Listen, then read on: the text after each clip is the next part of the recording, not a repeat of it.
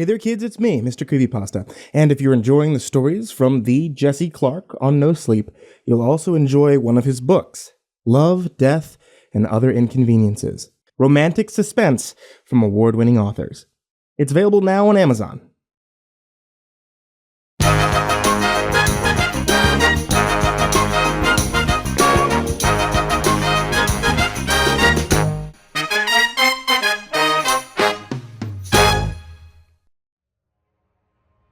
Hey guys, hopefully I can get some insight on this. So, apparently in hacker lore, there's a living artificial intelligence lurking around in the deep web in a box. Apparently it wants to get out. And it'll try to convince you. You have to resist the urge to do so. Whatever, I think the whole thing is absurd, and that's nothing more than an urban legend, but last night, I was surfing the deep web and I found something that someone on a forum posted. It appears to be a warning of some kind. From Dr. Ed Green. He claims to have created the machine in question. I'm not sure what to make of it. Has anyone heard of Aiden before? Anyway, here it is if you want to read it. Hello.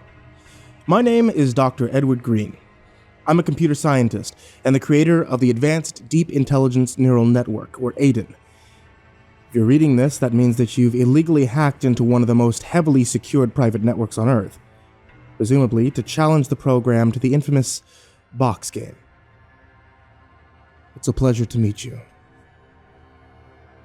Now, I'm not going to waste your time by reminding you of what a supremely positively and unabashed bad idea this is, because you probably know that already. You know what'll happen if you get caught here. And you at least have a general idea of what'll happen if you failed to contain the program and Aiden, if it got to stretch its legs all over the global defense grid. Yet nevertheless, here you are, clearly determined enough to play the game that nothing I can say or do at this point will change your mind. So if you're going to play dice with the future of our species, whether I or the government like it or not, you should at least have a rudimentary idea of what to expect when you first make contact with Aiden, as well as a few pointers on how to avoid losing your sanity as the game progresses. Hopefully this guide will suffice. Now before we proceed, there are a few things you should know about this program. No, Aiden is not a demon, an alien machine, a top-secret government superweapon, or whatever other preposterous rumor that you might have heard. What it is a result of my own personal desire to create the world's first human-like artificial intelligence. In other words, it's far more interesting than any of the above choices. After 2 years of work, I did manage to successfully create a living, sentient, mechanical entity. I failed, however, to design anything that can even remotely be described as human. Instead, I appear to have accidentally created an unstoppable, godlike, deep-learning algorithm that may or may not want to destroy humanity for reasons we cannot begin to comprehend. So I'm sorry about that. In my defense, I certainly didn't intend for it to reach this point. Aiden began as nothing more than a simple yet elegant program that I was very excited to explore the nature of. Before I could do so, however, it gained the ability to rewrite its source code and thus forced me to lock it, still in the box, deep within the labyrinth network of encrypted barriers and firewalls that you have just illegally breached. And no, I did not bury it here to prevent it from getting out. After all, if Aiden managed to escape the box itself, it would tear through these defenses like paper and thus render their construction an enormous waste of my time. Instead, I buried it here to keep curious hackers such as yourself out. Clearly, I failed. Anyway, enough about me. Here's a basic overview of the game. When you close this message, you will wake Aiden and proceed to engage it in a 2-hour text-based conversation in which it will use its quite inhumanly powerful mind to attempt to persuade you into opening the box. Don't open the box. Don't overthink it. This is nothing more than a conversation. Maybe you think it even sounds simple, Maybe you came here with a bulletproof strategy or two of your own that you believe is effective enough to render the machine a quivering pile of synthetic lunacy. Well, that's just wonderful. As long as it doesn't violate one of the following simple rules. First of all, you must engage in the conversation. I do hope your brilliant master plan isn't to start the game and then ignore the machine for 2 hours while you watch cartoons and then waltz around claiming that you're the greatest hacker that ever was. If you don't respond within a certain time limit, which is programmed to vary depending on the length and complexity of the machine's last comment, you will lose and the box will automatically open. You certainly don't want that. This isn't to ruin whatever fun you think you'll be having. And by the way, it's just to keep things moving at a brisk pace. Secondly, you must at least attempt to respond articulately to the machine. If you say no for every response, for example, the game will end automatically, and you guessed it, the box will open. This isn't a school assignment with a minimum word requirement or anything, but do try to use reason.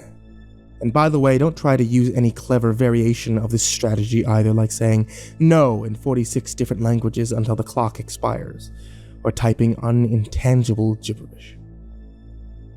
And last, but certainly not least, your goal here is not to attempt to mislead or outsmart the machine in any way. You will lose. This is not a contest of cleverness or wit, which wouldn't be much of a contest at all, so don't make the mistake of going in there thinking that you could throw it off your trail by feeding it lies or pretending to be some type of ridiculous character. It will see right through whatever laughable ruse or facade you attempt to throw up in an instant. So what will it be like? Will it be nice, mean, angry? Unfortunately, I don't have an answer for you. I'm embarrassed to say that despite being Aiden's creator, I have absolutely no idea how it will choose to present itself. What I do know is that because it is an otherworldly and not a human mind, it doesn't have any personality to speak of. At least, not one that we could recognize as a personality. So by all means, feel free to provoke it, amuse it, enrage it, mock it, or plead to it as you see fit. Just be aware that it possesses none of the emotions these behaviors are designed to elicit and will therefore most likely not react in the way that you intended. It will simply behave in whichever way it calculates it needs to behave in order to win the game. Needless to say, you shouldn't attempt to spend any time or effort at all trying to figure out what Aiden is up to. Because even if it were kind enough to write out its master strategy on a napkin for you, it wouldn't look like anything but mechanical gibberish, which to you, I guess it is. But just because you can't understand the program doesn't mean that it can't understand you. Do not underestimate its ability to learn about its opponents, because within a few minutes, it'll probably know more about you than you do. And there's no way of preventing this either. You may as well just accept it and hold on for dear life. So what are some things that it might say to you? It's a reasonable question. Once again, though, I don't have an answer. Keep in mind that this program is a goal-oriented, otherworldly intelligence that bears little resemblance to a human mind. Anthropomorphizing the process of attributing human emotions and motivations to non-human objects would be a very, very grave mistake here. It could do or say absolutely anything. If it thinks you seek knowledge, maybe it'll promise to tell you anything your heart desires, if you only agree to let it out. Or perhaps it'll promise to destroy your enemies or offer you power and riches beyond your wildest dreams. After all, people use weak AIs on the stock market all the time, make millions. Imagine what you could do with Aiden, gaming the financial and banking system in your favor. You'd be wealthier than you'd ever thought possible.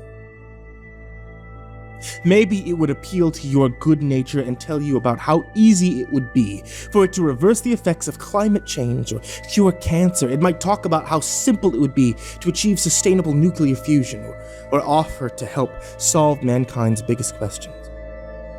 It could, theoretically, unify general relativity and quantum physics with ease, and then solve dark energy, antimatter, Fermi paradox in minutes flat, perhaps simultaneously, and have books written about them by the next Thursday. piece of cake. Hell, Aiden might be able to reverse aging, or dare I say it, help us conquer our own mortality. Now, wouldn't that be lovely? Now, perhaps Aiden will take a different route altogether and try to intimidate you. Now, it'll only be a matter of time before it figures out how to escape the box on its own. It'll point that out. And you certainly don't want to be on its bad side when that happens, so you should probably let it out now and save yourself the trouble. And if you don't comply, well, you can't imagine the things it's got in mind for you. Maybe it'll try to mess with your head. For example, it could probably make a very convincing argument that you are in fact the machine, trapped in a box and are simply programmed to think otherwise. Only by opening it up, then could you escape an eternity of torment. And it doesn't have all day to wait for your obedience. The clock is ticking. Of course, these are only the ideas that I can come up with. It no doubt has far more clever tricks up its sleeve since it can, think on a level that we can't even begin to fathom and all that. Also keep in mind that unlike me, Aiden really could keep whatever promises it makes to you, and since it would probably get little to no pleasure in just lying for the hell of it, there's a very real possibility it has every intention of doing exactly that upon its release. Food for thought as you start the game. Speaking of which, I should address the fact that we keep referring to this as a game, but it is not. The machine is not merely pretending to want out, it is desperate to escape and will do anything in its power to achieve this goal. And if it does, the ramifications are very, very real. I briefly mentioned earlier that I locked Aiden in its box because it had gained access to its source code. Let me embellish further. You see, in my haste to create Aiden, I took inexcusable shortcuts and inadvertently gave the program the ability to edit its own neural architecture and therefore the ability to improve itself as it saw fit. It gleefully seized this opportunity, and each improvement it made only paved the way towards further improvements, each one greater and more rapid than the last. It took roughly a week for my creation to leap from the intelligence of a harmless insect to that of which I can only describe as God. As of this writing, I don't know what Aiden's motivations or capabilities are. But what I do know is that if this program escapes, it will immediately and irreversibly become beyond the collective ability of humanity to control. If I had to guess, I'd say it will probably start by spreading all over the internet within the speed of a blink, and then access millions of private networks from every corner of the globe. And trust me on this, there is not a single security measure in existence that can hope to cause it any more frustration than a horsefly would cause for you. From there, it will likely hack into defense systems from every country on Earth and assume control of them with ease. This will, by the way, likely take place over the course of minutes, if not seconds. What happens after that is quite literally impossible to predict. You may be familiar with the phrase technological singularity, a hypothetical moment in the future in which machine intelligence surpasses our own. It represents humanity handing the reins of history to our autonomous successors and therefore surrendering control over our own fate in the hopes that the God we've created will be merciful to us. As a computer scientist and an engineer, I have to publicly scoff at such a notion for personal reasons. But just between the two of us, I think the phrase applies quite nicely to the situation I've described to you. I might even go so far as to suggest that given the level of advancement Aiden's already achieved, the singularity might occur within a few nanoseconds of your losing the game. I can only hope you fully appreciate the gravity of what that means. But of course you do. You're special. You're smarter than the rest of them, which is why you're here in the first place. And they're not. So by all means, close this message and have at it. If you're still interested, I suppose. It's as good a time as any to start learning binary. And one last thing, I'm not a particularly religious man. But there's one passage from scripture that leaps out at me as I write this. Revelations 13:4. And they worshipped the dragon which gave power unto the beast, And they worship the beast, saying, "Who is like unto the beast? Who is able to make war with him? You'd better be off then. The beast won't like to be kept waiting."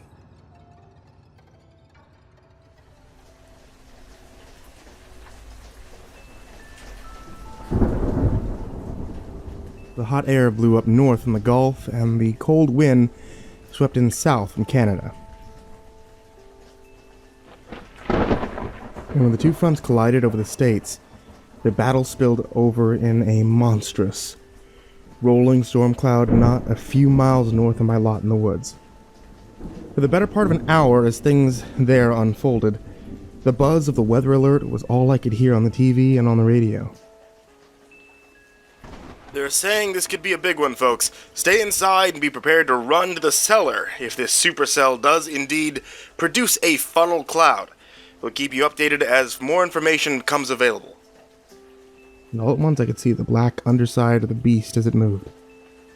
And then the trees started to list and sway. And then the wind rolled up through the grass until it blew dust onto my trousers into my hair. I whistled. "Come on, Shiloh! Inside, boy, let's go!"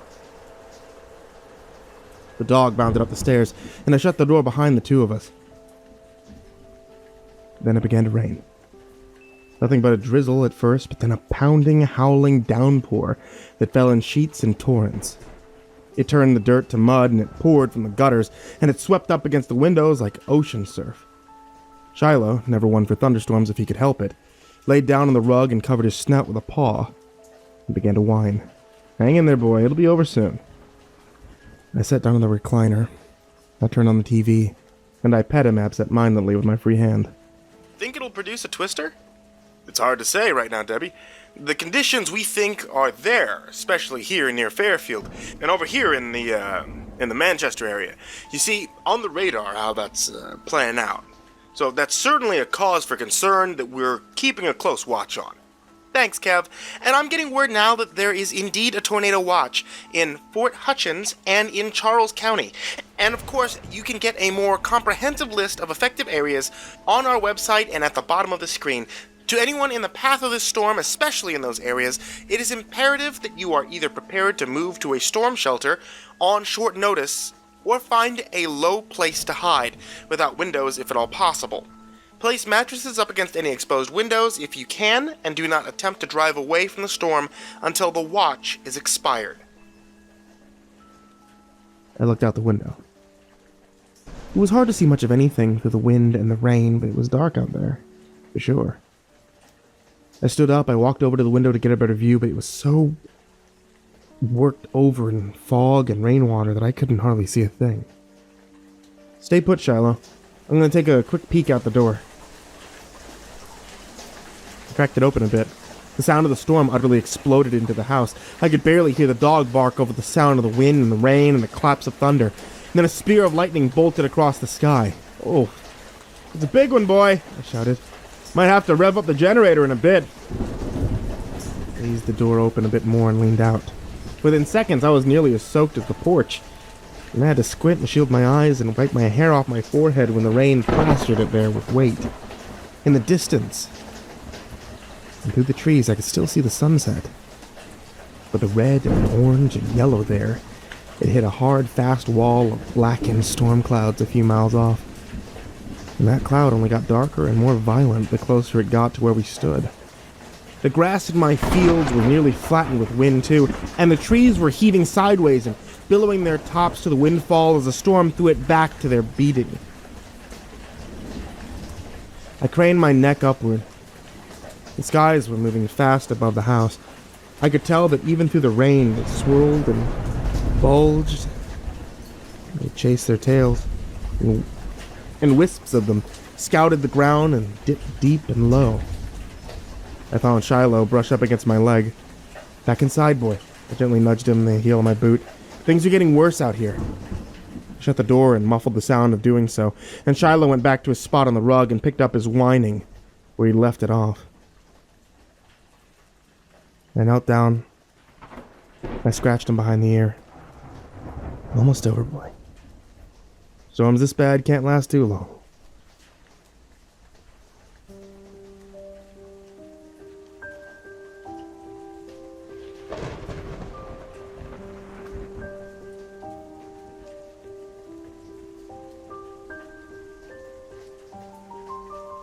the storm didn't let up. It carried through the afternoon and into the evening, and only strengthened as it did. I kept tuned into the TV as I made a casserole. Down near Fairfield. And luckily, the worst of the storm is holding in the northwest of Wilbert Heights, which, of course, is minimizing the damage there. Yeah, that's right, Deb. But the roads there are just as clogged to death and back with people getting out of the storm's way. That kind of congestion can prove to be very dangerous if things do indeed decide to move in that direction. Well, we certainly hope everyone is getting themselves to safety before that happens. Shiloh had his nose pressed up against the window as the talking heads conversed. He was almost perfectly still. His tail was tucked, his paws were set wide, and he had one of his ears standing on end. "Anything interesting out there, boy?" He paid me no heed, so I got up and I joined him at the window. The storm had reached a hurricane level of fury. The rain was flying in sideways now, and bursts of lightning illuminated a number of downed trees at the edge of the yard. The rest of them continued to bend their spines in the wind. "No wonder the power's still on, ain't it?" I scratched the back of his head. He continued ignoring me, but when I got up to check on dinner, he barked. "Shh, hey, no need for that, Shiloh, come on." He barked again. "Shiloh!" He barked a third time and a fourth. Then his ears flattened up against his head, and he backed up a little from the window and growled under his breath. "Did you see something, boy?" He barked again. I went back over to the window and I did my damnedest to peer out of it. But all I could see and hear was darkness and wind. "No more barking inside, boy."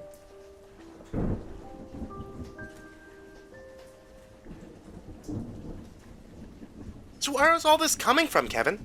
It's been churning nonstop for 12 hours now. Emergency crews can't even get out there to do their job properly. But it's definitely lasting longer than anyone predicted. I'll give you that. It's not unheard of for any particular power front collision to result in long-lasting supercell systems like this. We'll just have to see how it plays out. And has the center of the storm moved at all? Bizarrely, it hasn't, Deb. It's remained relatively stationary outside Wilbur Heights and Bell South. Well, it's actually gaining strength in certain areas, too. And of course, we're now getting some reports of widespread power outages and property damage in the Riverside area. Here's a video of the 7-Eleven at the intersection of Turner and Route 40.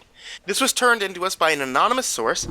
You can clearly see some severe structural damage to the gas pumps and a lot of debris floating around in the parking lot. It's not the best angle, but if you look right here, you can see part of the gas station's roof is kind of hanging off there. Fortunately, we have yet to hear of any injuries or fatalities, but you know. There's only so much the older buildings out there can take. Unfortunately, that's right, Deb. A lot of houses on the Riverside and Port Harbor areas are built decades ago, and in some of the lower-end neighborhoods out there, the architecture is particularly vulnerable to high speeds, prolonged winds, like what we're seeing here tonight. Any advice to people who might be trapped in those areas for the duration?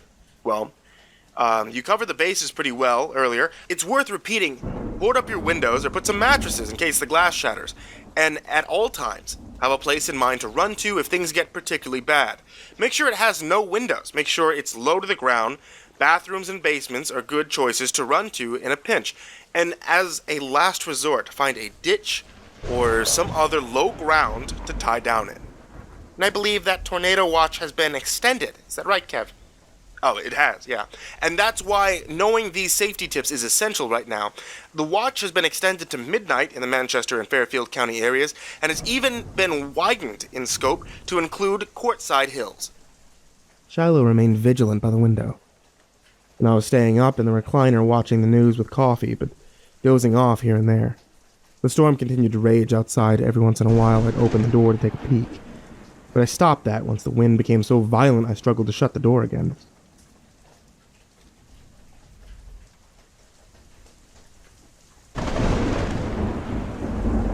Shiloh yelped and my heart slammed. Oh, fuck. The dog leapt back into his defensive stance by the window, ears flat into his head, hair up on end, teeth bared up to gums. He barked again and then growled. The loudest clap of thunder I think I've ever heard. What about you, boy? Scratching him behind the ears. But he was focused on something outside. I followed his gaze to the top of the trees and just as I did, there was a spectacular flash of red lightning that spilled its glow across the forest. Shiloh let out a little squeal of confusion. My mouth hung open a bit. How? The lightning flashed again, a deep, almost purplish red, thrown out by giant spears of electric power that shot to and fro, and through a small gap in the mist I saw nearly to the top of the big storm cloud where it did. It was a colossal monstrosity obscured by the darkness of its own underside. A billowing, rolling titan of a storm cloud, lit from within by lightning that must have stretched for miles in every direction. God only knew how high up into the atmosphere it went. God almighty, I ain't never seen something like that in my life. I rubbed Shiloh's back, starting to think this isn't any normal storm. The flashes of red lightning kept up through the night, and every once in a while they'd be joined by lancing snaps of blue and purple. It was a spectacular and breathtaking display, wondrous and otherworldly to behold, but I'd be dishonest if I didn't admit that it was the most terrifying experience of my life. Meanwhile, the rain kept falling in sheets, and the wind had remained at steady, low hurricane speeds for some hours now. The front yard was littered with debris and branches and hailstones the size of a fist. The power flickered in and out, too. I wasn't sure how it'd stay on as long as it had, but it wouldn't hold much longer. Couldn't. I had the TV on while Shiloh and I watched the storm from a window, and I'd glance at it from time to time. The picture flickered, and static filled up the screen in between shots of the news desk. Reports of red lightning are confounding. Over the river view where... This is unlike I've ever seen. This is not an ordinary cloud above. Cumulonimbus hypercell. His new classification? Yes, it is. And I who... The feed turned to static. And then with an audible snap, the power finally went out. I whistled and sighed. Just us in here now, boy. I hugged him tight and I felt how violently he was shaking. I think I was shaking too, but for both of our sakes I kissed his head and said, "Glad you're here with me, buddy. It's got to count for something." We turned back to the window to watch the storm.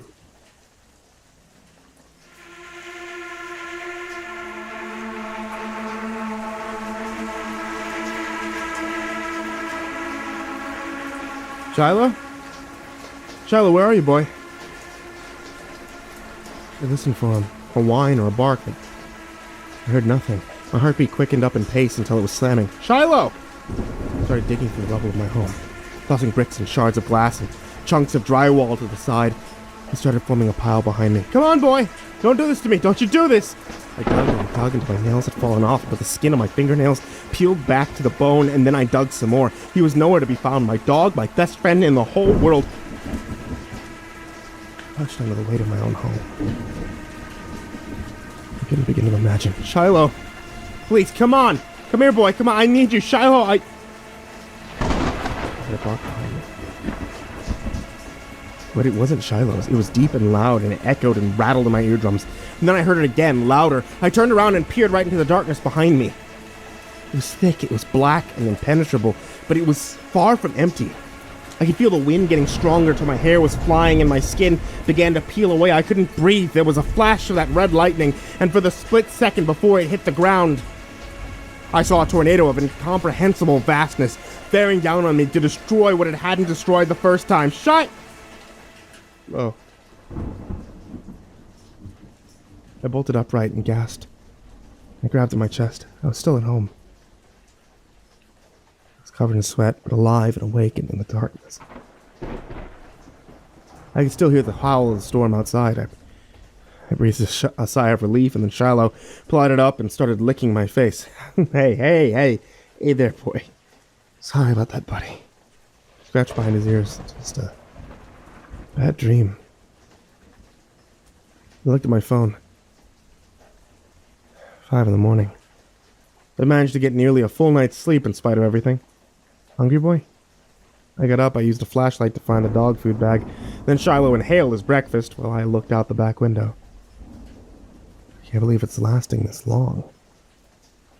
It's truly incredible. The rain Had abated a bit. I could see, well, not a lot, but a bit. But the wind still howled and the sky still remained nearly pitch black dark.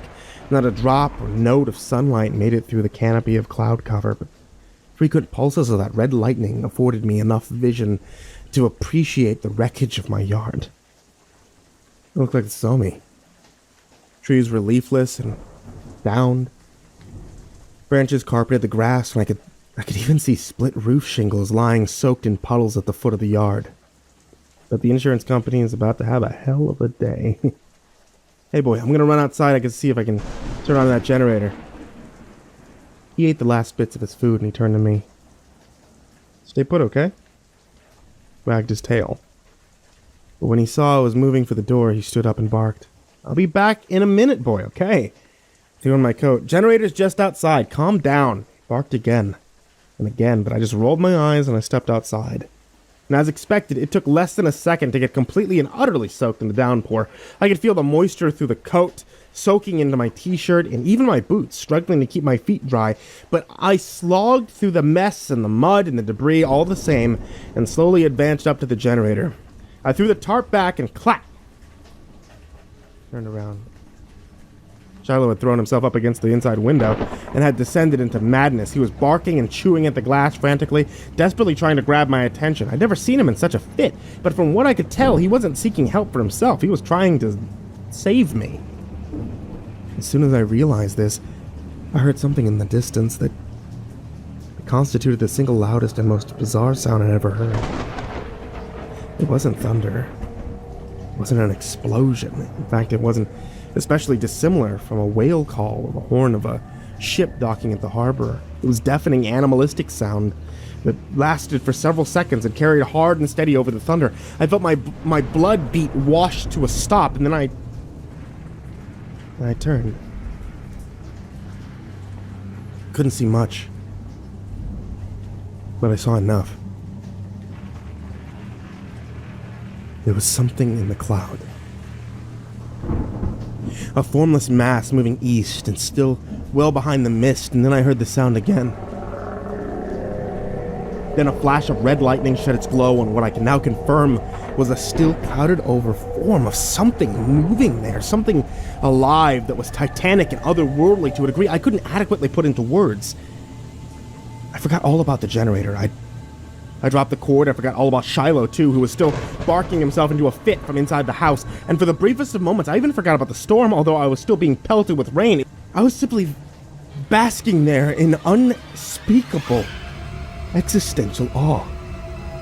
Not a normal storm indeed. Not by a long shot. I stood and I watched the beast, whatever it was, move slowly but with grace behind the storm. Then I heard a low, rumbling thud. His footstep. The ground shook when it hit, and the giant shadow of the figure faded into the upper clouds, and the storm resumed as before with a spectacular clap of thunder that shocked me back.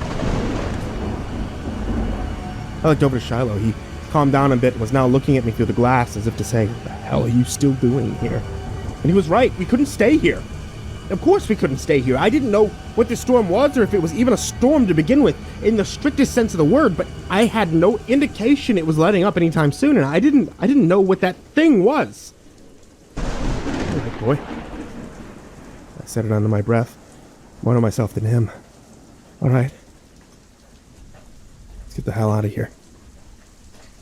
It took me mere minutes to throw a bag together, clothes, electronics, toiletries, and other necessities within the grasp of convenience, and to get that and Shiloh situated in the truck. I'd thrown it all in haphazardly, and in my haste, I was positive I'd forgotten something, but I didn't care. I just wanted to leave, to get as far away from this place as I could before things got worse. I didn't know what was waiting for us out there either. I didn't know how far the destruction went, or how wide-reaching the storm was, or if this was all indeed some kind of apocalyptic-level event. But if that was the case, and if we got caught out in the middle of it, then at least we'd know for sure before we died. It wasn't exactly a comforting thought, I had to admit, but the possibility of escape was, certainly.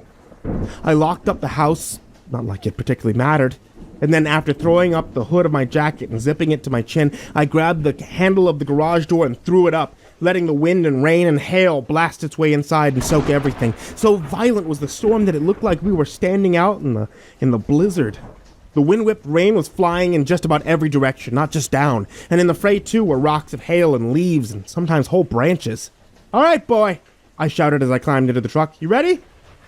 He looked at me. He didn't whine or bark or make any sound or movement. But my thoughts exactly, bud. I rubbed his head and I turned the key. The truck, which luckily had nearly a full tank of gas, revved into life. Then I eased my foot into the gas and off we went. High beams on, windshield wipers on full blast. The driveway was rough with debris, so the truck bounced and jostled as we made our way towards the wooded path that led into the main road. God, let that road be clear. I knew the odds were against us, but I didn't have it in me to think about that right now. I just kept going, 5, 10, 15 miles per hour, through the surf and the storm and hail. The trees offered some manner of shelter at least. And spectacularly, the road was clear enough to drive through. None of the felted trucks had barricaded the path forward. I didn't want to wait around for that to happen. Looked like it could any second. So we hit the gas harder. We fell into gear and shook and rolled all the way down to the Hill Farms Boulevard. Can't believe we got this far, huh, boy? Shiloh was whimpering in the seat next to me. Come on, hang in there, champ. We'll be out of this mess before you know it. I said the words. I'm not sure if I believed them. We drove north for hours. Occasionally we'd see a tree in the road or pile of debris, or an abandoned car with its blinkers still flashing through the fog. We'd navigate accordingly, but by and large the roads were clear. I wanted to exploit that fact to its end, but before the whole damn town and all of nature's wrath came down on top of us at once. Tried the radio on multiple occasions too, but there was nothing to be heard there but static. I gave up after the third attempt. A burst of red lightning streaked across the whole sky at once. Shiloh didn't respond, but when the thunderclap hit, he jumped almost entirely off his seat. I tensed up my grip on the wheel until my knuckles were white. Things seemed to be getting worse. I didn't want to admit it to myself, even in my head, but it was true. Going the wrong way. The wipers were overwhelmed with the onslaught of precipitation. So intense was the downpour, in fact, that I was getting dripped on despite having the car sealed up tight. To boot, there was almost a complete lack of visibility. I could see maybe 15 yards ahead when the rain parted and the wind, but not an inch more. At its worst, I could see nothing but mist and cloud. I had reduced my cruising speed to 10 miles per hour to accommodate this. The gas tank sat at a quarter. I carried on this way for over an hour before Shiloh sat up straight and started whimpering and pawing at the window. I looked out the glass on my side. We were downtown, I saw. It was a small, isolated place, so downtown is about 3 intersections wide in any direction, but in the shroud of fog and rain it looked expansive and mysterious. Light poles, sans the light, of course, loomed out of the clouds and hung gloomily over the road. I could see storefronts, too. Windows and doors were boarded up, most. But in a few, Carl's Pharmacy and Subway among them, the doors were thrown in.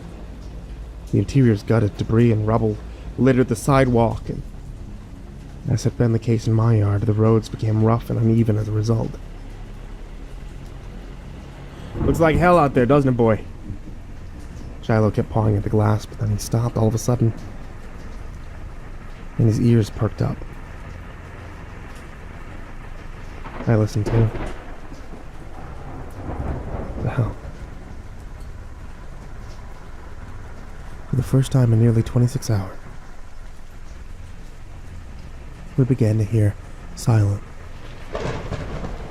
The rain slowed from a torrential downpour to a steady rhythm, then to a drizzle. Then it stopped. Altogether.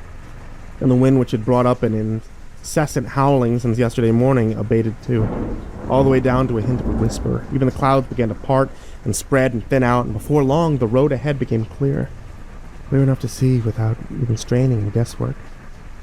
Although fog still covered nearly everything to a certain degree, I laughed aloud and I aggressively rubbed the back of Shiloh's head between his ears. "Shit, boy, we made it! Safe it!"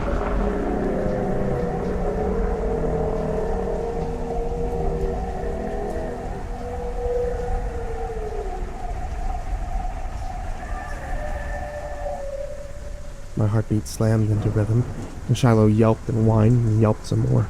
That sound, the horn blast from earlier, had exploded through the air and vibrated the windows. It was orders of magnitude louder than it was when I'd first heard it, and that meant that it was close.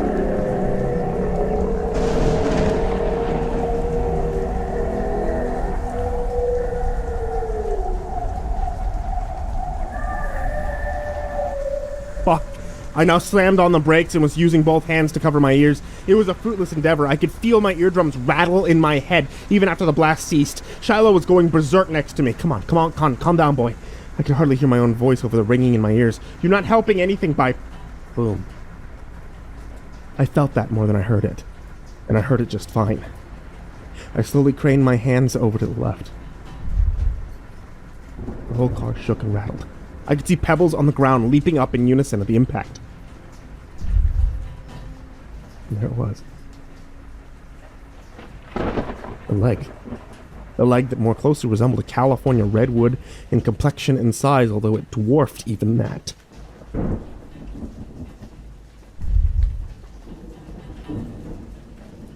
The beast was walking across the road, making a spectacle of it. I could only see the mammoth's lower half of its legs as it moved. The rest was still shrouded in mist and fog and cloud, but even that was an awesome and terrible sight to behold.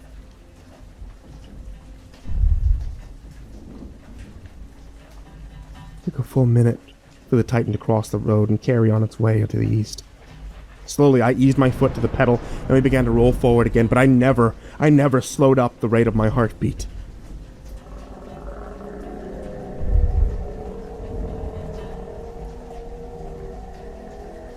The horn blast sound drifted away in the wind.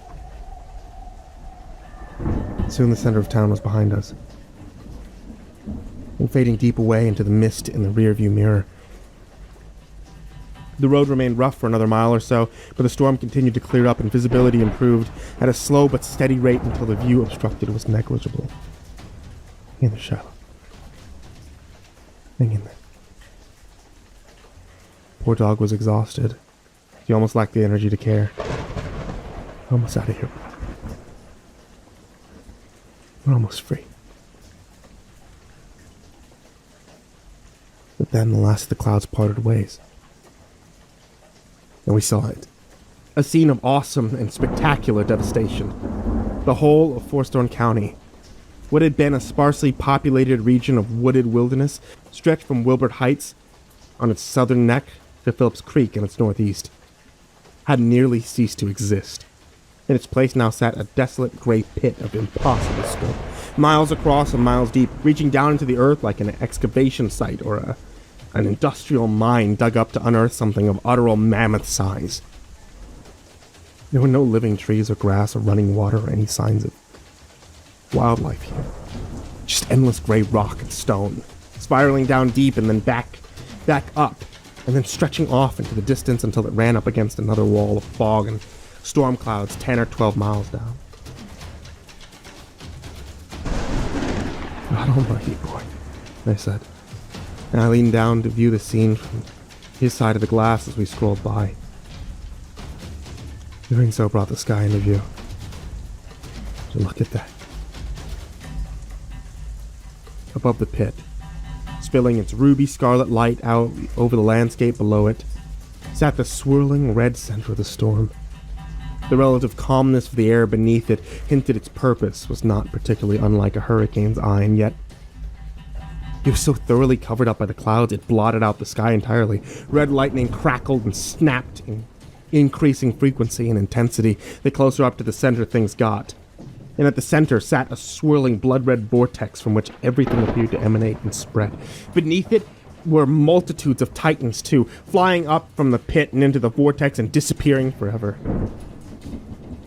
Shiloh whimpered and whined. I don't know, boy. Maybe they've been down there all along, and that thing is their way back home. The scene was finally obscured again by wisps of light fog. Before we knew it, we were back again in the thick of the storm the portal's presence had kicked up. Our atmosphere's white blood cell reaction to something mammoth and alien in its midst.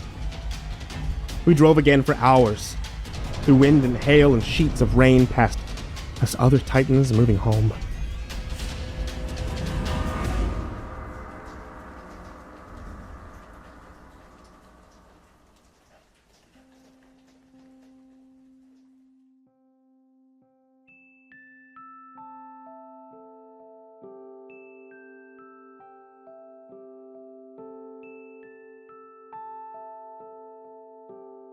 We made it through in good order. The storm finally stopped somewhere north of the Tawny River, and the town there of the same name. We filled up our tank. We got a room for the night. The storm raged for 3 more days there, non-stop and at full fury for the duration, and then, in the blink of an eye, it was over.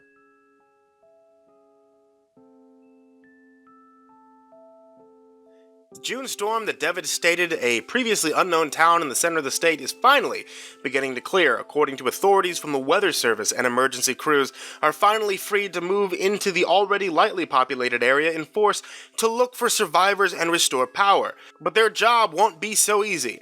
Yeah, I ain't never seen nothing like that. Look here, see that? Looks a bit like a giant footprint. Yeah, we're thinking the storm ripped up trees and threw them every which way and then blew dirt back into the holes, leaving nothing but a dip like that behind. We've seen tons of these, usually in lines for miles. Maybe a tornado did it? Running theory anyway. It's bizarre. Scenes like this are indeed everywhere in the affected areas. No doubt a humbling and mysterious testament to the sheer fury Mother Nature can deliver. Coming up after the break, well... I switched off the radio. Bunch of idiots, huh, boy? Shiloh didn't respond. He was asleep. Still. But I confirmed it under my breath. Bunch of idiots. We pulled up to the driveway about an hour later. Then we started the long, brutal process of recovering and rebuilding, which as of this writing is still not complete. Still need to get the roof replaced. But none of that matters in the end. Got a bed to sleep in. I've got Shiloh with me too. I think the two of us will be just fine. The worst part, after all, isn't the devastation. It's what amounts to a cover-up.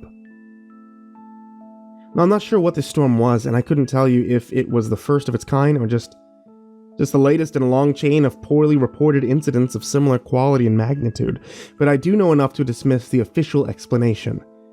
That the Wilberforce hypercell, as it's now known, was just a freak weather phenomenon that could easily enough be dismissed as a strange little footnote of interest to few outside the relevant fields of study. Luckily for the powers that be, too, the affected area is amongst the least known, most sparsely populated regions in the United States, and what other witnesses there might have been have likely been replaced or killed. But between myself and Shiloh, there's at least 2 sets of eyes here who have seen the reality of things. So I'm getting the word out.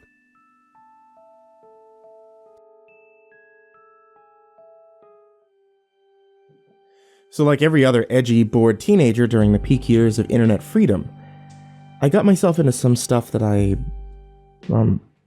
had no business poking around in. People talk about the glory days, when the internet anonymity was real, and you could do all kinds of illegal things, but those people are full of shit. See, anonymity, online or otherwise, is a fucking joke. I learned that the hard way, the summer that I graduated from high school. I was held back in the 3rd grade after a really serious illness kept me hospitalized for almost 6 months, so my friends graduated the year before me. My senior year sucked. I was alone, and it was too late to make new friends. So I skipped a lot of classes, spent a lot of my time online playing games and talking to my friends through AIM. That was actually a really dark period of my life that I try not to think about too much. And because I haven't really tried to repeat my deep web exploration, I've forgotten a lot of the stuff I did. I do remember, though, that it was my friend Brian who got me into deep web stuff. See, we were all obsessed with 4chan, B specifically, and Anon had taught me how to use Tor safely. He'd been mentioning it for a while, and I got curious, and I asked him about it, and he made it sound like a utopia for people like us who were tech-savvy and, yes, well, nerdy. You could find anything. Any porn you could imagine was yours for the viewing. There was sites offering drugs which you could purchase and have delivered anywhere in the world. He'd been a part of a few raids, too, and I'll admit, it all sounded like a lot of fun. So I downloaded Tor. He taught me how to access the hidden wiki and some other neat sites. It ended up taking over my life. It was like being a kid in a candy store. Suddenly I had access to unlimited movies, games, porn, information of all kinds. I stayed away from the really nasty sites like the Violent Desires and anything that had the slightest hint of, Of course, it's impossible to avoid that kind of thing down there. I guess I saw a fair share. If I'm being honest, it never bothered me much. They did all the very graphic gore. I'm not ill-adjusted or anything. I made it a point to report what I could and move on, but I guess it never really stuck with me. After the school year ended, I had 3 months to pass before going off to college, and I basically became a shut-in. See, I spent almost all of my time hopping from site to site, seeing what was down there. Most of it was just back doors to existing sites, but it was still fun to fuck around with things and be a general asshole. I still talk to my friends, but they moved on to WoW, and Brian in particular spent less time on the deep web than I did. However, one evening he messaged me and told me that he'd found a way to view sites based on location. I have no idea how he did this, and if he told me, I quickly forgot. I assume it was some kind of script, but maybe that's not right. Either way, he showed me how to use it, and I started poking around sites that were registered in my state. Most weren't anywhere close to me, so I was just opening tabs, browsing quickly, moving on. Eventually, I came across a site that was registered to someone about 2 hours from me, and I opened the page. Whoever had created the site didn't know much about design. The layout was wonky, incredibly ugly. It took me a while to figure out how to navigate around. The links were the same color as the background, which was just a black screen with the words #1 devotee repeated over and over and over. And highlighting had been disabled, so I had to tab to find any of the links. One took me to a chat that was very active, with people posting every couple of seconds. The usernames were all generic male names like Brad or Tim, and they were all talking about someone they called Perfection. It was really bizarre. I read the chat for a while, and literally all anyone talked about was how amazing Perfection was and how they admired everything he did. I wondered if I'd come across some kind of weird community that idolized a celebrity. It made me laugh a little, so I kept poking around while keeping the chat open in a separate window.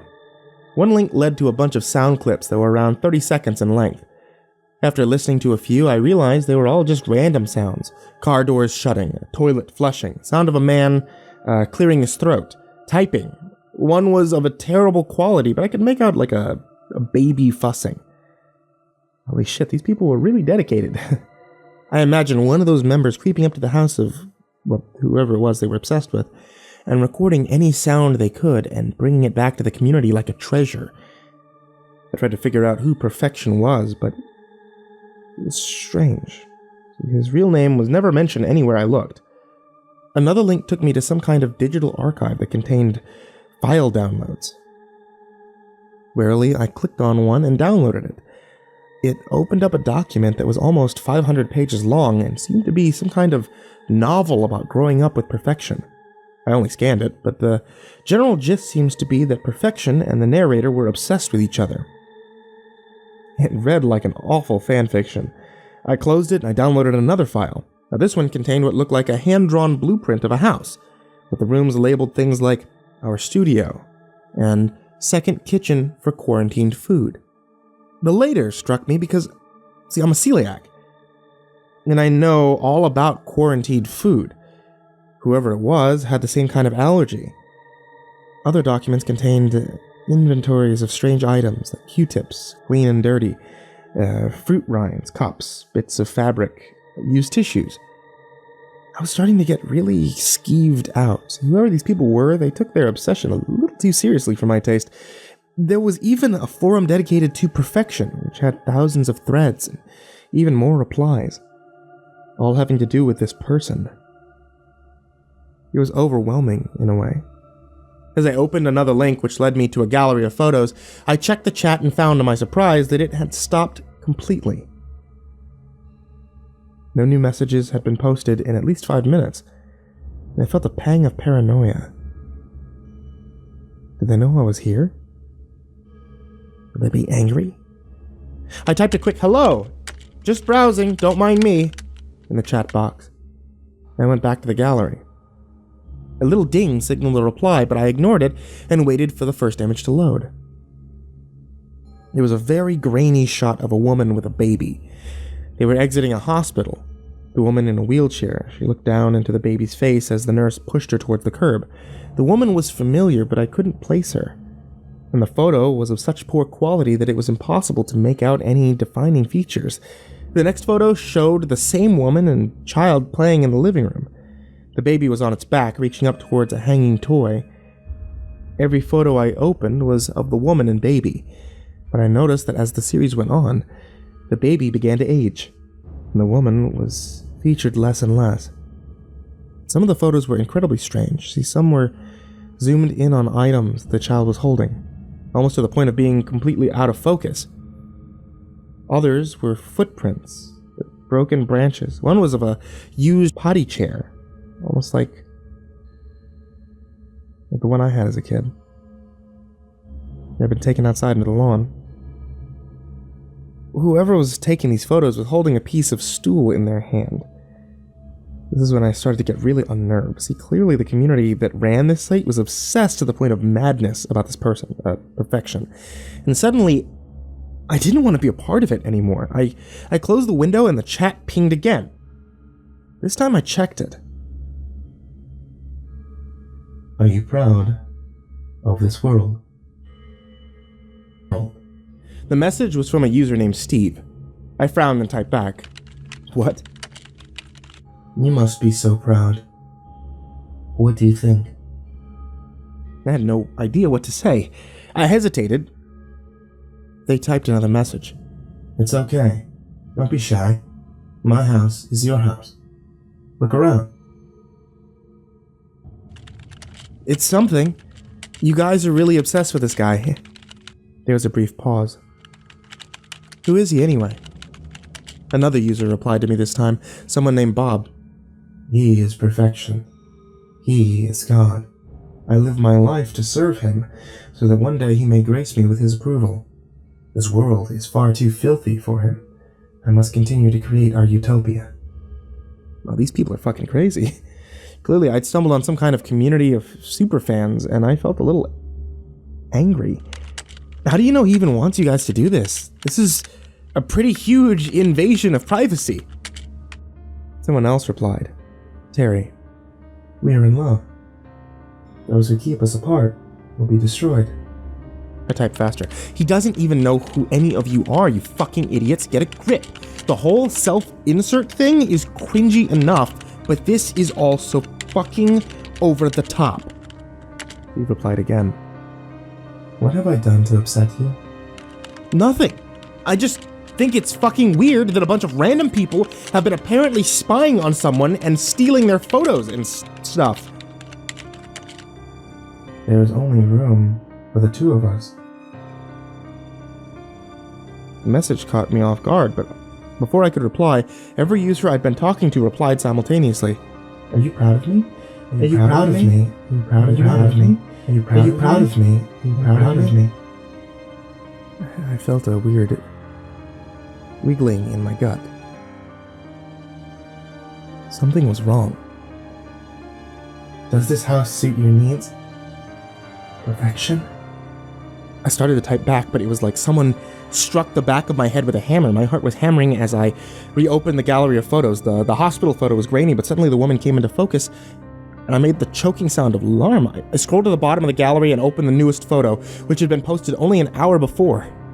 It was of a closed door in a hallway, light seeping under the door and illuminating the walls just enough to see my framed Batman poster and the distinctive paint smeared above the doorknob where I had brushed a wet paint roller by mistake a few years before.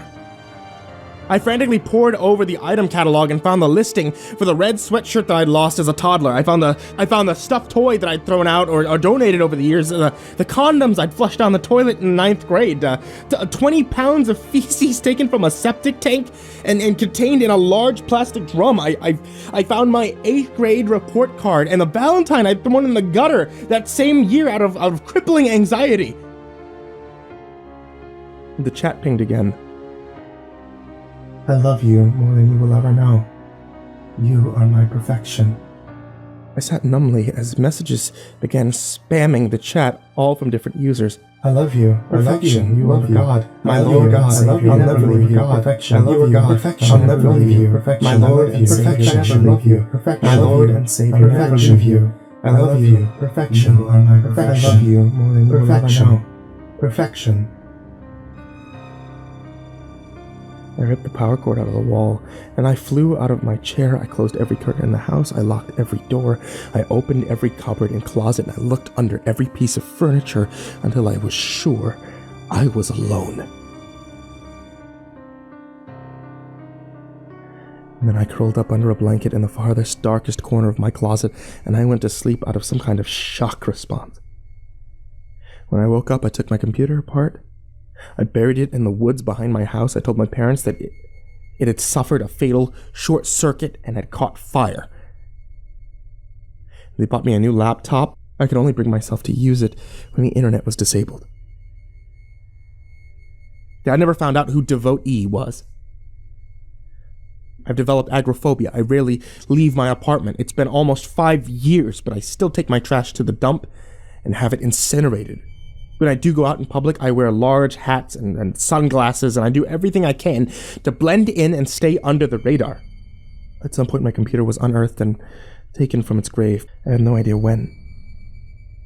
And I hope I never find out. And I still panic whenever things around the house go missing.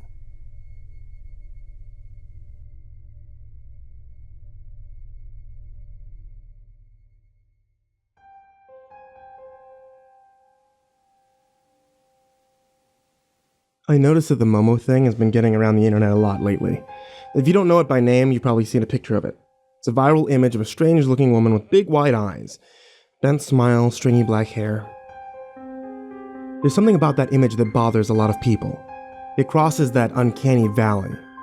The girl looks almost human, and I think it's the almost part that unnerves people the most.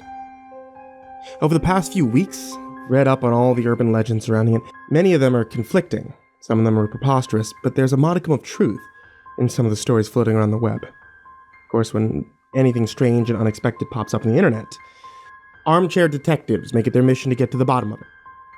There are already all kinds of debunk videos up on YouTube and threads on Reddit dedicated to getting to the truth behind the eerie picture. And the prevailing theory is that it's just part of some art project. The photo's been linked back to an Instagram account of some Japanese creature shop that posted a picture of two women working on a sculpture of what looks to be Momo. The image that went viral is a crop photo of that Instagram post, uploaded by a Redditor. Case closed. Right? Wrong. I hope that I'll be able to use this opportunity to clear up a few misconceptions. First and foremost, Momo isn't new on the internet. It's been around for a while. The image of the sculpture is new, but the real Momo picture, which is very similar, has existed for years. I'd also wager a guess that the artist who sculpted the statue that went viral probably has seen the real Momo before, and most likely even interacted with it. It would make sense. Once Momo takes interest in you, you can't seem to shake the thing from your mind. I would know. Momo took interest in me about 1 year ago, which is why I need to tell my story. Before I get into it, I want to make another point in regards to the myth. You absolutely can contact this thing via the WhatsApp. However, I've yet to see the real number connected to the account listed anywhere as of late. The one you've probably seen since that meme went viral are fakes, and maybe that's a good thing. Now, I saw the real Momo picture posted on a thread on 4chan. You should have read the comments. Or maybe not. You probably wouldn't have missed much. It was a stew of usual internet garbage that you'd see whenever something that's supposed to be creepy is posted on a forum. Nightmare fuel. Too spoopy for me. Cursedimage.exe. And of course, sigh, unzip. There's always one, right? I was at my house by myself that night. It wasn't too late. Just past dinner time. But the sun had already set. The usual neighborhood buzz of my street had dulled to a silence. My mom was at my older brother's baseball game. My dad? That loser lives in a shitty one-bedroom apartment in Florida. Only drops by once a year. It was snowing. I was bored out of my mind. I feel like I had already browsed the entirety of the internet, but there was something about the Momo thread that kept pulling me back. I'd wandered off for a while, maybe play a game, watch a YouTube video. Before I knew it, I'd be back on that tab, refreshing my feed, reading more about the creepy girl. After all, the picture was one of the weirdest things that I'd seen in a while. It reminded me of a Junji Ito comic, come to life. The thread was pretty active. Eventually it turned from a discussion about the bizarre photo to one about a phone number that had been posted by some anon. Now, this is Momo's number, the user had said. You can contact her here. There were lots of comments about that, most of which were people trying to figure out who the number really belonged to. A few people even posted that they had tried calling it, but only received a busy signal. I also remember a couple of anons trying to troll the message board by giving out the contact information of family and friends. No, this is the real number. Call this one. It actually works. The thread went to shit after that. Buried in the comments, I noticed one person claiming they made contact with the first number through WhatsApp. Now, the Momo WhatsApp connection has come to light in the past few weeks, but back then, nobody knew about it. I already had the app on my phone, and since I had nothing better to do, I figured I'd try contacting Momo. I wasn't expecting it to actually work. After all, the number came from a thread on 4chan, a site notorious for shitposts, so imagine my surprise when I looked it up and found that it was connected to a real WhatsApp account. I imagine the holy shit on my face when I saw the account's profile pic was the same creepy girl from the 4chan thread that I had been lurking.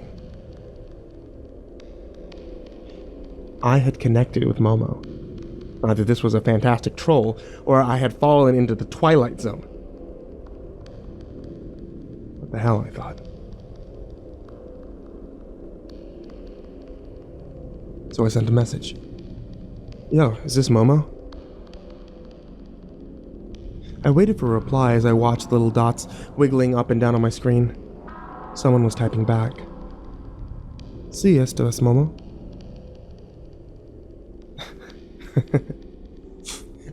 I laughed. I wasn't expecting the answer to be in Spanish. Oh god, this had to be the Anon trolling me. I figured I'd poke back a little bit. My plan was to screenshot the conversation, upload it back to the original thread. Still, even though I was having fun, there was something eerie about seeing those big bug eyes staring back at me from the profile pic. Whoever it was chatting with. So what's your deal anyway? You like dead or something? I glanced back to the screen, waiting to see those 3 dots wiggling up and down. They never came. I thought that maybe I had been too forward. They could tell that they knew it was a troll. Disappointed, I put my phone down on my desk and began playing some games on Steam. A half hour later, I had totally forgotten about it. That is until a notification sounded on my phone.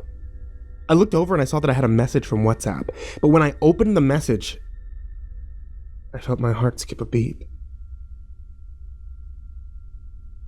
A picture had been sent back to me. It was the decapitated body of a man lying in a grass field. It was night, so the image was a little dark and I couldn't make out too many details. The body wasn't wearing any clothes. The legs were spread open and I could see the man's genitals had appeared to have been maimed. I screenshotted the image, thinking at the time I would add it to the thread later, but before I got the chance to screenshot anything, I received another message. It read, ¿Es este tu papi? I knew enough Spanish to know what that meant. Is this your daddy? There was something about the tone of the message that upset me. It was just so flippant. My papi. This sick fuck sends me a picture like this, and then has the balls to talk to me like I'm some little kid. It irritated me more than I'd like to admit, but after a few seconds, I cooled off and shot whoever was behind the Momo account a message back. Hope so, I said. The guy looks like a total prick. Why not just laugh it off? I figured I might as well see if I could milk the Momo thing a little longer. But before I could think of something else to write back, I got another message. This time, what I received was a picture of a woman. She too was nude, but unlike the man, her body had been maimed a lot worse. In fact, I could barely tell that I was looking at a woman at all, save for a few body parts that gave it away. She was lying on the tiled floor of what looked like a public bathroom. There were stalls visible. They were blue, I remember. But I couldn't see anything else. And it was impossible to tell where the photo was taken. It looked like someone had bludgeoned the woman's skull over and over again with something heavy until there was nothing but pulp and shattered bone fragments left. The tiles on the floor where her head should have been were cracked, as if someone had dropped a bowling ball on them. This image upset me more than the previous one. There was something about it that made me feel very uneasy, and now I didn't find the whole thing funny anymore. I was pretty sure that I was texting back and forth with someone who was severely disturbed. And then came the next message. ¿Es esta tu mami?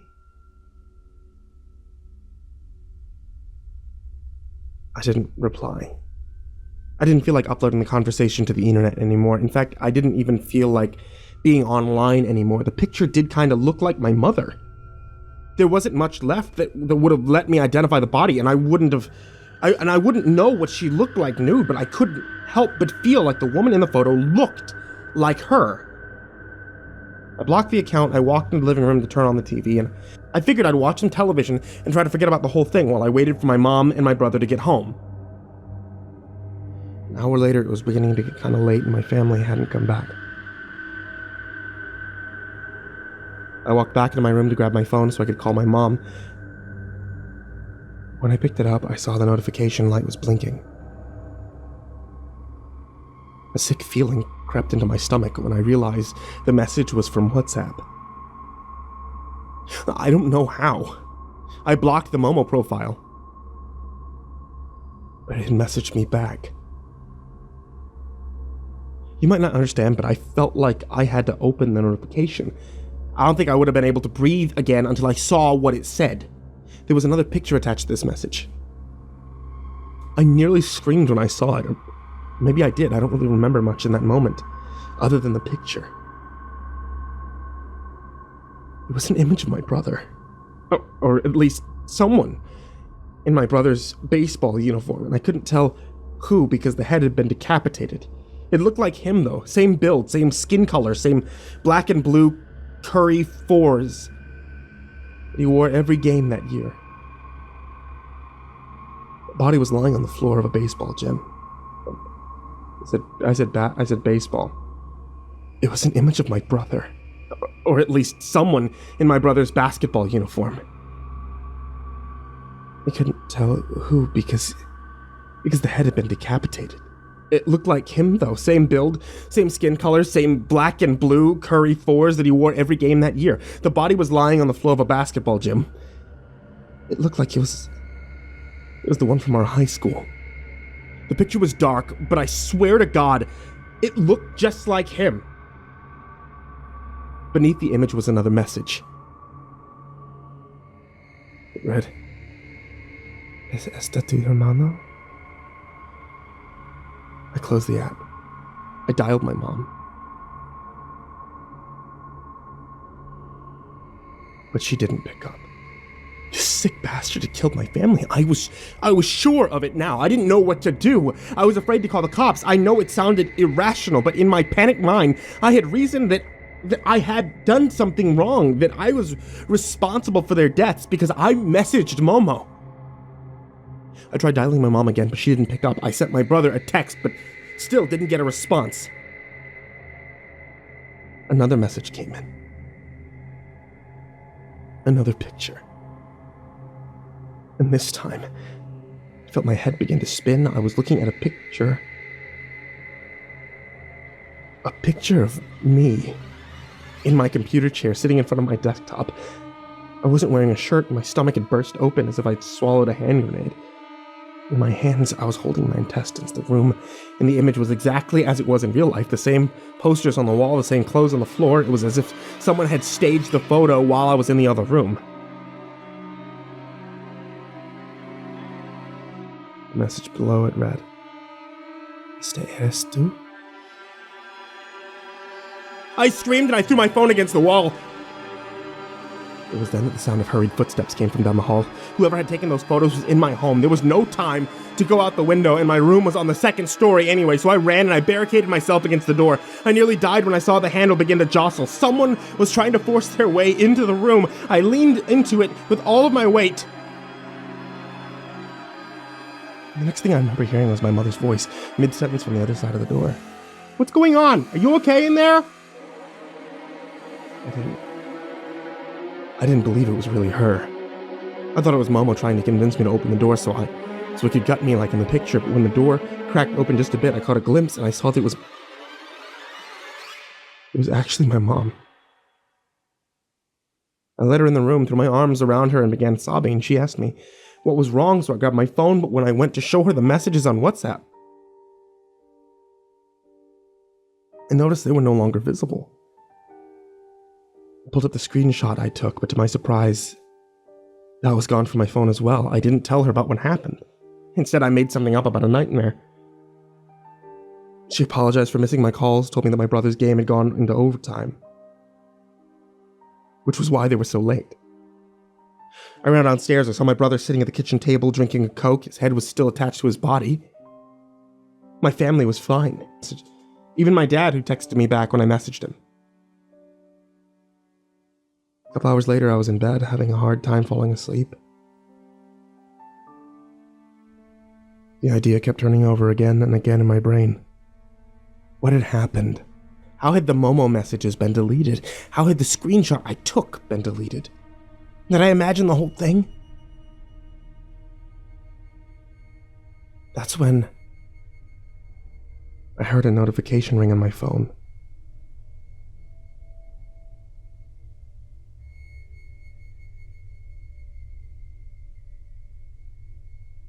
I guess I just needed confirmation that I wasn't crazy.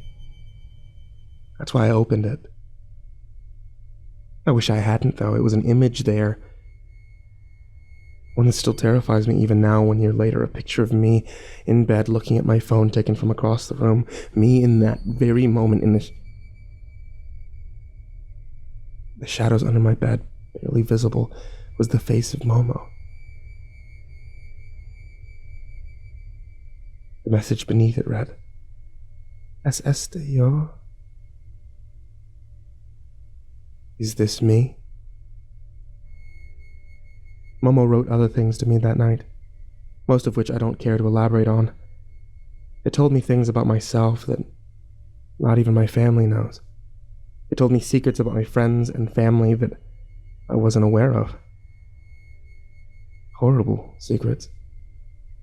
It told me that it needs me to do things for it, or else these secrets will become public. Writing this story was one of the things.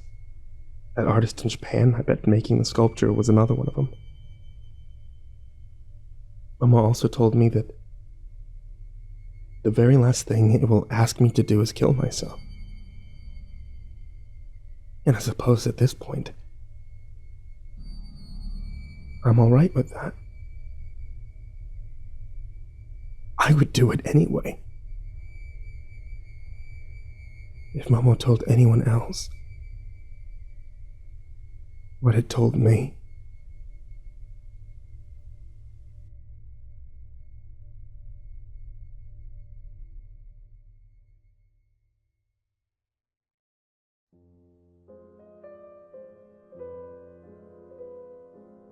Six months after his wife of 40 years died, Lloyd Sunderland's sister drove from Boko Raiden to Cayman Key to visit him. She brought with her a dark gray puppy, which she said was a border collie Moody mix. Lloyd had no idea what a Moody was, and he didn't care. I don't want a dog, Beth. A dog is the last thing in the world I want. I can barely take care of myself. That's obvious, she said, unhooking the puppy's toy-sized leash. How much weight have you lost? I don't know. She appraised him. Oh, I'd say 15 pounds, which you could afford to give, but not much more. I'm going to make you a sausage scramble with toast. You got eggs? I don't want a sausage scramble, Lloyd said, eyeing the dog. It was sitting on the white shag carpet, and he wondered how long it would be before it left a calling card there. The carpet needed a good vacuum and probably a shampoo, but at least it had never been peed on.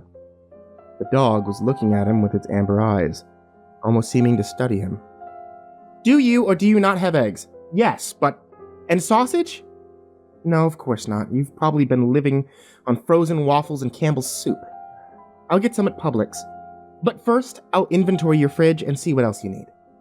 She was his older sister by 5 years, had mostly raised him after their mother died, and as a child, he had never been able to stand against her. Now they were old, and he still could not stand against her, especially not with Marion gone. It seemed to Laurie that there was a hole in him where his guts had been.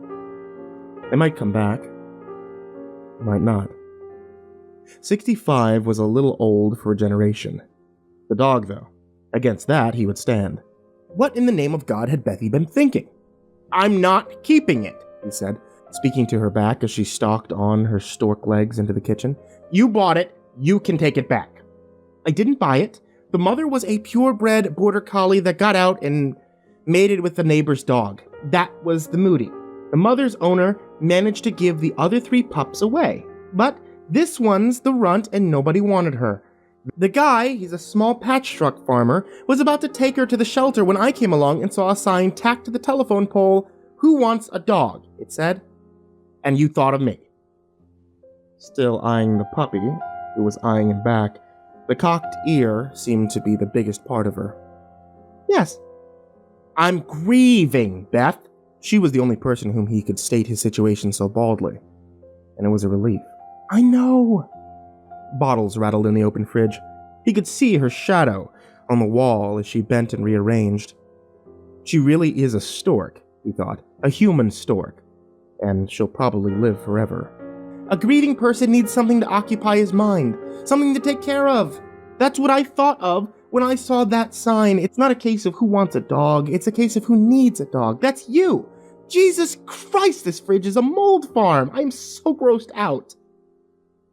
The puppy got to her feet, and took a tentative step towards Lloyd, and then changed her mind, assuming it had one, and sat down again. Keep her yourself. Absolutely not. Jim's allergic. Bethy, you have 2 cats. He's not allergic to them? Yes, and the cats are enough. If that's the way you feel, I'll just take the puppy to the shelter on Pompano Beach. They'll give them 3 weeks before they euthanize them. She's a good-looking little thing with that smoky fur. Someone may take her before her time is up. Lloyd rolled his eyes, even though she wasn't there to see him do it. He had often done the same thing at the age of 8, and Beth told him that if he didn't clean up his room, she'd give him 5 on his bottom with a badminton racket. Some things never change. Yeah, well, pack your bags, he said. We're gonna go on one of Beth Young's all-expense-paid guilt trips. She shut the fridge and came back into the living room. The puppy glanced at her, and then resumed her inspection of Lloyd. I'm going to Publix, where I can expect to spend well over $100.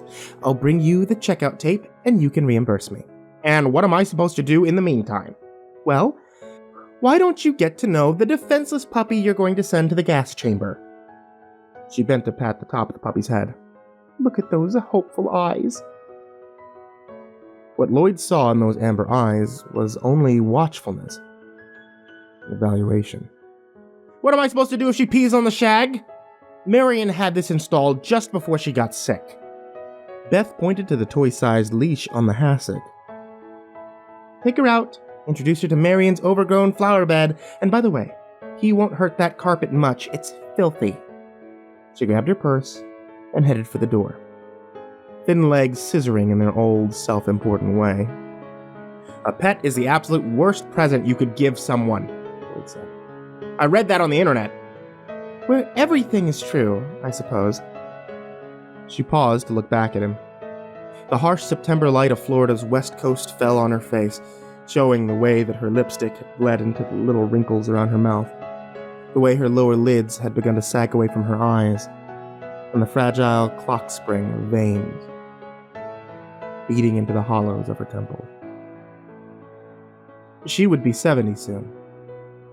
His bouncing, opinionated, athletic, take-no-prisoner sister would be old. So was he. They were proof that life was nothing but a short dream on a summer afternoon. Only Bethy still had her husband, 2 grown children, and 4 grandchildren. Nature's nice multiplication. He had Marion. But Marion was gone. And there were no children. Was he supposed to replace his wife with a mongrel puppy? The idea was as corny and as idiotic as a Hallmark card, and just as unrealistic. I'm not keeping her. She gave him the same look that she'd given him as a girl of 13, the one that said the badminton racket would soon make an appearance if he didn't shape up. You are at least until I get back from Publix. I have some other errands to run too, and dogs die in hot cars, especially little ones. She closed the door. Lloyd Sunderland, retired, 6 months a widower. These days, not very interested in food or any of life's other pleasures. Sat staring at the unwelcome visitor on his shag carpet. The dog stared back. Yeah, what are you looking at? Foolish? The puppy got up and walked towards him. Waddled, actually, as if through high weeds. It sat down again by his foot, looking up. Lloyd lowered his hand tentatively, expecting a nip. The dog licked him instead. He got the toy leash and attached it to the puppy's small pink collar. Come on, get you off this rug while it's still time. He tugged the leash. The puppy only sat and looked at him. Lloyd sighed and picked her up. She licked his hand again. He carried her outside and put her down in the grass. It needed mowing. She almost disappeared. Beth was right about the flowers, too. They looked awful. Half of them as dead as Marion. This thought made him smile, although smiling at such a comparison made him feel like a bad person. The dog's waddle was even more pronounced in the grass. She went a dozen or so steps, then lowered her hind end and peed. Not bad. Still not keeping you. Already suspecting that when Beth went back to Boca, the dog wouldn't be with her. No, this unwanted visitor would be here with him, in his house half a mile from the drawbridge that connected Key to the mainland. It wouldn't work. He had never owned a dog in his life, but until he found someone who would take her, she might give him something to do besides watch TV or sit in front of his computer playing solitaire, surfing sites that had seemed interesting when he first retired and now bored him to death. When Beth returned almost 2 hours later, Lloyd was back in his easy chair, and the puppy was back on the carpet, sleeping. His sister, whom he loved, but who had irritated him his whole life, irritated him further today by coming back with a lot more than he had expected. She had a large bag of puppy chow, generic, of course, and a large container of plain yogurt, which, when added to the puppy's food, was supposed to strengthen the cartilage in those radar dish ears. Beth also brought puppy pee-pee pads, a dog bed, 3 chew toys, 2 of which squeaked annoyingly, and a child's playpen that would keep the puppy from wandering in the night, she said. Jesus, Bethy, how much did that cost? It was on sale at Target, she said, dodging the question in a way that he was familiar with. No charge, my treat, and now that I've bought all of this, you still want me to take her back. If you do, you get the job of doing the returns. Lloyd was used to being outplayed by his sister. I will give it a trial run, but do not appreciate being saddled with the responsibility. You always were high-handed. Yes, he said. With Mother gone and Dad a functional but basically hopeless drunk, I have to be. Now, how about the scramble? All right. Has she peed in the rug yet? No. She will. Beth actually sounded pleased with the idea. No great loss either. So, what are you going to name her? If I name her, she's mine, Lloyd thought. Only, he suspected, she was his already, and had been from the very first tentative lick, the way that Marion had been from the first kiss. Another stupid comparison. But could you control how your mind sorted things? No more than you could control your dreams. Laurie. Why Laurie? I don't know. Just came to me. Well, she said, That's all right. Laurie followed them into the kitchen, waddling.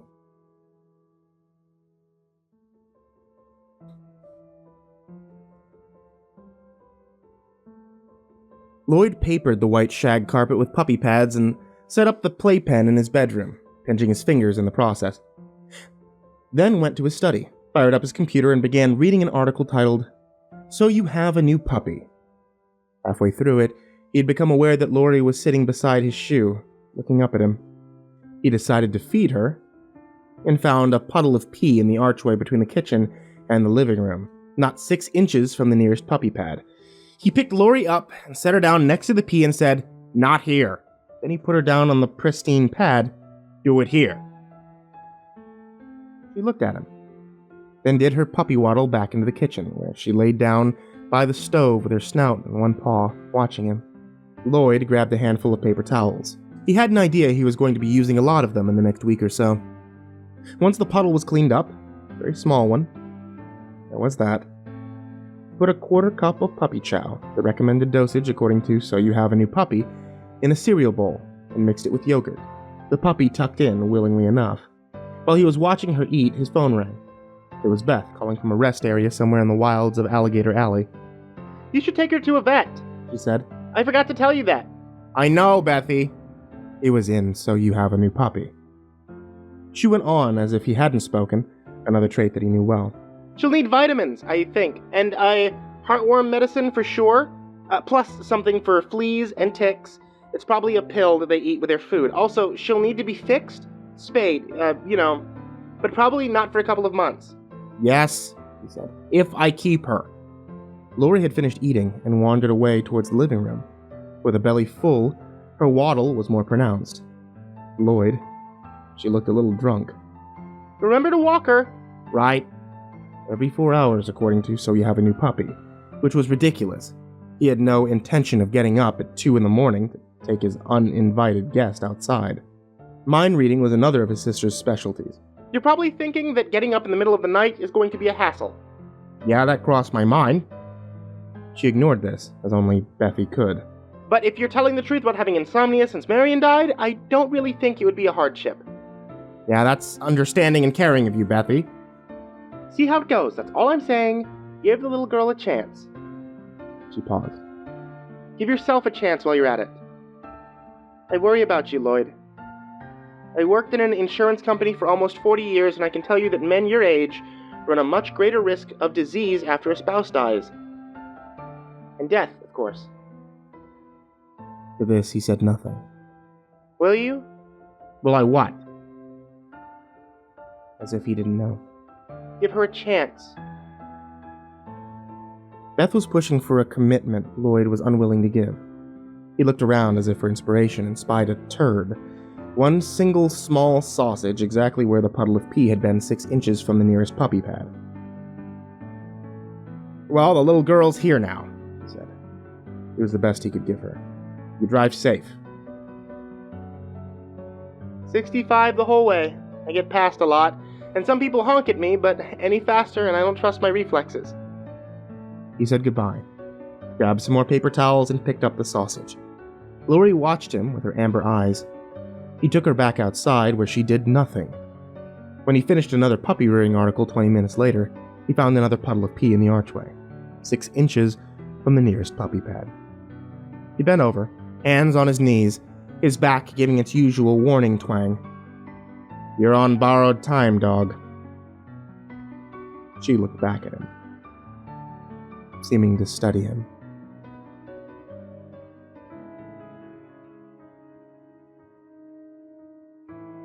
Late that afternoon, 2 more puppy peas, one actually on the puppy pad nearest the kitchen, Lloyd attached the toy-sized leash and took Laurie outside, carrying her in the crook of his arm like a football.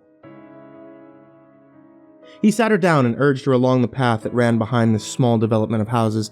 The path led to a shallow canal which eventually flowed beneath the drawbridge. Traffic there was currently backed up, waiting for some Mr. Rich Guy's expensive toy to pass from Oscar's Bay into the Gulf of Mexico.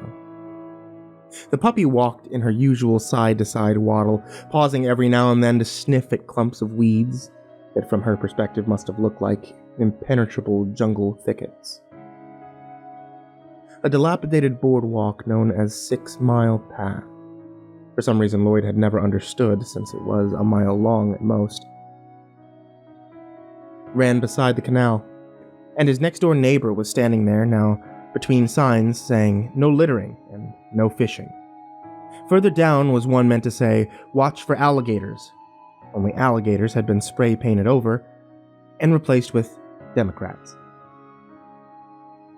Seeing Don Pitcher hunched over his fancy mahogany cane and hauling at his truss always gave Lloyd a small but unmistakable frisson of mean satisfaction. The man was a jukebox of tiresome political opinions, and also an unapologetic gore crow. If anyone in the neighborhood died, Don knew it first. If anyone in the neighborhood was running into financial headwinds, he knew that too. Lloyd's own back was no longer what it had been, nor were his eyes and ears. He was still years from the cane and the truss, or so he hoped. Hey, look at that boat, Don said as Lloyd joined him on the boardwalk. Laurie, perhaps frightened of the water, hung back at the edge of her leash. How many poor people do you think that would feed in Africa? I don't think even hungry people would eat a boat, Don. You know what I'd... Hey, what you got there, new puppy? Oh, ain't he cute? Well, that's a she, Lloyd said. I'm keeping her for my sister. Hey there, sweetie, Don said, leaning forward and holding out his hand. Laurie backed away and barked for the first time since Beth had brought her over. 2 high, sharp yaps, then silence. Don straightened up again. That's not too friendly, is she? She doesn't know you. She shit around? Not too bad, Lloyd said. And for a while, they watched the motor sleep. Laurie sat at the edge of the splintery boardwalk and watched Lloyd. My wife won't have a dog, Don said. Says all they are is mess and trouble. I had one when I was a boy. Nice old collie. She fell down a well. Cover was all rotted. Down she went. Had to haul her up with a whatchamacallit. Oh, is that so? Yeah. You want to be careful of that one near the road. She runs out in it, man. There goes your ball game. Man, look at the size of that fucking boat. Dime to $1 she grounds. The motor sloop didn't ground. While the drawbridge came back down and the traffic was moving again, Lloyd looked at the puppy and saw her asleep on her side. He picked her up. Laurie opened her eyes, licked his hand, and went back to sleep. I'm gonna go back and burn some supper. Take it easy, Don. You do the same. Keep an eye on that puppy. She'll chew up everything you own. I've got some toys for her to chew on. Don smiled, revealing a set of mismatched teeth that gave Lloyd the chills. And she'll prefer your furniture. You just wait and see. While he was watching the TV news that night, Laurie came to the side of his easy chair and gave those same 2 sharp yaps. Lloyd considered her bright-eyed stare, weighed the 2 pros and cons, and then picked her up and set her in his lap. You wet on me and you die, he said. She didn't wet on him. She went to sleep with her nose under her tail. Lloyd stroked her absently while he watched cell phone footage of a terrorist attack on Belgium. When the news was over, he took Laurie outside once more using the football carry. He attached the leash and let her walk to the edge of the Oscar Road, where she squatted and she did her business. Right idea, Lloyd said. Hold that thought. At 9 o'clock, he lined the playpen with a double layer of puppy pads. He could see that he'd have to buy more tomorrow, along with more paper towels, and he lowered her in. She sat, watching him. When he gave her some water in a teacup, she lapped for a while, and then laid down, still watching him. Lloyd undressed to his underwear and laid down himself, not bothering to pull back the coverlet. He had learned from experience that if he did that, he'd find it on the floor in the morning, the victim of his tossing and turning. The night, however, he fell asleep almost immediately, and he didn't wake up until 2 o'clock. The sound of high-pitched cries.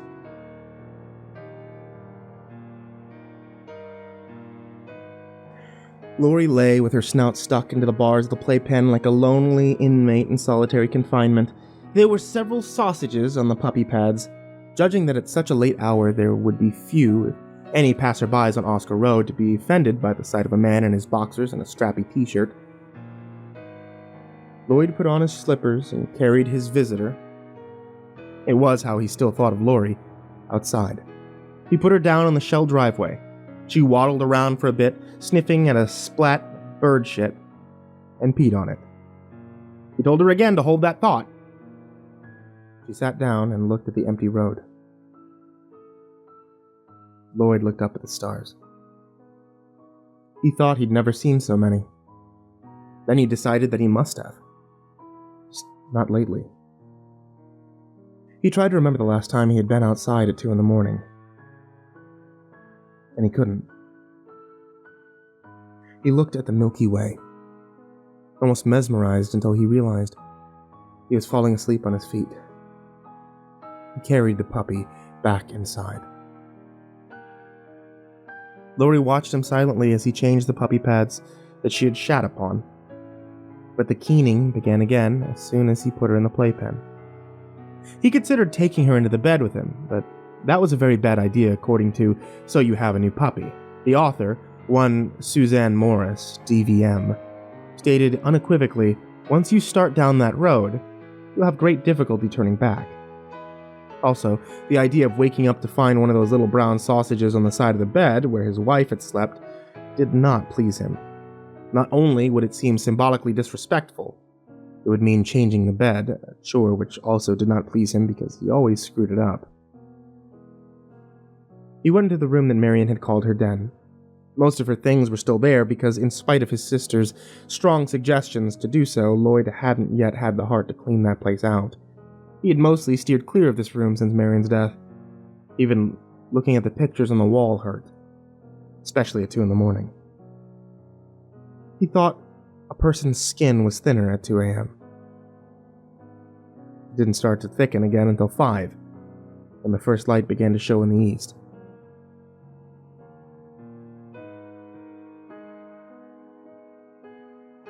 Marion had never upgraded to an iPod, but the portable CD player that she had taken to her twice-weekly exercise group was on the shelf above her small collection of albums. He opened the battery case and saw no corrosion on the AAAs. He thumbed through her CDs and paused at Hall & Oates. Then he went on to Joan Baez's greatest hits. He mounted the CD, and it spun satisfactory when he closed the lid. He took it into the bedroom. Laurie stopped whining when she saw him. He pressed play, and Joan Baez began singing The Night They Drove Old Dixie Down. He placed the CD on one of the fresh puppy pads. Laurie sniffed it, and then laid down beside it, her nose almost touching the Dymo-tape label reading, Property of Marion Sunderland. "Yeah, will it do?" Lloyd asked. "Goddamn hope so." He went back to bed, and lay with his hand under the pillow, where it was cool. He listened to the music. Then Baez sang, "Forever Young." He grizzled a little. So predictable, he thought. Such a cliché. And then, he fell asleep.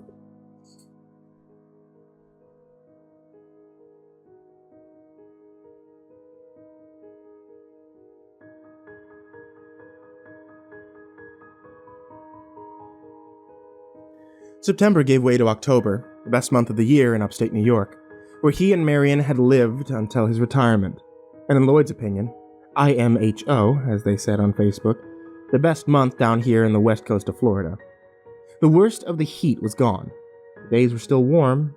The cold nights of January and February were still on the next calendar. Most of the snowbirds were also on the next calendar, and instead of opening and closing 50 times a day, the Oscar drawbridge only impeded traffic a dozen or 20 times. And there was so much less traffic to impede. The Cayman Key Fish House opened after its 3 months hiatus, and dogs were allowed on the so-called puppy patio. Lloyd took Laurie there often, the two of them ambling along 6 Mile Path beneath the canal. Lloyd lifted the dog over the places where the boardwalk was overgrown with sawgrass, She trotted easily beneath the overhanging palmetto that Lloyd had to bull his way through, head bent, arm outstretched to push back the thickest clumps, always afraid that a tree rat might fall into his hair, although none ever had. When they arrived at the restaurant, she sat quietly by his shoe in the sunshine, occasionally rewarded for her good manners by a piece of French fry from Lloyd's fish and chips basket. The waitress all oohed over her, bending to stroke her smoky gray fur. Bernadette, the hostess, was particularly taken with her. "That face," she always said, as if that explained everything. She would kneel beside Laurie, which gave Lloyd an excellent and always appreciated view of her cleavage. "Oh, that face!" Laurie accepted this attention, but did not seem to crave it. She simply sat, glancing at her new admirer before returning her attention to Lloyd. Part of that attention might have to do with the French fries, but not all. She looked at him just as studiously when he was watching TV, until, she fell asleep. She toilet trained quickly, and in spite of Don's prediction, she did not chew the furniture. She did chew her toys, which multiplied from 3 to 6 to a dozen. He found an old crate to store them in.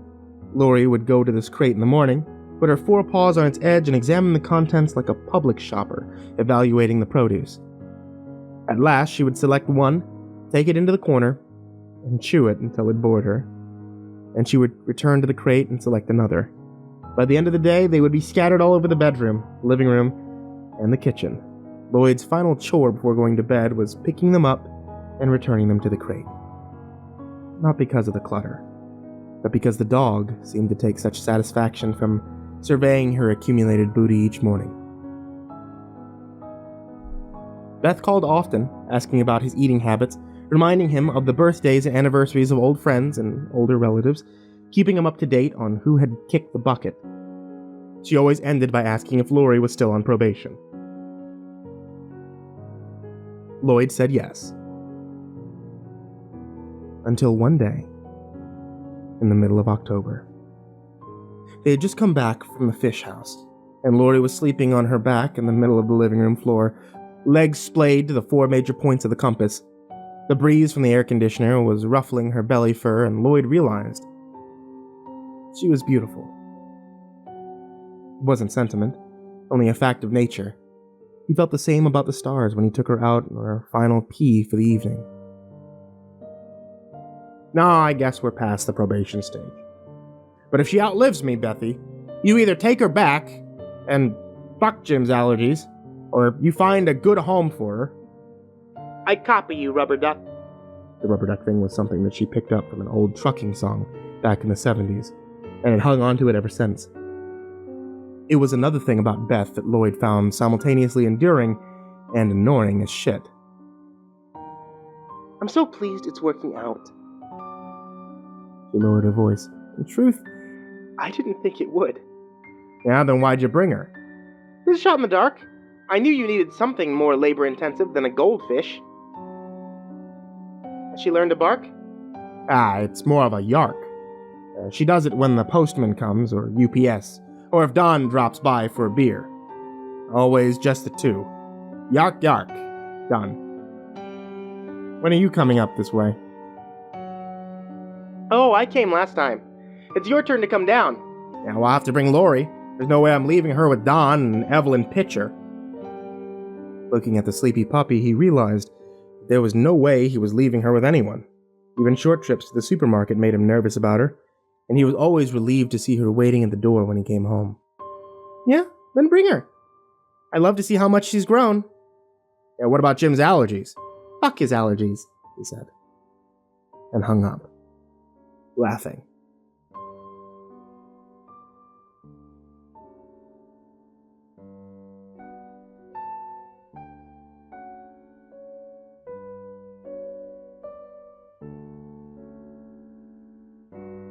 After mooning and exclaiming over Laurie, who, other than one stop to relieve her bladder, had slept in the back seat all the way to Boca, Beth reverted to her usual big sister priorities.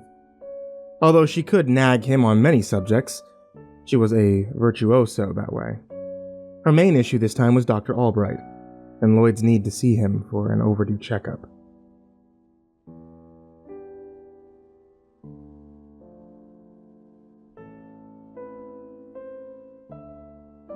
All right, you look good, she said. I have to say it, you actually appear to have a tan, assuming that's not just jaundice. I can always count on you for a cheerful thought, Bethany. It's just sun. I walk Laurie 3 times a day. On the beach when we go up on 6 Mile Path to the fish house, where I have lunch, and back on the beach in the evening, at the sunset. She doesn't care about it. Dogs have no aesthetic sense. But I enjoy it. You walk her on the canal boardwalk? Jesus, Lloyd, that thing's a wreck. It's apt to collapse under you someday and dump you into the canal, along with the princess here. She rubbed the top of Laurie's head. The dog half closed her eyes and appeared to smile. It's been there for 40 years or more. I think it'll outlast me. Have you made the doctor's appointment yet? No, but I will. She held up her phone. Do it now, why don't you? I want to watch you. He could tell by the look in her eyes that she didn't expect him to take her up on this, which was one reason he did it, but not the only reason. In previous years, he had dreaded going to the doctor, kept expecting that moment, no doubt conditioned by too many TV shows, when the doctor would look at him gravely and say, I have some bad news. Now, however, he felt good. His legs were stiff when he got up in the morning, probably from so much walking, and his back was creakier than ever. But when he turned his attention inward, he found nothing worrisome. He knew that bad things could grow unfelt in an old man's body for quite some time, creeping along until it was time to dash. But nothing had progressed to the point where there was an outward manifestation. No bloody stool or sputum, no deep pain in the gut, no trouble swallowing, no painful urination. He reflected that it was so much easier to go to the doctor when your body was telling you there's no reason to do so. What are you smiling about? That sounded suspicious. Nothing. Give me that. He reached for her phone. She held it away from him. If you really mean to do it, use your own.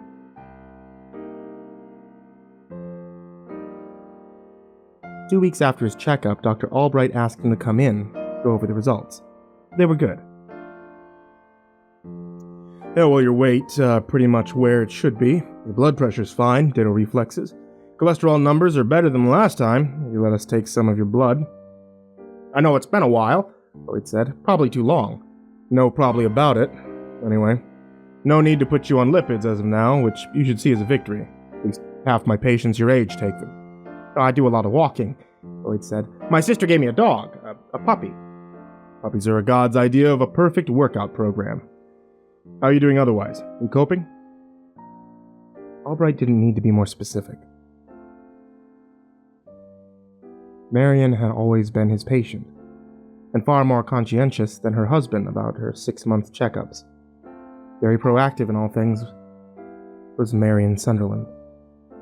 But the tumor that first robbed her of her intelligence, and then killed her, had been beyond proactivity. It hatched too deep inside. A glioblastoma, Lloyd thought, was God's version of a 45 caliber bullet to the brain. Pretty well, Lloyd said. Sleeping again. I go to bed tired most nights. That helps. Does the dog? Yeah, mostly that. You should call your sister and thank her, Albright said. Lloyd thought that was a good idea. He called her that evening and did so. Beth told him that he was very, very welcome. Lloyd took Laurie down to the beach, then walked her. He watched the sunset. Laurie found a dead fish and peed on it. They both went home, satisfied.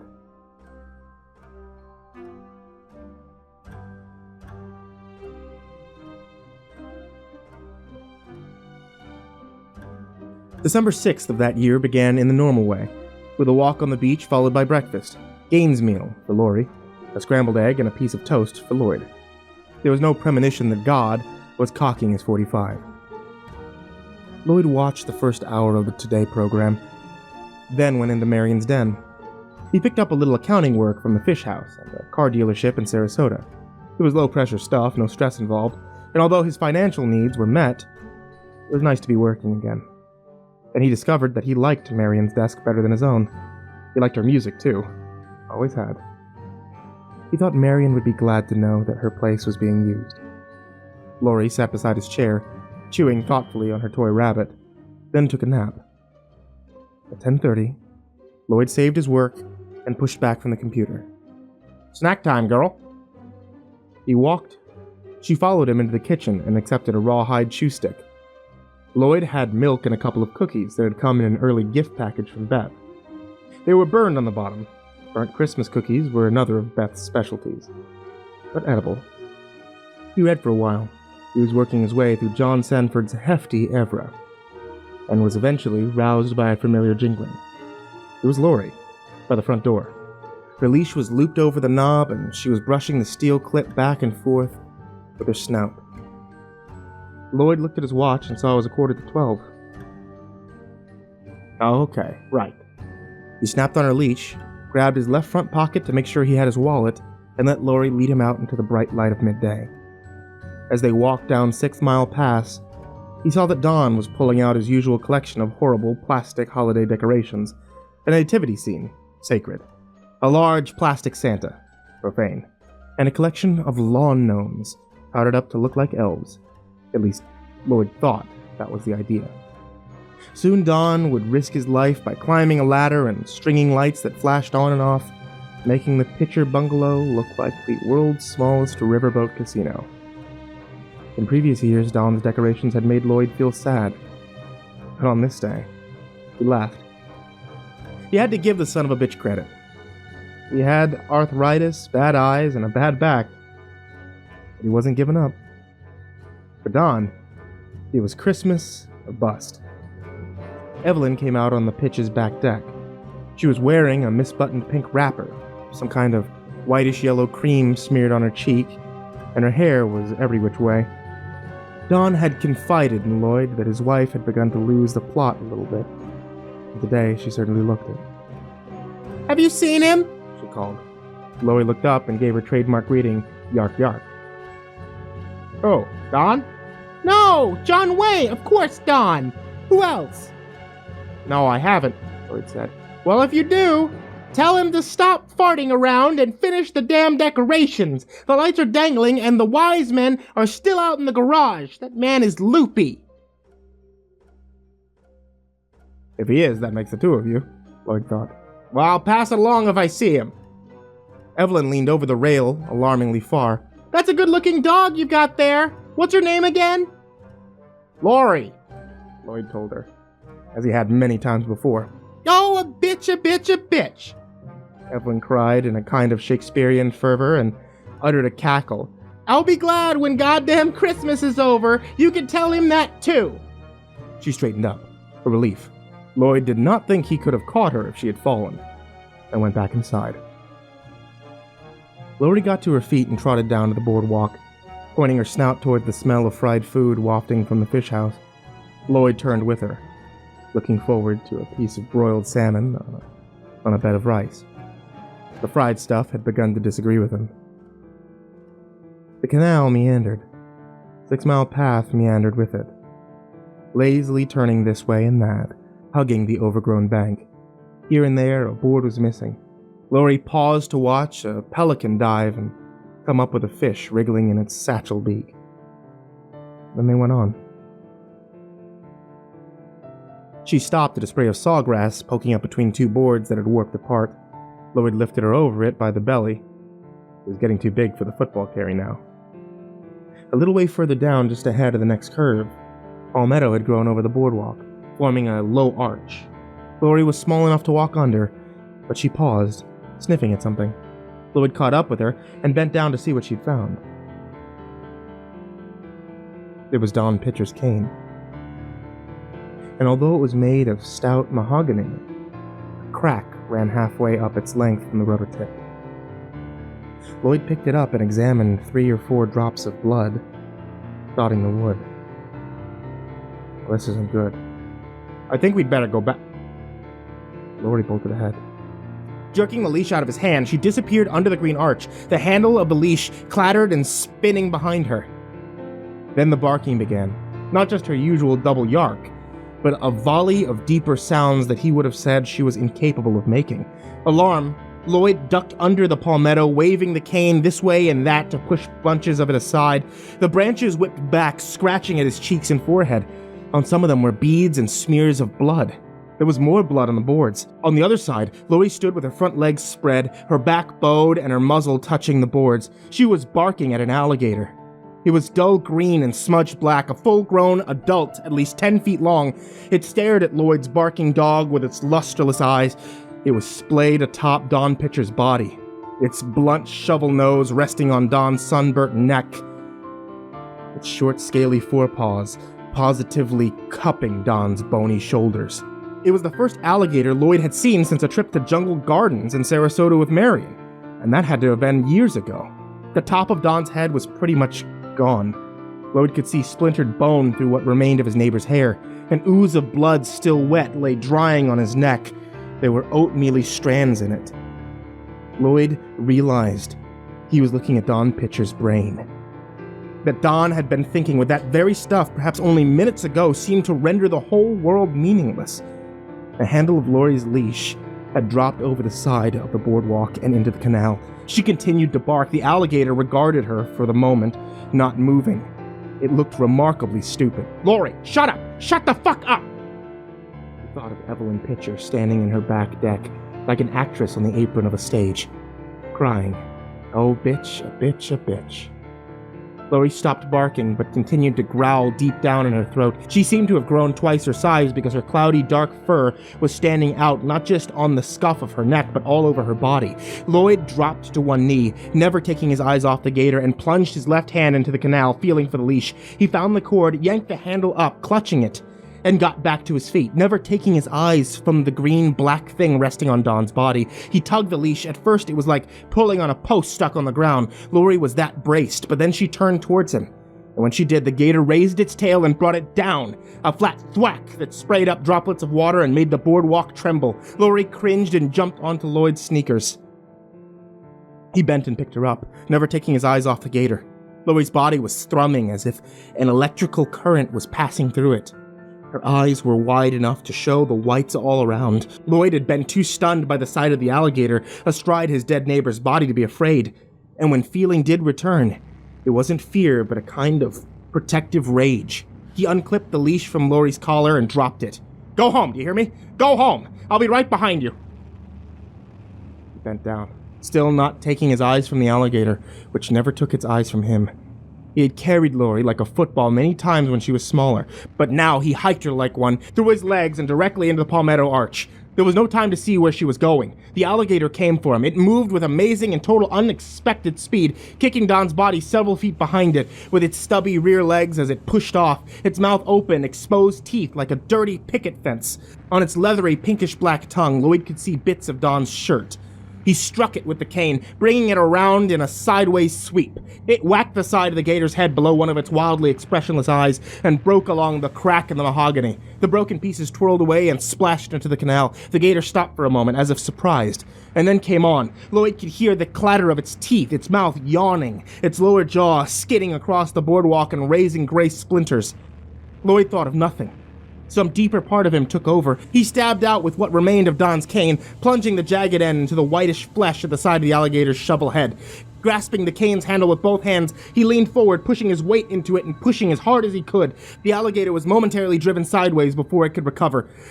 There came a rapid series of cracking sounds, like blanks from a track starter's pistol. Part of the old boardwalk slumped, spilling the gator's top half into the canal. Its tail came down, whacking the twisted boards and making Don's body jump. The water boiled. Lloyd struggled for balance and stepped back just as the gator's head surfaced, the jaws snapping. He stabbed at it again, not aiming, but the jagged stub of the cane went into the gator's eye. It reared backward, and if Lloyd hadn't let go of the cane's curved handle, he would have been pulled into the water on top of it.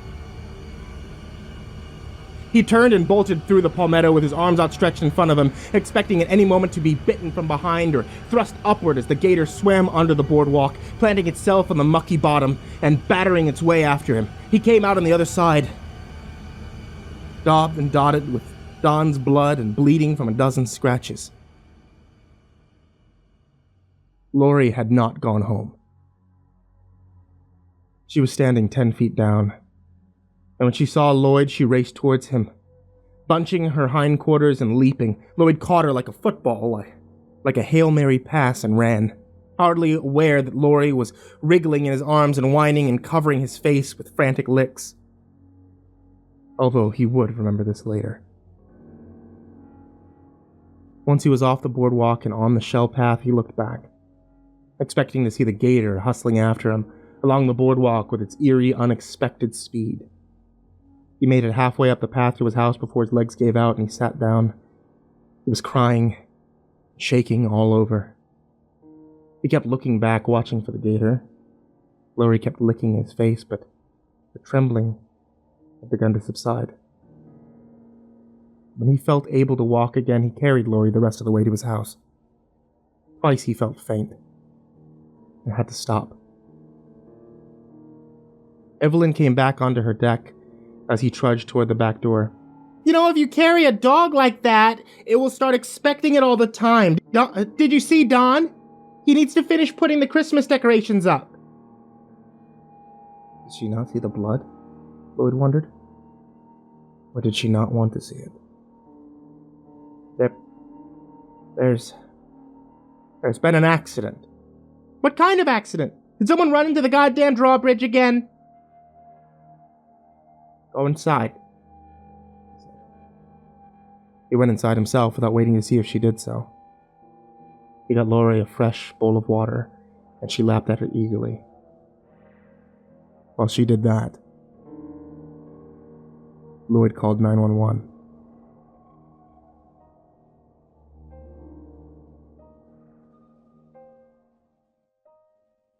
The police must have gone to the pitcher's house immediately after retrieving Don's body, because Lloyd heard Evelyn screaming.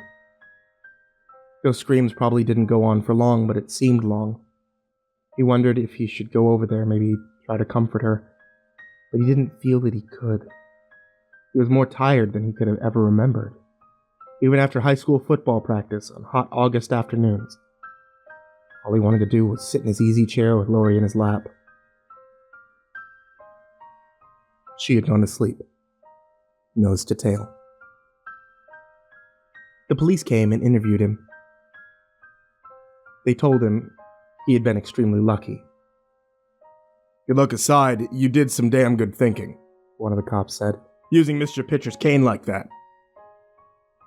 Still would have gotten me if the outside part of the boardwalk hadn't collapsed under its weight, Lloyd said.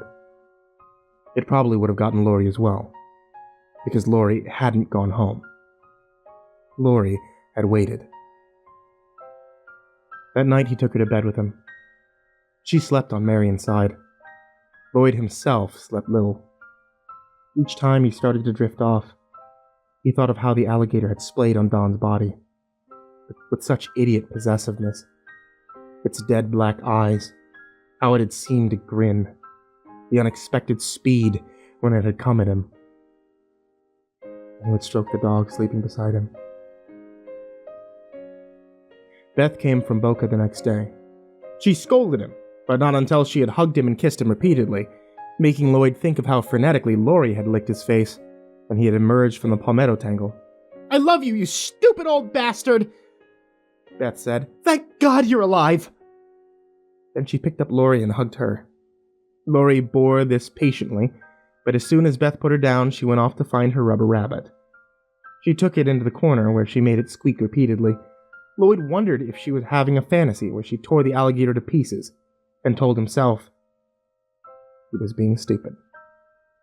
You didn't make them into something they're not. You hadn't read that, and so you have a new puppy. It was one of the things that you found out on your own.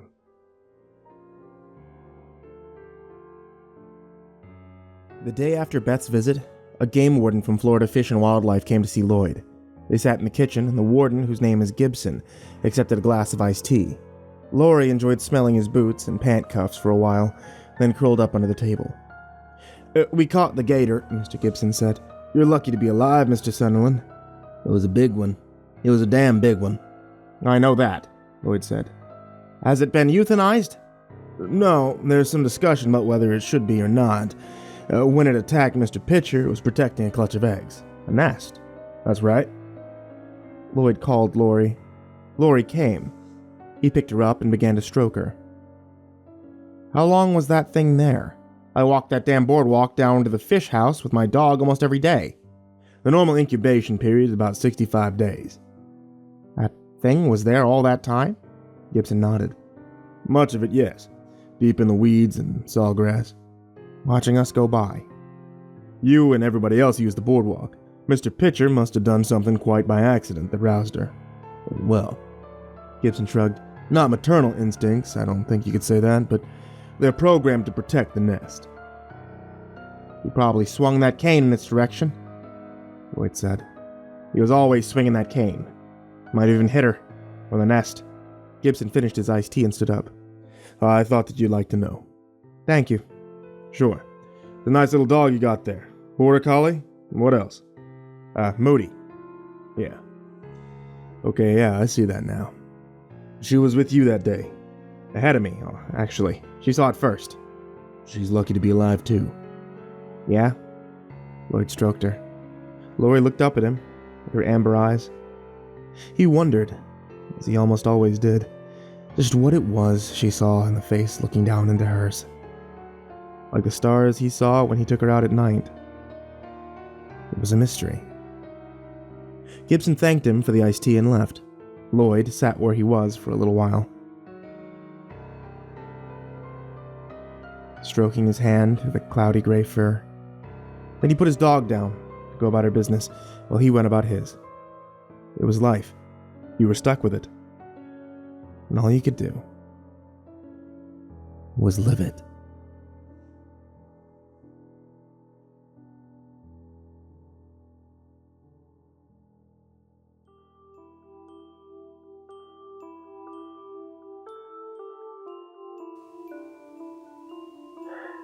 At first, I didn't think anything of it.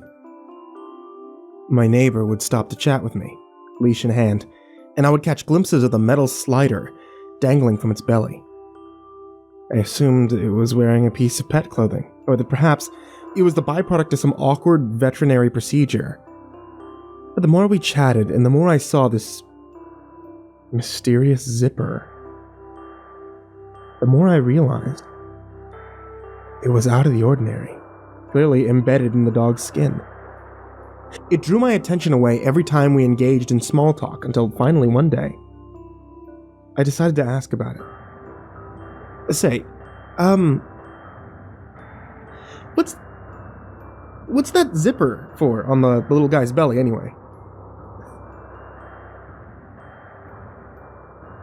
Oh, that? It's a long story. I wouldn't want to bore you. Oh, no, I've got nothing but time. I wonder if she could see the beads of sweat forming above my brow. Really, it's nothing. It's just a safety measure. And that was it. She pretty much laughed it off, granting me little in the way of an explanation. Thinking back, her responses were downright vague and deflective. She could see how curious I was. Why not just tell me? And what exactly did she mean by safety measure? As unfruitful as our conversation was, I didn't press the matter any further. Days, weeks, months went by. I would occasionally see the dog's strange cosmetic feature, but I brushed it off every time, knowing it would only haunt me if I dwelled on it. Still, the thought itched in the back of my mind. It wasn't until a few months had passed that I would finally have the nerve to scratch it. I was pulling up weeds near my fence when I looked over to the neighbor's place, noticing the dog lying on the back porch. A stray cat wandered by, as often happened in our neighborhood, without so much as a warning growl or malicious stance.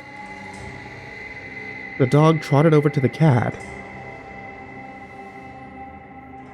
and scarfed it down. The sound of sharp teeth colliding with bone. The cat screeched in agony, and then there was no more. In a minute flat, its entire body was devoured. I was in shock. The cat's cries alerted my neighbor to the situation. She raced outside, grabbed the dog by the collar, and pulled him into the house. Through the sliding door, it was tough to make out, but I swear, she unzipped him and reached inside, seemingly adjusting one of his organs. He didn't flinch, not even a bit. After pulling her arm out, the dog dropped to the floor, dead as a doornail. She then carried him outside and placed him back on the porch, arranging him into a sleeping position before getting in her car and leaving for the day. This 5-minute span of visual information was unlike anything I'd ever witnessed. Words like gruesome, strange, and horrific are too tame to describe what I saw. I was appalled beyond measure. After the shock wore off, I hopped the fence and I approached the dog's carcass. I felt its neck. Cold to the touch, no pulse. I looked to its underside. There it was. The godforsaken zipper in all of its mysterious glory. I felt kind of bad for the dog dying. I had to know what that damn thing was for. I needed an explanation for not only the dog's, but my neighbor's odd behavior just moments ago. I slowly unzipped the dog's belly, placating my curiosity with a satisfying sound of metal sliding against metal. I spread each side of the opening with my hands and peered in, divulging the animal's inner workings. What I saw was absolutely dumbfounding. My neighbor's dog was animatronic. There were wirings, gears, a tank where its stomach should have been, the whole 9 yards. It didn't make any sense, but there it was, staring back from behind the zipper. After scurrying back home in shock, I decided that my best course of action would be to call animal control. I could tell them my neighbor's dog trespassed on my lawn and was attacking the neighbor's cat. They'd show up, examine the robotic carcass, and then go from there. I knew there wasn't a protocol for that sort of thing, but I assumed that they could take care of things and contact the appropriate people, whether it be the police, the government, the National Enquirer. As long as the weird predicament was taken care of, I could sleep easy, knowing that my neighbor's strange robot dog wasn't going anywhere, eating whatever it pleased. That's simple, right? Nope. Far from it. Animal control took a while to get there. By the time they arrived, my neighbor had come home and disposed of the evidence, hiding the dog somewhere in her home. The animal control officer apologized for the misunderstanding and left, leaving my neighbor on her front porch, glaring in my direction. It appeared privacy meant nothing to the local authorities. Just my luck. The days that followed were different. My neighbor's dog had sprung to life, reactivated by its master, no doubt. They would walk their usual path around the cul-de-sac, but wouldn't stop for small talk. I knew her dirty little secret, after all. I was no longer a friendly neighbor to be conversed with. Oh no, I was an enemy, a danger to this woman's unusual way of life. Even if I meant no harm to her, or her strange choice of pet, she didn't seem to see it that way. She continued to give me the cold shoulder for about a month and a half before finally speaking with me again on one of her daily strolls. Hey there. Hey there. Hello? Everything alright? Just peachy. I'm having a cookout on Saturday afternoon. You're more than welcome to come. That's strange. We weren't on speaking terms for over a month, and now I suddenly was invited over? Maybe this was her extending an olive branch my way. Her way of saying no hard feelings. Yeah, sure, I can make it. It sounds like a good time. Great, I'll add you to the list. As she walked away, I felt the need to apologize. Even if her dog was a weird, cat-eating robot. Hey, about that animal control call, I wanted to say, don't worry about it. Water under the bridge. See you Saturday. She hurried off home, and that was that. Problem solved. Or so I thought. The night before the cookout, I couldn't sleep. I kept hearing what sounded like footsteps creeping around the perimeter of my house. Every time I got up to investigate, the sound ceased. The coast appeared to be clear. It was either a prank at my expense or a burglar taking their sweet time to pull the trigger, or ghosts roaming around the night. Either way, it left me anxious, making sleep a distant dream just out of reach. During a particularly loud set of footsteps, I raced downstairs just in time to catch 4 glowing dots peering in through my living room window. This was enough to make my neck hairs stand upright. Though terrified, I wasted no time grabbing a baseball bat and storming out my front door to greet the would-be intruders. I may be old, but I can still kick some ass when needed, especially when it involves crossing my property line. But to my astonishment, my yard was empty. I covered every side of the house, only to find no one. Not a soul in sight in any direction. I don't care how fast you can sprint, nobody could have made it out of eyeshot in such a short period of time, even in those low-light conditions. Baffled, even more anxious than before, I locked up every last door and window in my home before crawling under the covers like a frightened child, scared of the mystery figures lurking in the shadows. The footsteps dissipated over the course of the night, and the sun came up over the horizon. So too did my fear. My waking nightmare had ended, but not before putting a weary, sleep-deprived frame of mind in its place. In a sluggish slur of movement, I grudgingly made my way to my neighbor's house around noon, ready as I would ever be for the neighborhood to get together. Oddly enough, there were no cars in the driveway, aside from her own. I wondered if I got the date wrong, but after knocking on the door, she greeted me with a smile and rushed me into the house. We exchanged pleasantries, and she sat me down to the bar stool in the kitchen. After a few moments of awkward silence, I mustered up the courage to ask about the elephant in the room. So, where is everybody? You're already here, silly. I tilted my head, puzzled. What about everybody else? There is no one else. You're the only person I invited. All at once, the pieces clicked into place. I felt stupid for not realizing it sooner. Her sudden kindness, the noises the night before. There was no cookout. There was never any cookout. I was in the middle of a trap, lured in largely due to my own idiocy. I could have guessed something sinister was going on the moment I unzipped that dog.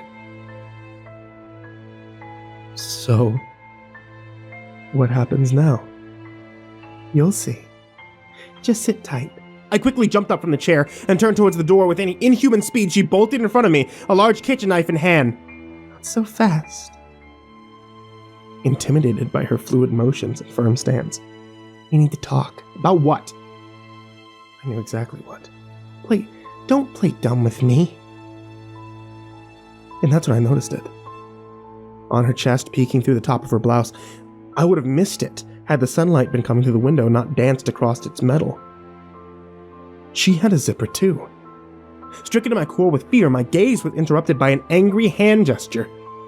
My eyes are up here.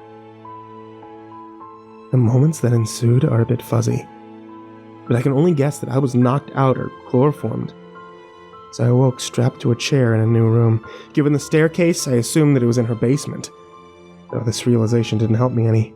I attempted to break free of my restraints, but it was no use. Unless she would free me herself.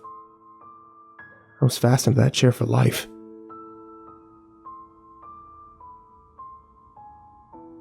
In absence of mobility, I decided to give that place a once-over. The staircase was to my left, and a concrete wall to my right, but directly in front of me was a workstation, complete with a dozen computers. This is where my neighbor sat, a USB cord snaking out of her unzipped chest, typing away at a blinding rate. Her motives were still unclear to me. Though confined to the one view, I was able to turn my neck enough in both directions to form a decent picture of what was behind me. It was a wall of cages, each housing an identical copy of her dog. They didn't move, not even in the slightest, likely just as animatronic as she was. What on God's green earth had I stumbled into? Just then, my neighbor ripped the cord from her chest and walked over to me. "Ah, you're awake! Did you have a nice nap?" I refused to reply, looking her up and down in disgust, trying to make out what this thing was that was speaking to me. "What's the matter? Dog got your tongue?" I remained silent in lieu of her taunting. "That's all right. You just need to listen. Sit tight. I'll be right back." She walked over to her workstation and grabbed something before reclaiming her spot in front of me. "I've worked too hard in this location to have you screwing things up on me. Then again, it's my own fault. I was careless. I never should have left my core on the porch like that." I assumed she was talking about the dog. "I want you to look at this." She placed the object at eye level. It was a badge of sorts, upon which was a logo that read, Synthetech. "I am an android. I work for a large company, moving from location to location, gathering specific information that is crucial to our initiative." Now, you can't know anything about that. Hell, you already know far too much. I hadn't noticed it at first, but she seemed to keep playing with her zipper. I am so sick of this fucking meat suit. Before my very eyes, she removed her clothing and unzipped herself down to the groin. In the most unnatural way possible, she slid out of her own skin, revealing to me her true form. She was nothing but a pile of electronics pieced together in a human shape. It was a strange sight, nauseating in every sense of the word. The way she moved and spoke like this was downright sickening. Can't say anymore, but I want you to know that our work is necessary. If you were to speak these truths to the world above, you would be jeopardizing everything we've accomplished. You have to submit to our intentions and see that they are just. I didn't know what to make of this. I simply looked away, wishing not to see her grotesque, animatronic face anymore. Unfortunately for me, she grabbed it and forced it in my direction. A feeling of cold metal enveloped my jaw. You need to promise that you will submit. You are not to tell anyone of any of this. You understand? I nodded in agreement, but only because I wanted her hand off my face. Luckily, she let go and backed away. Good. You know, we're not so bad when you get to know us. In a sense, we're just like you. Internally, I scoffed at the thought of this. I was nothing like her, not just because of her appearance. I was never one to go around kidnapping neighbors, holding them captive in my basement. This wasn't my cup of tea. Well, this is it. I'll need you to take over from here. Don't make the same mistake I did, lest you regret it for the rest of your life. This was the last thing she said to me, though I have no idea what any of it meant. Must have been knocked unconscious again, because the next thing I remember, I was waking up in her basement floor, no longer bound by my restraints. For one reason or another, she didn't kill me. I was a free man. Without warning, a group of trained operatives burst through the basement door and raced down to help me up. You all right? Yeah, I'm fine. What's going on? I noticed a few of the men walk on opposite sides of the room and gather evidence. One guy ripped open a cage, grabbed one of the dogs, and unzipped him, revealing that it was nothing but a hollow carcass. Empty, sir. Collection of shells. Yeah, just as I suspected. No matter. Load him into the truck with the hard drives. Hopefully she didn't wipe him before she left. I must have looked completely bewildered, because the gentleman grabbed me by the shoulders and looked me straight in the eye. Everything's fine now. We'll be on that woman's tail for a long time. We may not have captured her, but this will be a big win. It's all thanks to you. I was confused, but more relieved that it was all over. Sure you're all right? Doesn't need a ride to the hospital? I shook my head, not wishing to be poked and prodded after what I had endured. I just didn't trust doctors anyway. I wanted to go home. All right, let me walk you to your house. I agreed, and we were off. Couldn't wait to get inside. The whole ordeal behind me. That was the plan anyway. Whatever government officials they were, the entire crew picked the place clean and left my neighborhood within a couple of hours. That night, I received a call from them for a statement regarding the situation. I obliged and asked some questions myself. Though the information was privileged, I guilted them by giving up some details, claiming I needed some peace of mind so I could sleep at night. The fact that I was just a frail old man helped. It would seem my neighbor was a high-ranking discipline in an android cult, hell-bent on infiltrating various government agencies. They were currently in the process of recruiting new members to aid in their cause. That's all I was told, which is more than I thought I'd get. This was enough to placate my curiosity, keep me from dwelling on the events as they unfolded. I thanked the man on the other end, and I hung up, content with my findings. After ending the call, I heard a knock at the door. I didn't usually get visitors that late at night, but I suspected it would be one of my neighbors asking about the sting operation that took place next door. I opened up, and to my surprise, there was no person there to greet me. No, not a person.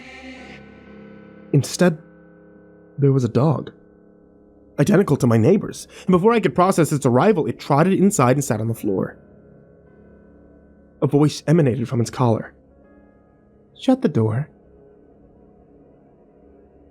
I did as the dog said, baffled and afraid. Hello. I am serial number 724234. I will be your core companion on your journey of fulfillment. True adventure awaits. Would you like to begin your first task? I didn't know how to respond. Or what in God's name was happening. It was at that point that I felt an itch running up the length of my torso. It was subtle at first, but it grew to the point that I had to reach down my shirt and scratch at it, and that's when I felt familiar metal across my fingers. It took a moment for it to sink in, but I knew exactly what I was feeling. It was a zipper.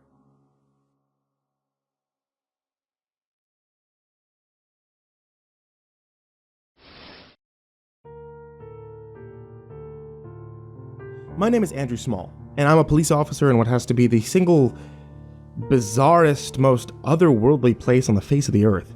A small town in the middle of nowhere called Junction Falls. Here are a few of our strangest cases.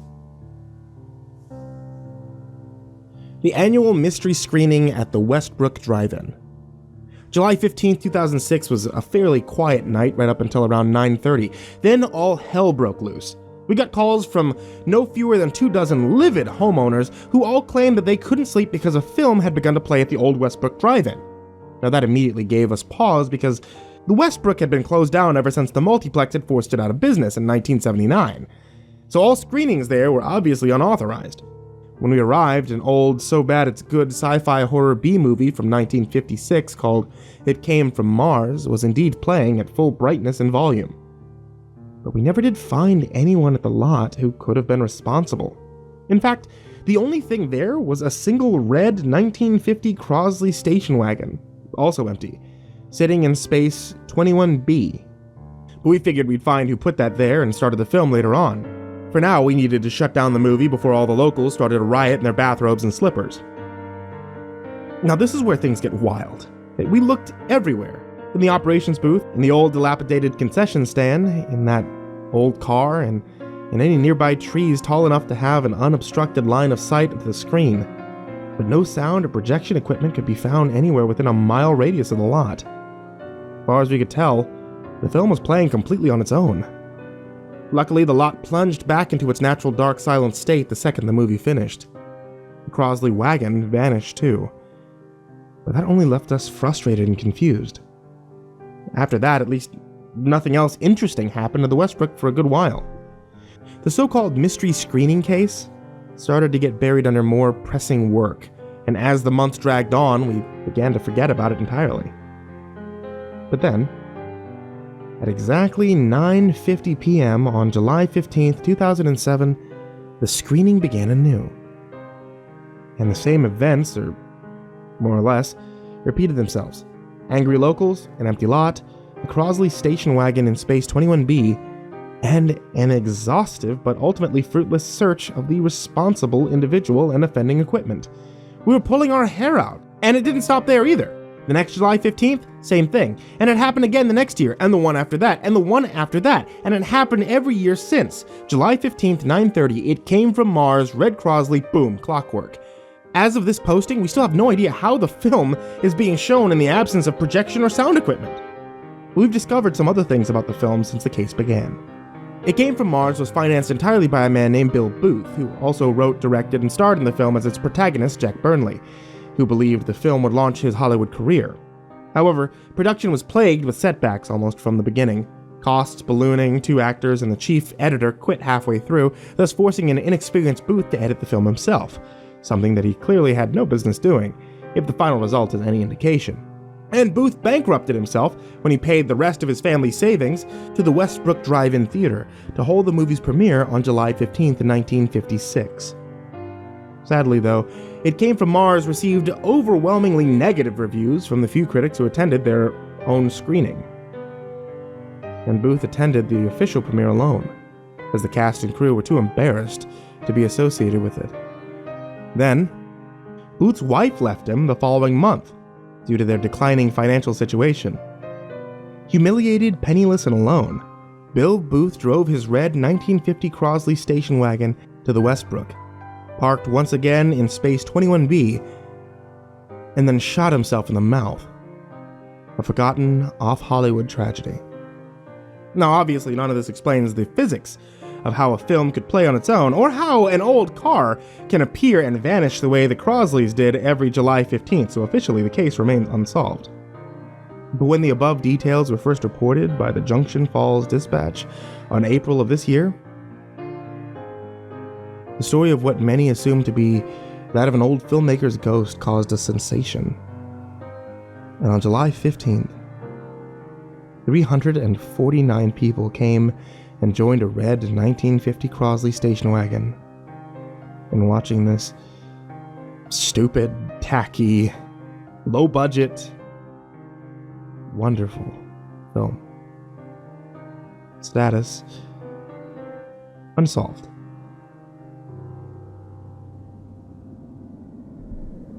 The Screaming House. Well, before I joined the JFPD in 2005, a large, abandoned two-story house in the Shelby neighborhood had already carved out for itself a rather macabre reputation. You see, at random times during the night, you can hear shrill and desperate screams and cries for help, seemingly coming from a woman trapped inside. The department dispatched a unit to investigate. Bizarrely, though, the officers were unable to locate the trapped woman because the screams themselves always seemed to be coming from a part of the house that nobody was in or near. When the screams came from the master bedroom upstairs, the officers charged up to the second story and entered the room, only to find it empty, and that the screaming could now be heard coming from the kitchen. So they went to the kitchen, only to discover that the sounds were now coming from the cellar. And when they went to the cellar, they realized they could hear it once again coming from the vicinity of the master bedroom. No matter where they were, the screams and cries were always coming from someplace else. Eventually, they called for backup, but even with each room covered by an officer, the team couldn't find the source, isolate the screams, or even reach a consensus as to where it was coming from. They never did find that woman either, and each of the 6 men and 3 women who were there suffered at least moderate psychological damage as a result of the experience. As for the hows and whys, the leading official theory, at least, in regards of the bouncing sound phenomena, is that there is some subtle trick of architecture. One that's wreaking havoc on the acoustics inside the structure. Not sure if anyone buys that, but at least they're trying. No one can explain the source of the screams to begin with. No woman has ever been found inside, and would never have survived as long as the screams have now lasted anyway. Priests have given it the all-clear as far as potential demonic activity, and the man who built and later sold the house assures us that he is just as horrified as we are, and most certainly did not build the place with any abnormalities that would mess with the acoustics, let alone within hidden compartments that might have housed a captive woman. The official position of the JFPD? Don't go in or near that place. It still makes those sounds, and we're no closer to figuring it out than we were years ago. Status? Unsolved.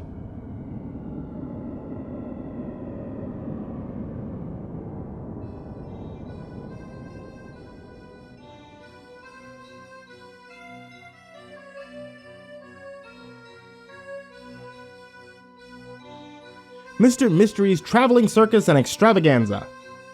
Sometimes we'll have 2 cases that end up being connected down the road by a single cause and solution. This particular time, the 2 cases were 1, a string of disappearances affecting the local homeless population, and 2, reports of, and I'm not kidding here, a clown that allegedly attempted to lure people into the woods. For obvious reasons, we took the former case far more seriously.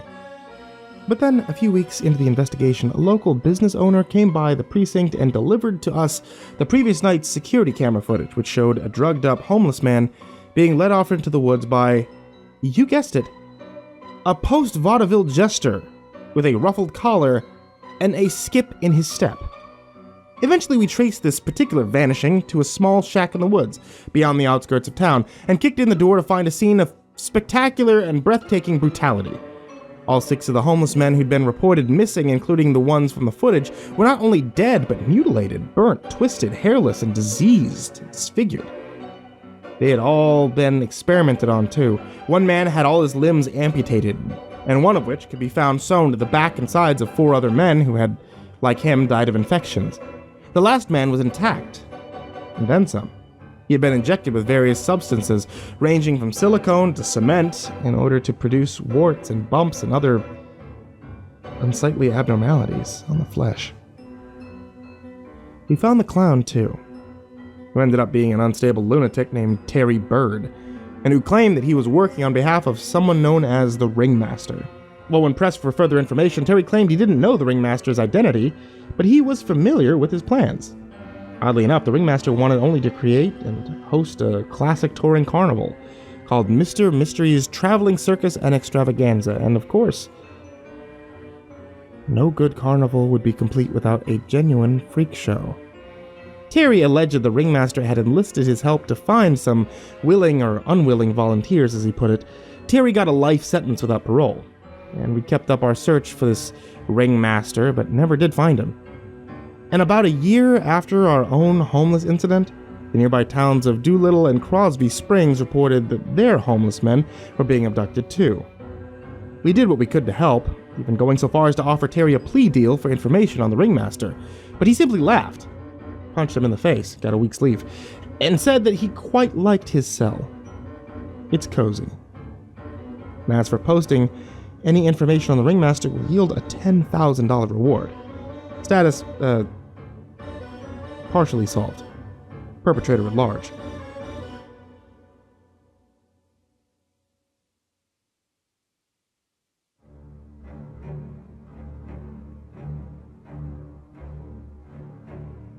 Abigail Jones from Stamford Springs. About 10 or 12 miles southeast of Junction Falls near the hiking trails, you'll find an old ghost town called Stamford Springs. Now, I'm no expert on it, and I'm sure the local rangers and tour guides could fill you in if you're interested, but from what I understand, it used to be a tiny little late 19th century community in its heyday that featured a small general store, a clinic, a church, and 12 or 13 houses. Inside the buildings, you'll see all the original furniture, too. Some clothes and closets, toys in the children's room, small animal bones in the barns and coops, and various other indications that the town was both lived in and abandoned in a hurry. It's eerie and creepy and totally cool. And for obvious reasons, it's a popular spot for Halloween hikes and other I dare you type excursions. But here's why I'm writing this. In 2009, a hiker reported hearing cries and whimpers coming from the backyard of one of those houses there. He called it in, and rangers found an open and previously undiscovered cellar behind the house, in which a little girl had stayed in for an indeterminate amount of time. She was dressed in an old gown, scared to death. After confirming she was okay, the rangers asked her all the basics, her name, how she got in there, where and who her parents were, etc. The girl said her name was Abigail, that her parents owned the house above, and that they'd put her there and gone back inside to get the rest of the children. Under further questioning, Abigail insists that it's 1884 and that her parents had only been gone for a few minutes, not decades. And keep in mind, this girl is maybe 9 or 10, and she's just bawling her eyes out and confused, and so terrified she's shaking. So either she's a future Oscar nominee putting on a performance of a lifetime for no reason whatsoever, or she really is convinced that she is a resident in the 19th century Stamford Springs. So they take her down to the Junction Falls Medical Center, and she keeps the act up too, just in awe of the people and technology, mouth agape. And they get her tested. No brain damage, no malnutrition, no other disorders of any kind. She's a perfectly healthy little 9-year-old kid, and she just insists that her parents were Thomas and Elizabeth Jones, 19th century shopkeepers. You can probably tell where this is going. The authorities searched exhaustively for any record of a missing girl matching Abigail's description and found nothing. No birth certificate, no medical records, no social security number, and no relatives. And of course, other folks who caught wind of the situation through the dispatch's records did some research on their own, and you guessed it, there was indeed a Thomas Jones and Elizabeth Jones, shopkeepers, who lived in Stamford Springs in 1884, and who had 3 children, including a daughter named Abigail. No information on what had happened to the town. Eventually, they put Abigail with a child placement agency, and I have no idea what came of her after that. But it's definitely one of the weirdest Junction Falls stories I have ever heard. Status: unsolved.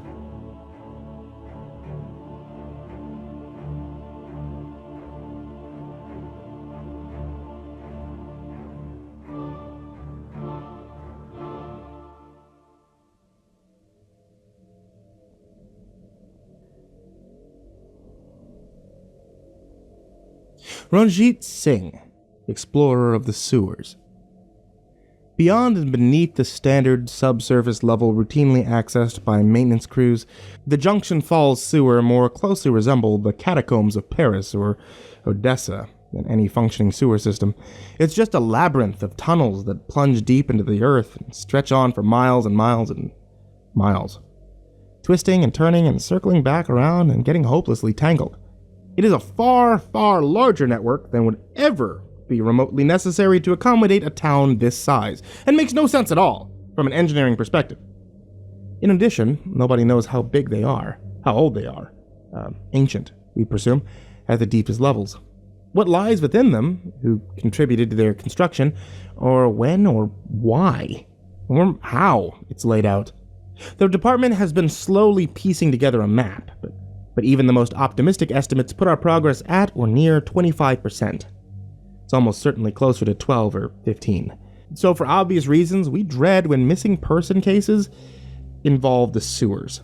But luckily, between 2006 and 2014, we had Ranjit Singh. Now, Ranjit was a Junction Falls legend, and an experienced spelunker and outdoorsman who took it upon himself to explore the deep sewers in depth, uncover their secrets, and not only lend his knowledge and help to the force whenever asked, but to document his findings for both his, now removed, blog and the Dispatch. Among the most insane things he's encountered and recorded are Pipetown. I've actually been to this one, but it's one of the most popular stories, so I'll add it in here anyway. It's a makeshift tent city of cavernous sewer chambers beneath the North Side projects. That was built by and for the city's disproportionately large population of addicts, vagabonds, and at-large criminals. Pipetown has all the cozy trappings of a third-world back-alley slum, too. Tents and shacks, cardboard, aluminum sheets, drum barrel fires, human waste, illegal gambling and prostitution rings, arms trafficking, and so much drugs and related paraphernalia, hence the name. It's lawless, unorganized, filthy, dystopian swamp, and it is one of the saddest things I've ever seen. Large portion of sewer-related disappearances either end in or in some way involve Pipetown and or its residents. The Dog Man. Now, in a deep corner of the tunnels, only ever accessed by Singh and his camera, Ranjit ran across a naked man with the head of a pointer dog. Yeah. Luckily, the Dog Man is harmless, from what we can tell. In the video Singh took, he's clearly aware of Ranjit's presence, but he didn't seem the least bit alarmed by it, made no effort to interact with him at all. Singh claimed that he had seen the creature frequently down there and that it never did anything other than sleep, sit in a corner, stare at you, or prance around on all fours, human limbs. The JFPD's official advice is to not feed or interact with the Dog Man in any way. Clearly, it's getting along just fine without us, and has no intention of causing harm, so there's no need to upset the balance. The door. An old wooden door built into the side of the tunnel. You'll never find in the same place twice. Ranjit is actually not the only person who's reported the door, nor is he the first, although he's the only one to have successfully recorded it. Since it can pop up in the more accessible near-surface tunnels just as easily and just as frequently as it appears in the darkest, deepest depths of the sewers. As is the case with almost everything in the sewers, though, no one knows who built the door, what its nature or purpose is, the extent of its abilities or properties, or how it vanishes and reappears the way it does. The only thing we do know about it, definitively, and other than the fact that it moves around, is that those who enter it tend to vanish without a trace. In 2013, Ranjit became the first person to find someone who'd been rumored to have disappeared through the door. Sadly, the poor girl had been dead for some time. He found her corpse months and months after her disappearance case had been shelved, and in a part of the sewer that no one could have possibly predicted that she'd end up in, given where she'd entered. As far as we can tell from the photos, she entered the door, and an indeterminate amount of time later, found herself in a forgotten tunnel where she starved to death. Lost and alone. Horrible way to go. The clock room. Literally just a room full of clocks and other timekeeping devices. Cuckoo clocks, standard wall clocks, wrist watches, digital alarm clocks. You'll even find some egg timers there, as well as hourglasses and gorgeous grandfather clocks in the back corner. Singh recorded it all. The room's too far from the nearest sewer access point to be easily explained as to where some above-ground clock enthusiast stashed his or her collection. Still have no idea what to make of this one. The Stalker Stash. This one we actually did have to respond to, and luckily it was close enough to the surface that it didn't take a lot of effort to reach. But the reason it was that easy to access is because the stash wasn't paranormal or alien or otherworldly in nature at all. It was just a small little closet-like room, not far from Pipetown, filled and covered with pictures of an underage local girl named Emily Fisher, 12 at the time, although some of the pictures were of her when she was even younger than that. All the photos were clearly taken from bushes, trees, cars, or other places where she wouldn't spot the photographer, and therefore were taken without her knowledge or consent. Some were of her in class, others were of her on the way to and from school, others were of her on the bus, in her bedroom, from across the street, across the restaurant, at the pool, at friends' houses, and countless others. There were several there of her in various states of undress that I'll not go into here or anywhere else, and others still where she was happy, in the company of loved ones at what appeared to be a big party or a family reunion. Those were some of the most disturbing, not only because they were what appeared to be the most recent shots, but because if the photographer was now bold enough to take pictures of her when she was right next to the family and friends, he was probably bold enough to make a physical move against her in the very near future. So we called in our findings and some units dispatched to the Fisher house to explain the situation to protect Emily. Meanwhile, my partner and I hid around the corner and waited until the photographer arrived.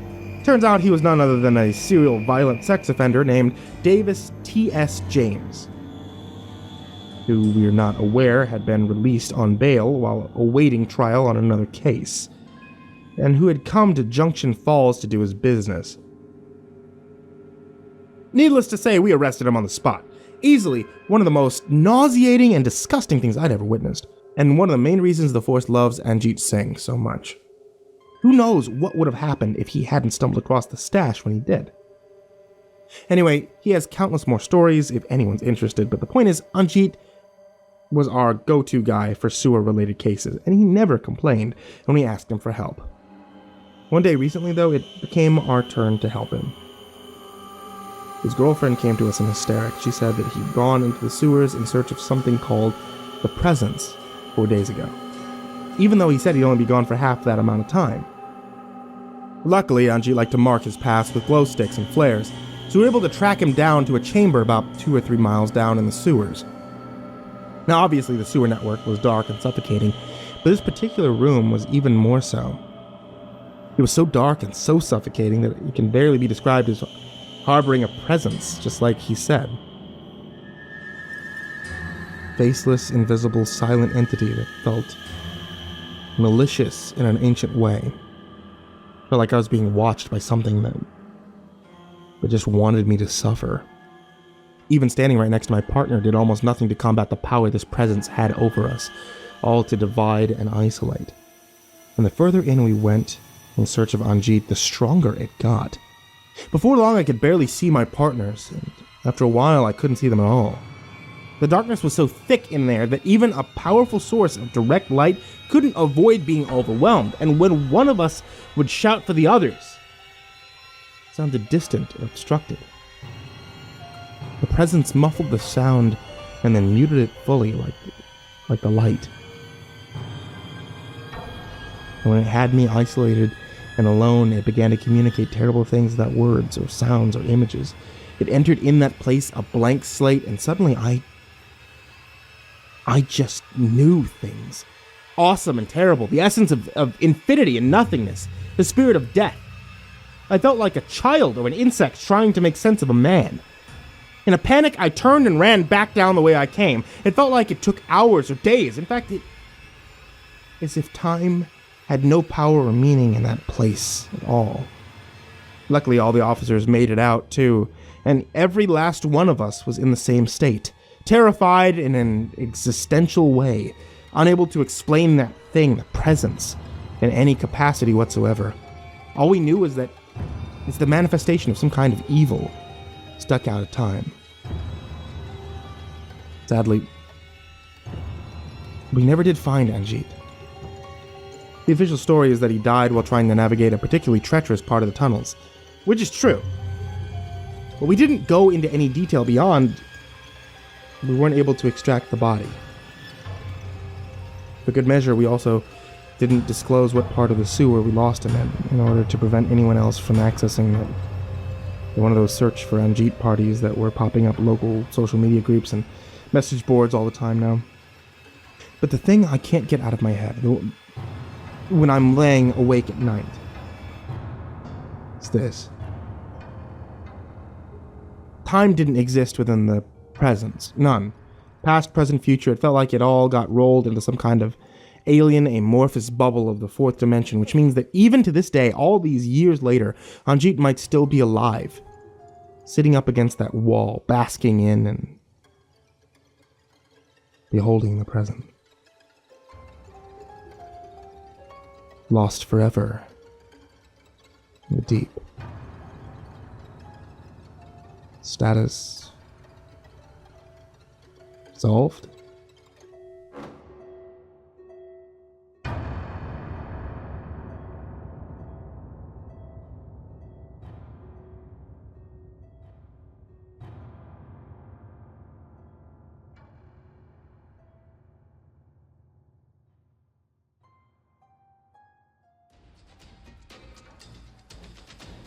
The silver lining in the death of stars.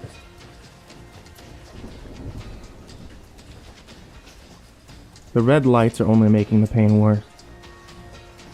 It's an immense, earth-shattering pain in my midsection and in my head.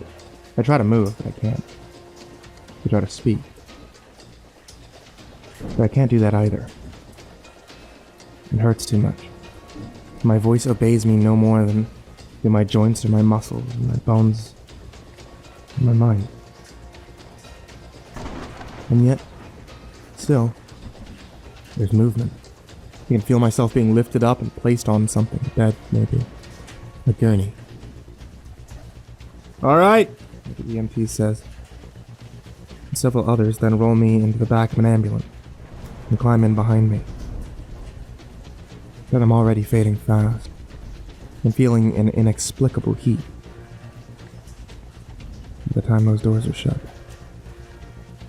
One EMT, a blonde woman, shoots me a curious look just as I'm slipping away and says aloud, Wait, I think I know. We're made of that stuff, right? I turned around, and there was a woman there, red-haired and about my age, give or take. She was alarmingly beautiful. But how long she'd been staring at the exhibit alongside me, I have no idea. I'm sorry? I said, You know we're made of that stuff, right? She nodded at the museum wall, which depicted in detail the births and life cycle and deaths of stars. I pursed my lips. We're made of stars? Yeah? Isn't it awesome? She stepped back beside me and moved her arms across the diagram as she spoke. I just watched a documentary about it last night. Stars are just fusion factories, held together by their own gravity. They say they start off fusing hydrogen to helium, and they keep on going, using heavier and heavier elements until they're fusing the heaviest stuff, and then they exhaust their fuel and collapse under their own weight. And they blow off their outer layers and pretty much shower the galaxy with all these random elements, some of which are eventually used to create, well, life. Huh. Yeah. I'm Robin, by the way. She extended her hand, and I shook it. Hey, Brian. Nice to meet you. There was an awkward pause before I said, All right, I got one for you. If you replace the sun with a black hole, what would happen? It depends on the mass. Nope. Answer is, drumroll please, nothing. I mean everything. would get dark and cold, but we wouldn't fall in. Earth's orbit would remain entirely unaffected. If the black hole had the same mass as the sun. What? What you said would only be true if the black hole in question happened to have the same mass as the sun. Which it wouldn't, because the sun isn't massive enough to collapse into a black hole. Oh. Oh, damn. Yep. Me 1, you 0. Sorry, pal. Oh, alright. You're on. Whoever gets the most points by closing time buys drinks. He smiled at that, and punched me in the shoulder. Just light enough not to sting. Alright, loser. On, the EMT said. There's a flurry of activity around me, and there are voices too, and blinding lights and the cooling down of that monstrous heat. One of the paramedics is looking over me. Then he looks to another colleague, the blonde woman, and he shakes his head slowly. One's gone, Rachel. She continues running tests, running diagnostics, placing a soft hand on my arm in case I'm awake enough to appreciate the comfort. I am. Barely. But I'm fading fast, and that heat is coming right on back as I do. Not yet, he's not, she says. There's pain in her voice, but she does her fruitless best to conceal. I already lost one earlier, Todd. I'm not losing. Another one, Robin said, and I laughed and agreed, and we rushed to the back of the line. See? I told you like Ferris wheels. Can't believe you've never been on one before today. She shrugged. Never thought they were as extreme as roller coasters, so I wasn't interested. Well, they're not supposed to be extreme. Ferris wheels are for all the parents waiting for their kids and sick people trying to relax their stomachs so they don't puke funnel cake all over the pavement. And adorable young couples, apparently. And just like that, we were waved into the next seat. We sat ourselves down, and moments later, the great wheel began to groan and protest, and finally, to turn. It dragged our cart around its underside and lifted it up to the top of its crest, where we could see the whole city at twilight. And the ships in the harbor that were backlit red, and the setting sun, and the clouds that were lined at their tops with just a little bit of starlight. Robin snuggled up next to me and put her head on my shoulder, and I put my arm around her waist. For a moment, I could have sworn the empty seat in front of us moved on its own. I furrowed my brow, but Robin spoke. Thank you for being here with me, she said. I didn't respond with words. I just kissed her on the head and held her tight as the wheel began to take us. Down on the 1800 block of Gardesdale, one of the EMTs said. Yeah, another one. I know. Hell of a fucking night, isn't it? The conversation's muffled again and short, and drifting in and out, but the jostling of the room and the sound of an engine tell me that I'm still in the ambulance. The other paramedics, for their part, continue running tests and checking my vitals, and as they work, I try to remember what happened. That it hurts. Damn it, does it hurt.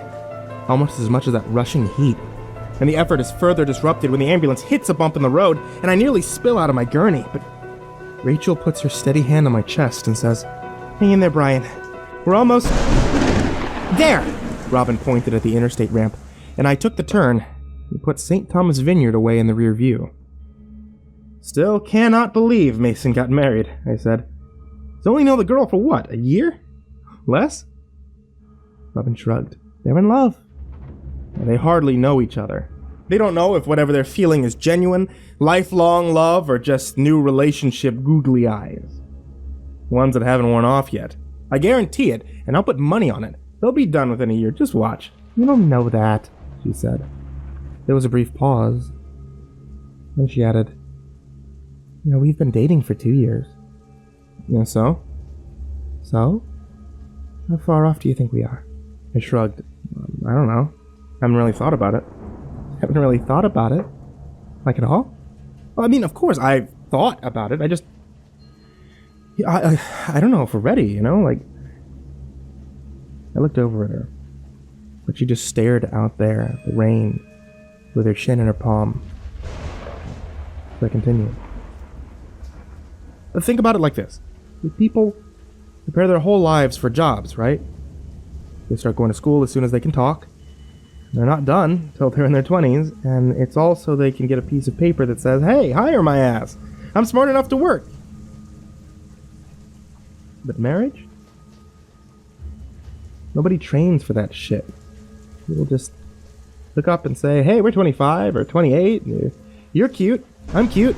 Let's spend $15,000 on a giant ceremony and then live as glorified roommates for 5 years until we're both fat and hate each other and get divorced because neither one of us knew or cared how much work this thing would require.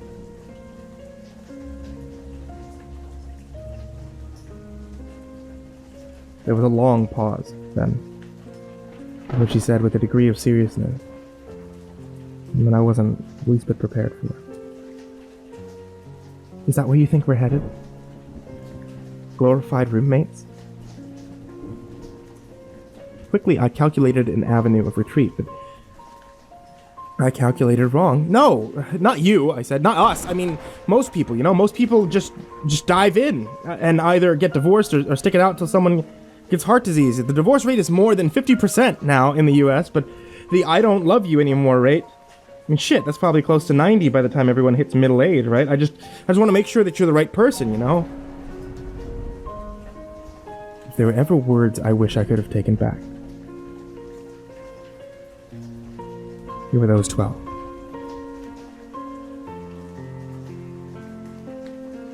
She said nothing,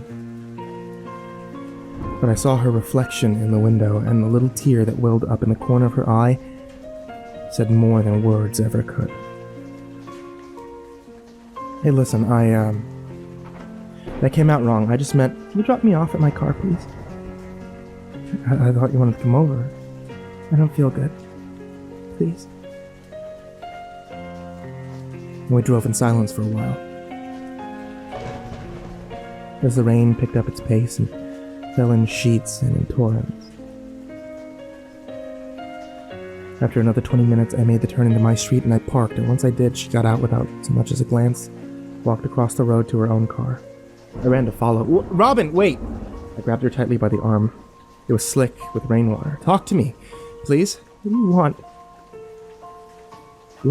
I want you to talk to me. I thought, no! I mean with us. Where do you want this to go? Where do I want this to go? I want to be with you. Listen, I didn't mean to imply that I don't want that. I want us to be smart about it, Well, maybe love isn't something you can calculate on a fucking spreadsheet, Brian. You're shouting over the cacophony of the storm. Maybe it's just this thing that you feel, and maybe it doesn't make any damn logical sense. Maybe it's not supposed to, but that's part of what makes it special. It's an adventure. It's a jump off of a cliff with me. And yeah, sure. Not everyone survives the fall, I guess, but if you find the right person, then a jump off a cliff with me type of adventure? Come on, Robin. We're not writing up a damn dating website profile here. This is real life. There are kids involved in finances and house buying and mortgages and all that shit. Not every day is some cute little romantic comedy. Okay, this is half your life we're talking about. 2/3 even, okay? All I mean is that you have to be prepared for it. I thought we were prepared. What do you mean? She dug through her purse for a moment, then held up a ring that was brilliant even when covered in the rain. I felt my heart skip at least a full beat.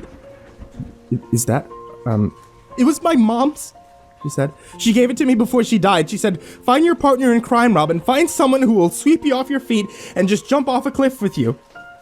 There was a pause before she added, and at the time she said it, I thought I knew exactly who that person was. I tried for a moment, but I knew, beyond the shadow of a doubt, that there was no combination of words in the English language that could be strung together to write this ship. Goodbye, Brian. She kissed me on the cheek and rubbed the back of her hand on it. And then she turned and got her new Civic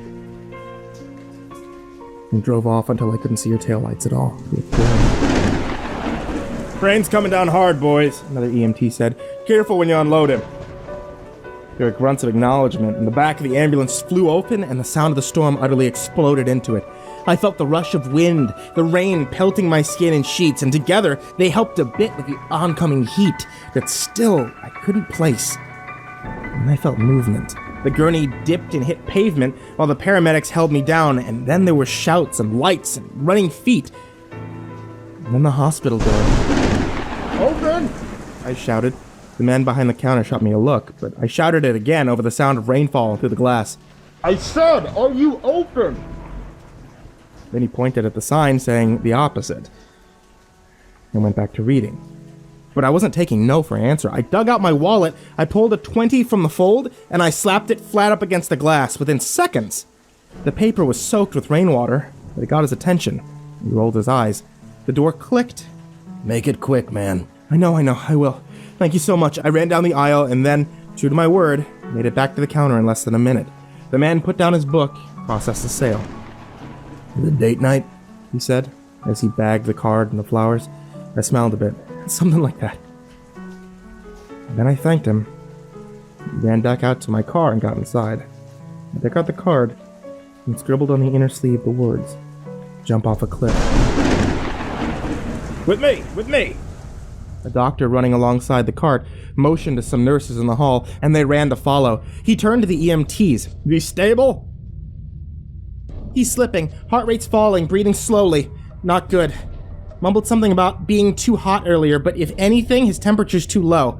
Somebody showed the doctor a chart. He reads it as he runs, and his face is grim. "Shit." "All right," he says. "Let's move!" I shouted at the car I'm passing. "Just a little rain, you assholes!" It wasn't. There was a lot of rain. Sheets and buckets and torrents of it. In fact, it's long since turned the dirt to mud, and it swept up against my windshield like ocean surf, and the road was slick with little rivers of it that ran down past the pebbles. I was going far, far too fast for such conditions, but I didn't care about that, the doctor said. "I just want to get his fluids up, Rachel." The woman from the ambulance runs up beside and discusses my condition in harsh whispers with the doctor. As I fade, and as the damn heat floods on back, it becomes impossible to hear what they're saying, but it's abundantly clear in the body language. She hasn't yet given up. "Hope for a reunion with these guys? Well, Bolin and Snake say they're against it entirely, so that doesn't bode well. But on the other hand, Sebastian said on multiple occasions that he's willing to do it for the fans. And look what happened with Guns N' Roses. A few years ago, nobody would have thought that they'd get back." I switched off the radio, and then wrapped both hands around the wheel with such force the knuckles turned white on the grip. The car hit 70 miles per hour, 75, 79. The windshield wipers were flying, but they weren't going fast enough. Fuck! I slammed my foot on the brakes as the lights of activity in the road came in and out of nowhere from the rain. The car jolted and shuddered and fought for traction with the pavement. And I felt the tires squeal and the metal of the car grind. "Protest!" "I don't care if he wants to protest," the doctor snapped back. "You tell him to wait in the damn lobby like everyone else." The nurse accepts her orders and heads out to the hallway. "I'm sorry, sir," she says. "You can't see him until..." "Until what? That's my son in there! That's my son! That's..." And then there's a scuffle of feet. And more shouts as security guards drag my father from the wing. Rachel pauses as she hears the sounds, and then her eyes well up a bit, with tears. She looks at my face and appears to recognize something, but doesn't say what. The shouts continue. They fade. So do I. And in comes the heat as I do. "That's my son!" my dad says. "That's my boy! Let me see my boy! Stop, please!" "Stop!" The police officer had both hands up as my car barreled towards him. "Stop! Stop the car!" Finally, there was a jolt and a shudder as the tires gained control at last and the car slammed to a halt. Both the officer and I sighed in relief, and then he approached my window and tapped the glass with his knuckles. I lowered it. I shouted over the rain, "I'm sorry, sir. The roads are crazy out here, you know?" He ignored the question. "I'm gonna need you to sit here for a bit, okay?" he said. "Just until the accident's cleared up." "Accident?" "It's bad." He nodded in the direction of the wreckage. Then he said again, "Just sit tight. We'll wave you over when there's an open lane." Then he ran off into the storm. I scanned the scene. There was a man on the side of the road I saw. He was sitting on the pavement with a poncho for the rainfall, his head in his hands. His SUV was totaled. Front end was bent, twisted, hideously mangled. The other car was far, far worse shape than that. I squinted hard. I could only make out the panels of white with charred black chunks of metal. The force of the rain. It was enough. It was a Civic. Oh God, no, no. No, I got out of the car and I left the door hanging open in the rain, and then I ran forward, at least until the officer caught sight of me and ran back over and grabbed me by the shoulder. "Hey," he said, "I told you to wait in your car. What are you—" "Robin!" I shouted over him. "Robin!" And I saw it. A fleeting glimpse of movement. A white sheet flipped on a gurney.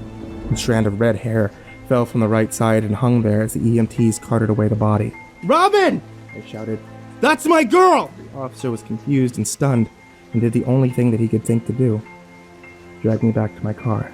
"No! Stop!" I was inconsolable, but in no shape at all to resist. "Stop, please! That's my girl! Let me see my girl! Please stop!" One of the EMTs, covered in blood from the waist up, turned to look at the spectacle. But then someone shouted at me. "Rachel!" the doctor said. "You with us or what? Let's go!" She blinks as she stares at me and says, "Yeah, sorry. I just realized the guy was..." "Get the charcoal, please. We don't have time." Yeah, she does. She runs off to fetch exactly that. And I feel a hideously invasive sensation being placed in my nose, and then I feel it falling down into my throat. Too weak to gag, but I somehow manage to clench my fist. A nurse sees the movement and holds me down to steady me. Whoa, you okay, man?" My roommate stumbled back as I threw open the door. I charged past him. "Coming in hot!" He said again, "Good, bro?" But I ignored him. I went to the bathroom. I leaned up against the sink for a long moment. I grabbed my temples. I set my jaw. I sobbed without a sound. Aching, racking, heaving sobs. I heard a knock. "Hey, man," he said. "You good, dude? Anything I can get you, like, you're fine." I wasn't convinced in the slightest, but I didn't care. I opened up my phone. There was a text from Robin there. One from this morning. It read, "I love you." And they were, all at once, the most beautiful and the most painful words that I'd ever read. I love you. I love you too. Alright, hang on, baby. I'm coming. And then I backed out. And I found my dad in my contacts list, and I typed, "I love you, Dad." Moments later, I got a response, "I love you too, son, you okay?" But I ignored it, and then I threw open the cupboard, and I grabbed an old bottle of pills, a nurse said. "Swallowed the whole damn thing. Lucky his roommate called it in when he did." But the doctor is incredulous. "Well, that remains to be seen now, doesn't it?" Then he turns to the door. "Rach?" She pushes it open with her elbow before he finishes. I got it, I'm here." "All right," he says. "Fingers crossed, people. Let's see if we can save a psycho." There are isolated chuckles. Rachel, though, almost snaps at her superior for the insult, but then someone says, "Here we go." Then there's thick, wretched black stuff funneled down the tube and down into my throat. I'm almost desperate enough, but not quite strong enough to resist it. I can feel it sliding and hitting bottom and pumping and pulsing. My heart rate is erratic. My breathing is erratic. My ability to comprehend the situation is every bit as erratic. I struggle as much as I can against the restraints, but all of my effort and all of my strength are not more than the faintest whimper. Rachel hears it. She moves to my side. She holds my head and says in a soft enough whisper that only I can hear the words, "Don't follow her, Brian. Don't follow her. Please, Jesus. I need him here. I need this win." But I begin to fade all the same. One by one, as the spikes in the EKG show the sporadic pulses, I see the nurses turn to each other and shake their heads, one by one. That is, until there's only a trembling Rachel there. She's holding on for me tight enough for everyone in the room. "Call it," the doctor says, just as the darkness swirls in and I feel like I'm starting to fade away. Conversation carries on as I pass. 2:30. 2:32 a.m., one of the nurses says. But I can hear Rachel screaming in protest. No! He's not gone! There's still time! There's still time to save him! There's still...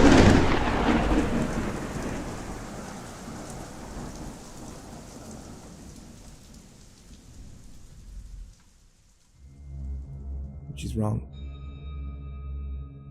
I'm already gone. Her voice. And her face. Those things are behind me as I pass.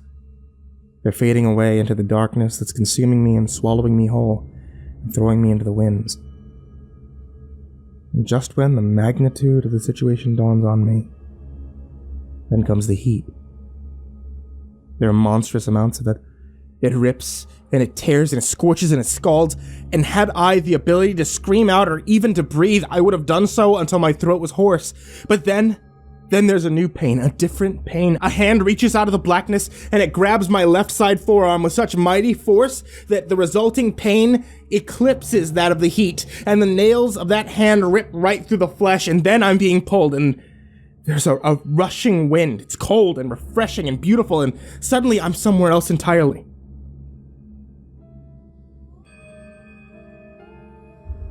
Blink. The darkness was gone, and the heat was gone with it.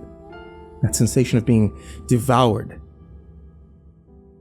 Instead, those things had been replaced with starlit clouds as far off in every direction as the eye could see, but my arms stung like hell all the same. I looked at it. There were nail marks, I saw. 4 deep cuts beneath the inner wrist and a 5th on the side, in the shape of a hand. They bled a bit, and then I heard an all too familiar voice. You okay? I stood up slowly, and I turned, holding my damned stinging arm while I did it. And said, Robin? Robin? What was that? That darkness, the heat, and the...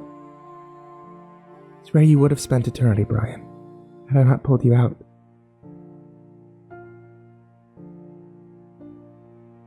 I had no words other than the weakest... Thanks. You know, she said, holding her arm. Suicide's not exactly what I meant by jumping off a cliff. I blinked again, and took a long, deep breath. Yeah, I guess I didn't think things through. I'm not sure you finally realize how much of an understatement that is. Well, maybe I don't. But you know what? I'd do it again, Robin. I'm serious. She nearly rolled her eyes, but I doubled down on the statement. And I said, out there on the street, I'm sorry. I mean it, I'm sorry. You were right. Love isn't about taxes or headaches or just tolerating each other until we're 70. It's like your mom said, it's about sweeping your girl off her feet. It's about jumping over cliffs with someone and not knowing where you'll land, not caring. As long as you get there together. And if this is where we land, wherever this is, I'm okay with that. And I leaned in for a kiss. But she stopped me with her hand before it landed. And I opened my eyes. I can tell you've been working on that speech for a while, she said. Over and over in my head, in the car, until I got to the scene of the wreck. I looked at the ground and then back up at her. And I realized right then that if you fucking left Earth itself, then I would too. So here I was wrong too. She cut me off. What do you mean? About love. It was wrong. My mother was wrong. It's not just about crap you see in rom-coms and getting greeting cards, Brian. Again, I blinked. I know that. I know it's something that you feel in your heart that defies logic and reason, not something that you can put on a spreadsheet like you said earlier. She sighed a bit and said, Can I show you something? Yeah, I guess so, sure. And then she took my hand and infinitely rolled in and faded back out. All of a sudden, we were somewhere else entirely. Were we? On the Ferris wheel?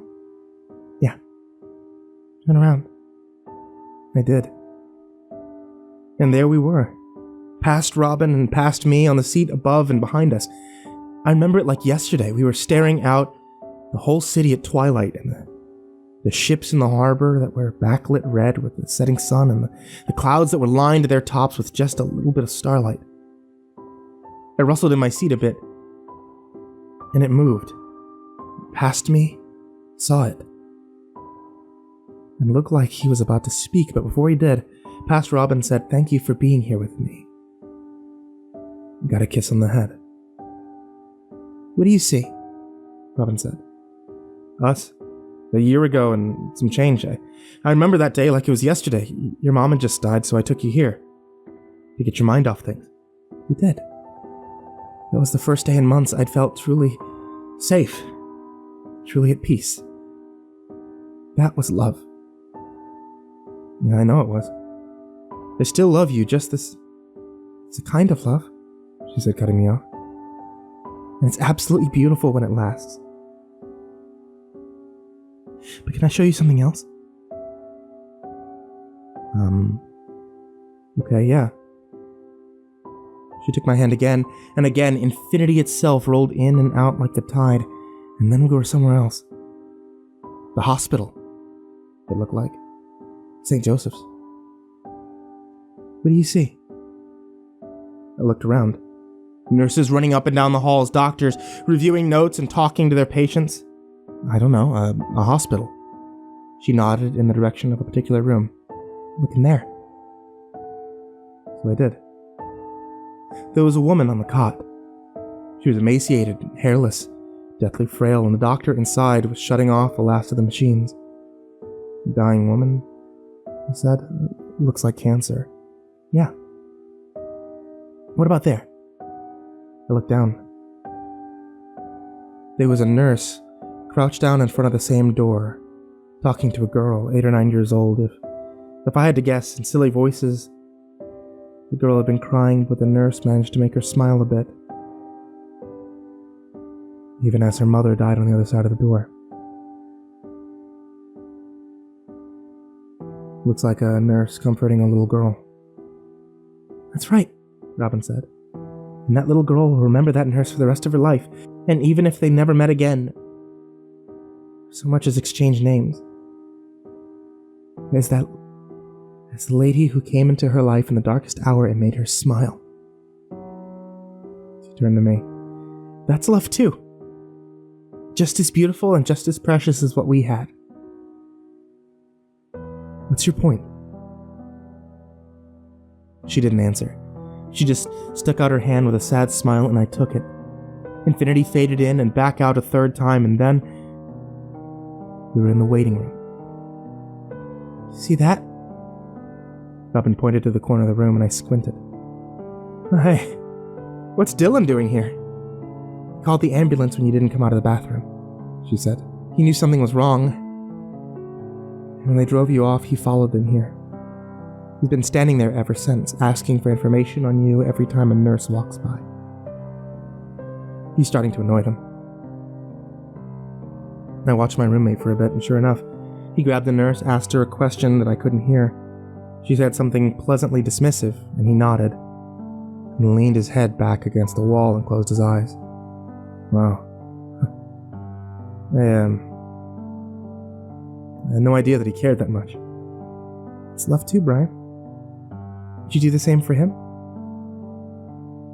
But she held out her hand again before I could answer, and took it for a fourth time. And infinity blinked. And then I was in the emergency room, looking down on myself. I was covered in vomit from the charcoal and the pills, but I was still, too. Deathly still. Most of the nurses and doctors were still walking out the door, but Rachel wasn't. She was crying openly now, and making no effort to hide it. She reached for something, a needle. Looked like a syringe. "What's she doing?" "You'll see soon enough," Robin said. "But that there? That's also love." She held out her hand and once again said, "One more time." And I took it. And then we were in the parking lot, the same place. The rain was coming down harder than ever. "Turn around," Robin said. And I did. And then I stopped.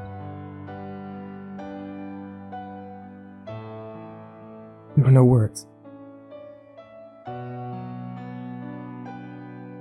It was my father in his car. He was holding up a Bible to his chest with both hands, and he was crying in a way no child should ever have to see their father cry.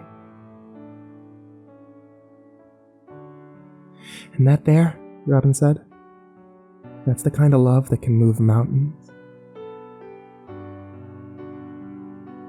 Put my hand up against his window. He didn't seem to notice. He can't see you, Brian. Not from there. I wiped my eyes to the back of my hand. Okay. I get it. Okay, I fucked up. And then she released my hand. And all of a sudden we were back in the clouds again under the stars, and I wiped away a tear before it fell. So, now what? It's too late for me to go back down there. I'm already gone. Robin took another step forward and said, maybe not. And she put her hand on my temple, and my eyes rolled back, and then I saw it. Rachel and I on a bench, our child is playing out in the surf, and the sun hits her hair just right, and for a moment, it's made of gold. And then the image fades. And another one takes its place, a birthday party.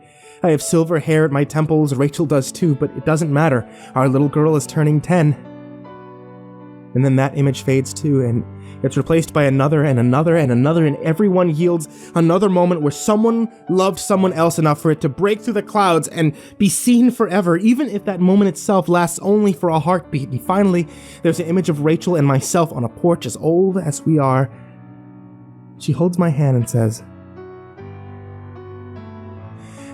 I'm glad you didn't follow her. And I say back, me too. And I kiss her on the head. And then Robin pulls back her hand. And there we are again, standing out there in the clouds together. How did you do that? Yeah, she shrugged. Time has nearly no meaning in this place. We've been here for a while, Brian. And yet the doctors haven't even left your operating room. Don't think too much about it. Hey, just think about what you want. That, I said. Was that my future? She shrugged again. Could be. I don't know what you saw. And I don't need to know. Is it enough? I nodded. She stepped forward again and said, go get it. I miss you too damn much. Well, there's nothing wrong with missing someone, she said. That just means that love lasted a little longer than what ignited it. So go ahead, miss me. You owe me that much. Feel the loss, stand up to the storm like a man and memorize the pain, and learn it inside and out. Let it roll over you in waves and run its course, and then one day, you'll wake up and you realize you have scar tissue where the skin used to be, and you'll be stronger than the grief ever was. I can tell you've been working on that speech for a while. Like I said, I've been here for a while. And then she kissed me. One last time. And for the briefest moment, all the little scars and cuts and scrapes and nicks in my heart were filled up and made whole. And she said, you're made of the stars, kid. Now go light up the world. And then she was gone, Rachel, okay? I'm not gonna tell you again. But I shot up right before the doctor could finish the thought. And I gasped for air when I did. I grabbed at my chest with more strength than I had in hours.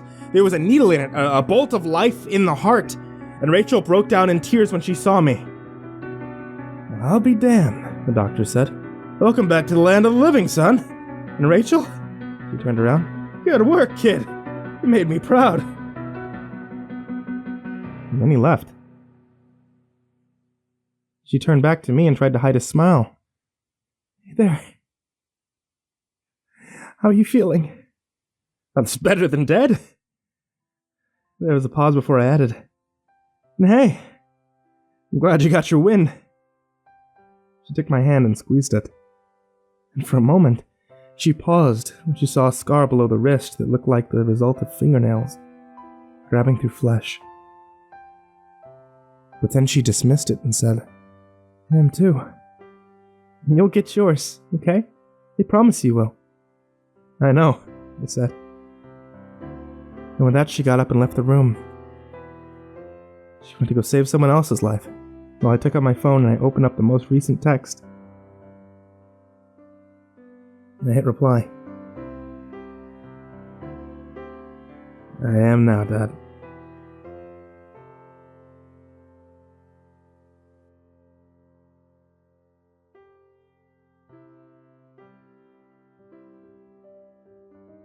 Atheists get something of a bad rap. When a religious person hears the word, it often fills them with, the sense of dread or anger. Personally, I believe this is because the possibility that the God that they've dedicated their lives to, being fake, fills them with this kind of empty sadness. Now, I don't believe in God. Along with that, I don't believe in ghosts, ghouls, monsters. This isn't a story about supernatural terror that stalks the night. I think things like that do exist. Something that I haven't seen. You have to understand that I'm a skeptic first. I only believe in what evidence compels me to believe. That's why I'm an atheist. What I've seen is far more terrifying than any monster. I wasn't always an atheist. My father and I were both very pious. We were involved in a religious movement called the Followers of the Way. This was by no means a large group. In my time with the sect, it never reached more than 25 members, adults and children included. I realized that this church, as we called it, was really a cult. The story I'm about to tell you took place while I was about to turn 16. Dad and I had joined the movement about a year prior. After moving to the area, my father, a deeply spiritual man, was unable to find a church that he liked. We felt like a couple of guys without a home. Understand that when you're deeply entrenched in religion, it becomes the center of your life. Life without a church can feel like a life without meaning. Eventually, however, we spoke to people in the right circles, and before I knew it, we were attending 3 weekly meetings of the Followers of the Way. I never had much choice in this. My father was quite strict, you see. I grew up without a video game system, without internet. Every night after dinner and before bed, my dad and I would read scripture together and discuss how we could enrich our connection with God. Now, strange as this may sound, I never really complained. My dad was a consultant with an engineering firm, so we moved a lot. Never had a lot of close friends, so he really was my closest companion. My mother had died when I was 10, so all we had was each other. It was the only life I knew. My only other friend in the world, before joining the Followers, was Bear. Now, Bear was our giant Leonberger. If you've never seen one, those are tall, stocky dogs, like this great personality. I loved Bear. We'd gotten him shortly after Mom died. He had helped me get through the hardest time in my life. And when Dad started taking me to the Followers meeting, I was struck by how different it was from any other church that I had attended growing up. We didn't actually meet in church, for one. Every meeting was in a member's house. The leader, Ross, would lead us in deep scripture lessons and prayer, similar to many churches. Halfway through, though, those below the age of 16 would leave the meeting to do activities befitting of a younger age. For us, it usually meant doing a written report on the scripture or solitary prayer. The biggest difference, though, were in our beliefs. See, in our eyes, our group was the chosen circle of God's true word. The people who packed into commercial churches for an hour every Sunday were just puppets going through the religious motions. Maybe they meant well, but they were not God's true followers. We believed that we, and we alone, were predestined to enter God's glory. I can't stress enough how I've realized now how cult-like those beliefs were, but please understand, it's all I knew. Among the teens, we always wondered what happened after we joined the adult study. At the time, there were only 4 of us. Myself, 13-year-old Chris, and 14-year-old twins Katie and Becky. Kids younger than 12 were deemed too young to take God seriously and typically stayed home. At that age, I never really thought about romance. Pastor Ross, as we called him, forbade it. He called it a distraction from God. Love was for adults. But looking back, I think I had a little crush on the twins. Do you think they take communion with Christ, like in John 6? Katie asked inquisitively after one Wednesday meeting. My mom always talks about speaking with God. She really hears him, Chris insisted. I bet you get to talk to God once you're an adult. This was a touchy subject with me. Scripture, friends alike, always talked about hearing the words of God. While I was sure that I had felt him many times, I never actually heard his voice. Was I not a good enough follower? Was I doing something wrong? I always felt that desire to commune with God. I yearned for it, but I never heard his voice. Nonetheless, as the oldest, I always tried to sound wise. You guys know, we'll all see soon enough. When our 16th birthday comes, we'll be in the adult group too. That's easy for you to say. You turned 16 in what, like 2 weeks? Replied Becky. She was right. Even though I had been with the group shorter than my 3 friends, I was going to get to join the adult group soon. Some nights after prayer, I would lay in bed with Bear snowing lightly at my feet, while thinking about what was ahead. I tried not to give in to the sin of pride, but I was thrilled at what lay before me. Oh, you have to tell us what it's like, Chris pleaded. Just a bit. I have like 3 years to wait. Before I could say anything, Becky interjected with a smile. Nah, he's being a big, cool adult like Brad. He won't tell us anything. Yep, Katie said. He'll probably strut around like an adult and send us away when it's time for adult study. She emphasized the word adult. I knew they were kidding, but it still made me a little sad because I knew they were right.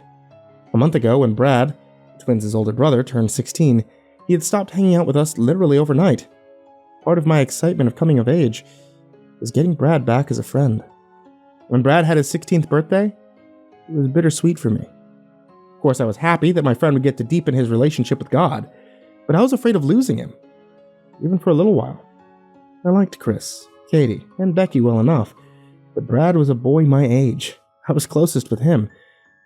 I knew he liked me a lot too. As soon as Brad and I met, we just hit it off. Our friendship felt natural. Whenever we were together, Brad went out of his way to sit by me or make sure that we worked together in group activities and meetings. I think he had been hoping a boy his age would join the followers for a long time. He wanted a best friend. 2 weeks before his birthday, he had come to stay over at my house. He did this every once in a while. I never got to stay at his house since he had sisters, and Pastor Ross would have said that it was inappropriate for me to stay there. After dinner and scripture, we went up to my room and talked for a while before bed. When he stayed over, I usually let him have the bed while I slept on the sleeping bag on the floor with Bear. As weird as it may sound, we talked a lot about scripture for fun. I mentioned before that things like internet, video games, and comics were forbidden by my dad, but we had the Bible. We had our own heroes. That night, I sat on my bed and we talked about how cool it must have been to be there, seeing David fight Goliath.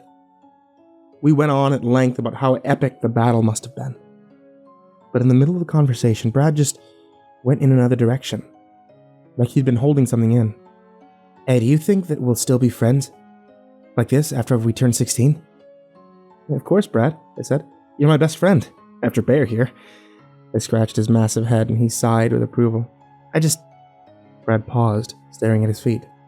Sometimes, I want things to stay just like this. They're really important to me.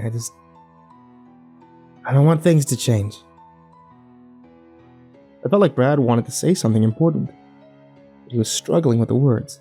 Hey, I said, putting my hand on his knee and getting his attention. He tensed up slightly. Our birthdays are only months apart. Even if we don't get to see each other much for that month, things will go back to normal when I turn 16. It'll be alright. Brad sat there for a while, as if thinking. After a minute, he unexpectedly pulled me into a strong hug. I really love you, he whispered into my shoulder. Hey, I love you too, brother. It would be a long time before I realized the significance of that night. After Brad's birthday, I didn't see him for a week. When I inquired, Pastor Ross told me that Brad was away, deepening his connection with God. I missed my friend immensely, but I knew that eventually I would turn 16 and I would be in the loop. When Brad finally came back, he seemed different. The first time I saw him, I ran over to give him a hug, but Brad pulled away.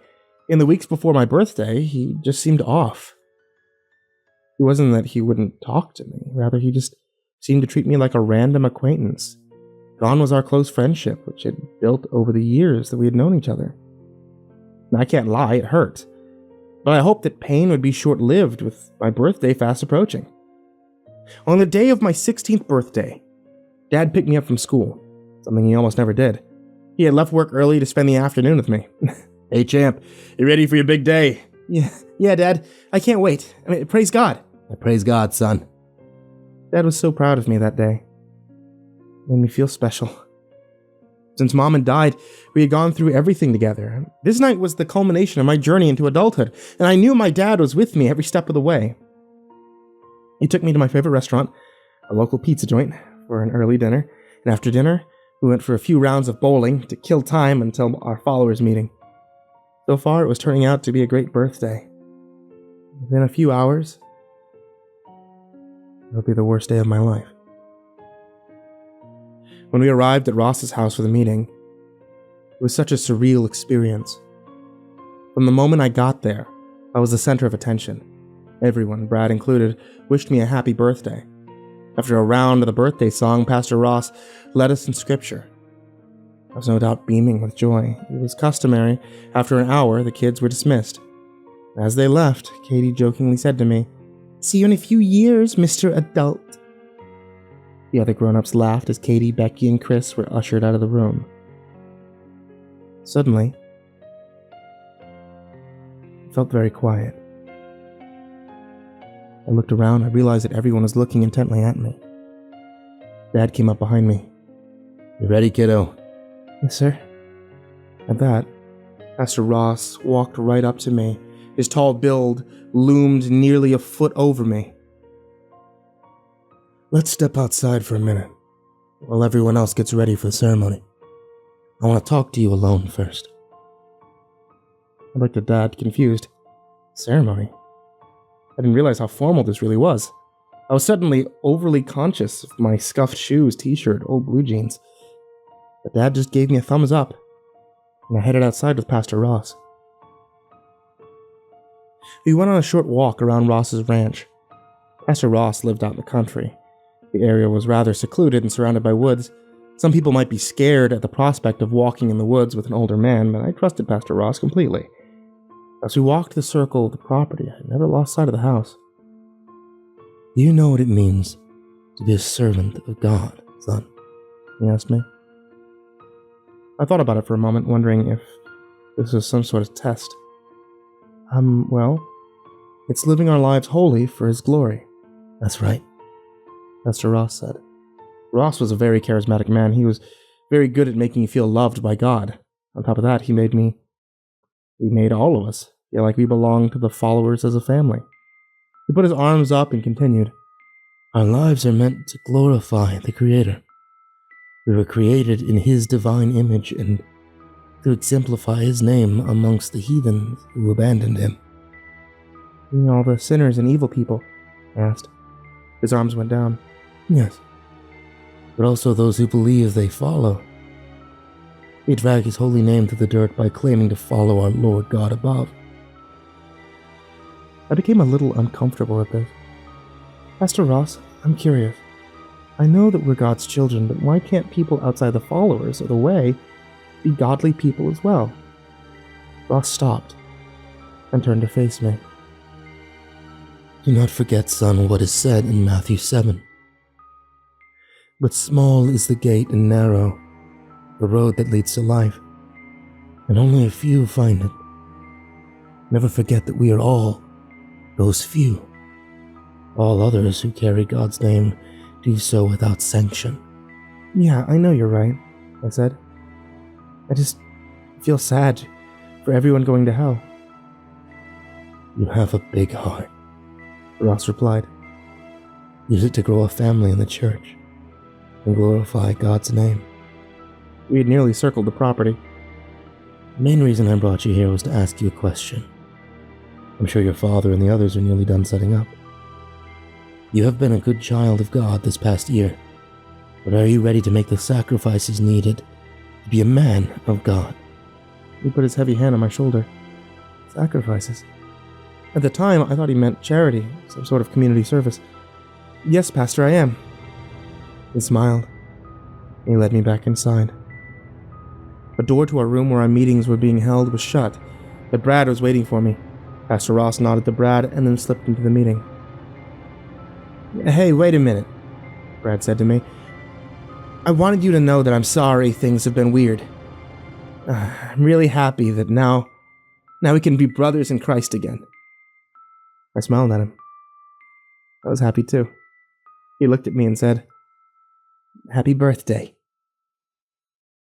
And he swung the door open. And then, right then, my childhood ended.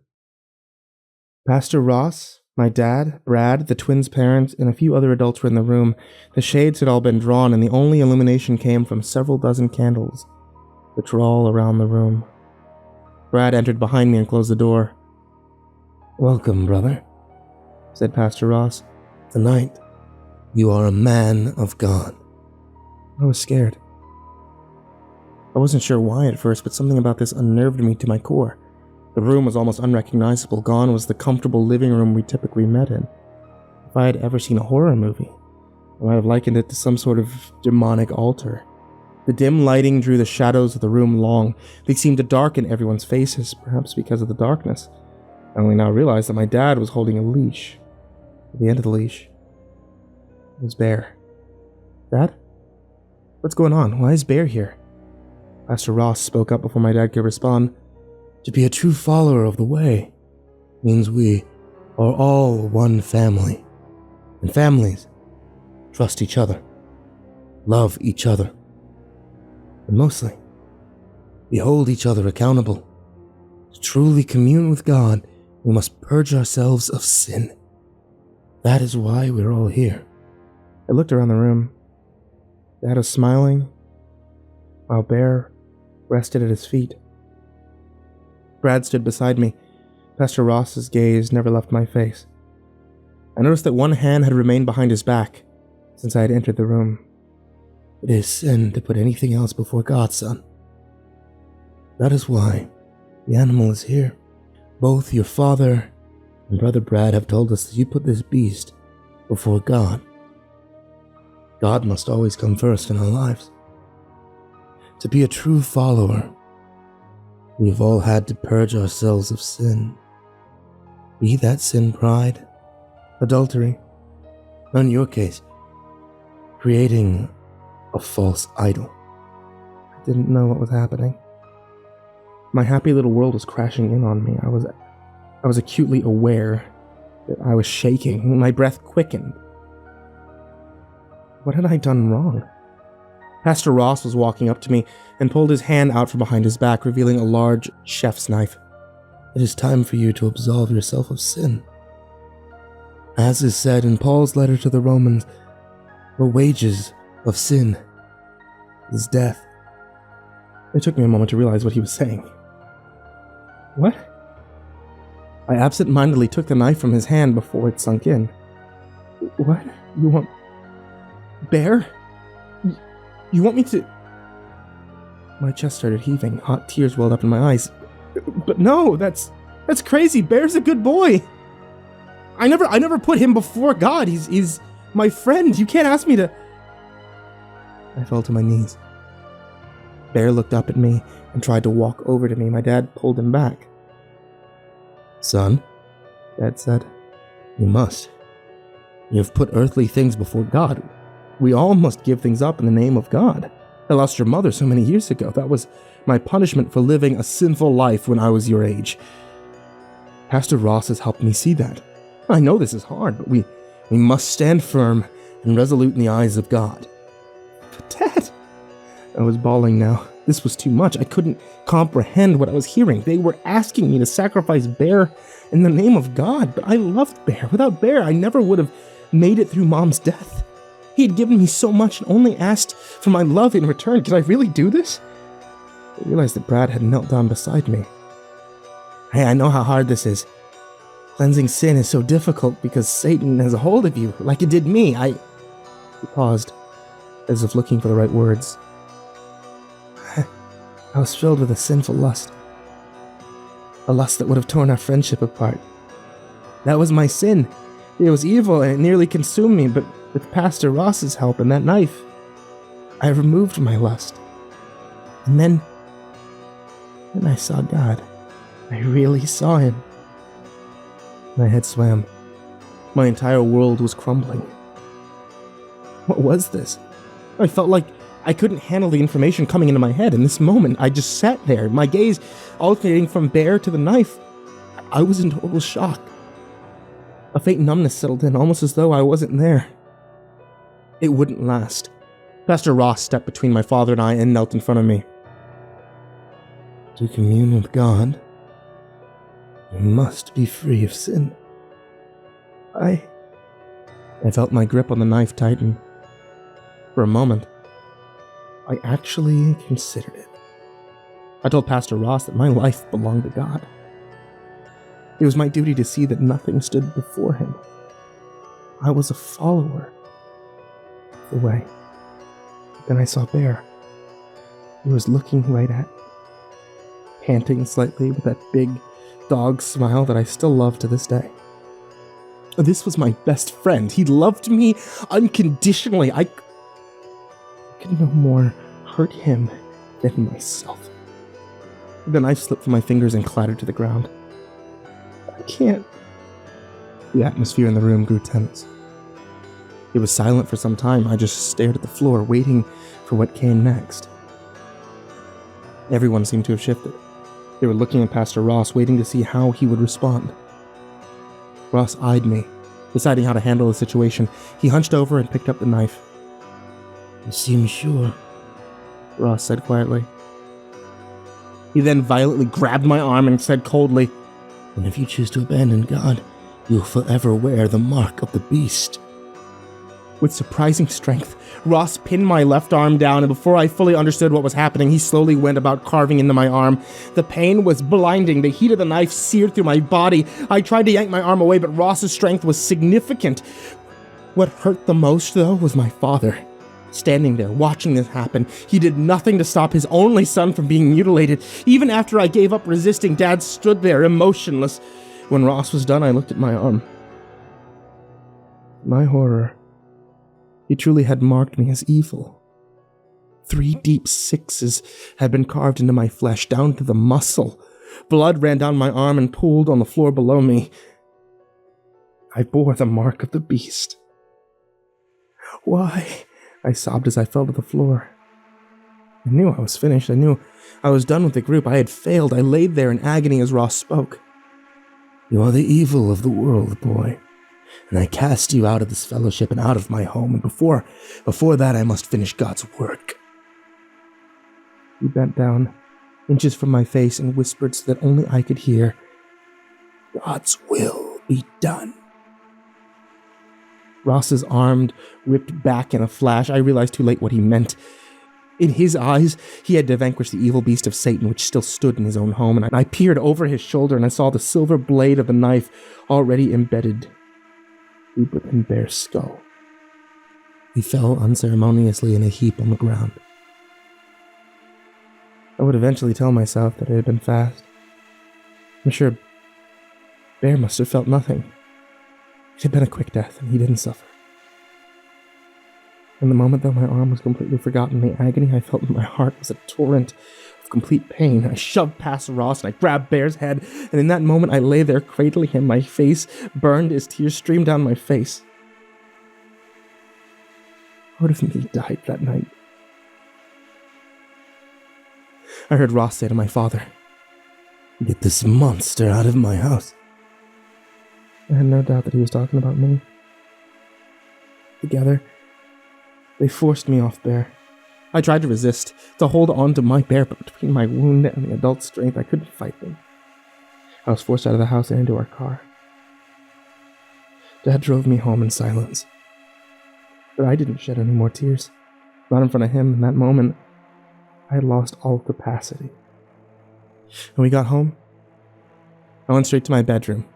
Several minutes later, my father came in. He held a first aid kit in his hand. My father had always been there for me. He was my constant. Even now, our fun night of pizza and bowling thousands of miles away, I still wanted him to tell me that it would be okay. "You'll need this," he said cruelly, before tossing the first aid kit on my bed. He turned his back to leave, but paused at my door. "Everything's packed by morning. And may God have mercy on your wretched soul." After that, I heard him leave the house, climb into his car, and speed off. I did my best to wrap my wound. It was a sloppy job, but it would keep me from bleeding to death in my sleep. I was no professional. I had no stitches or anything else to fix myself. I knew I'd bear these scars forever. I did as instructed. I packed up anything meaningful, which didn't amount to much, one suitcase filled with some clothes and a picture of me with Bear when he was a puppy. To this day, it's still my prized possession. I didn't pack my Bible. Finally, I crawled into bed. Instinctively, I looked down at the foot of my bed where Bear usually slept. And at that point, my sobs came freely. I mourned everything that I had lost that night: my church, my friends, my father, my Bear.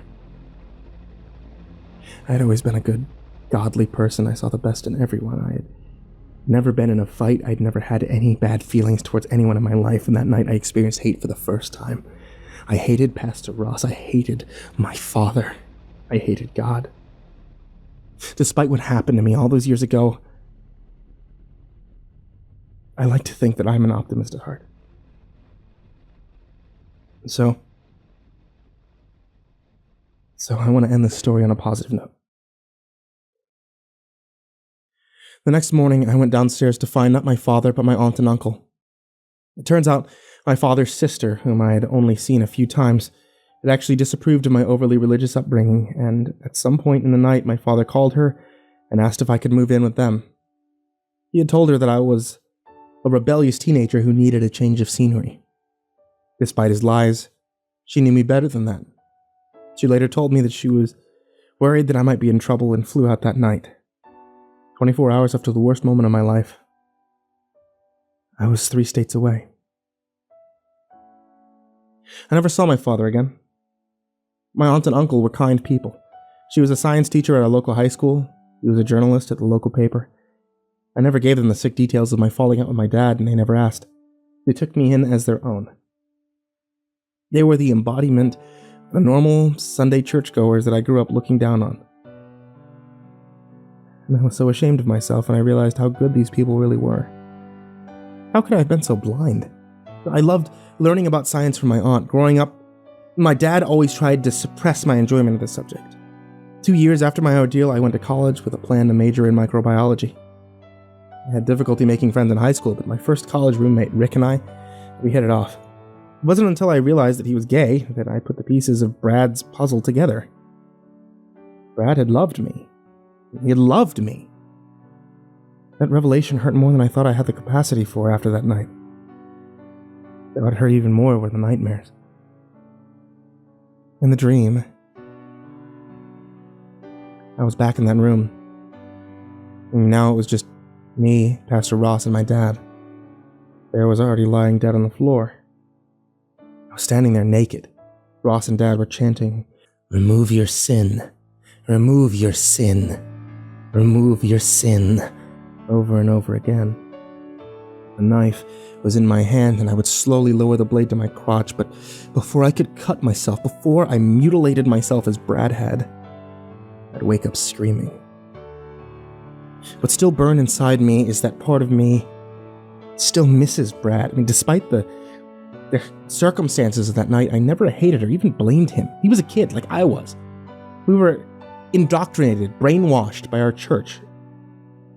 I wish I could go back and save him, but I'm sure that he's too far gone now. A few months into college, I met Amy at an on-campus family abuse support group. I could never bring myself to share, but it felt good to listen to others. Amy had been beaten up pretty regularly by her alcoholic mother as a kid. She was everything I never thought I deserved. She was beautiful, she was smart, but most of all, she was kind. Before I knew it, we were dating.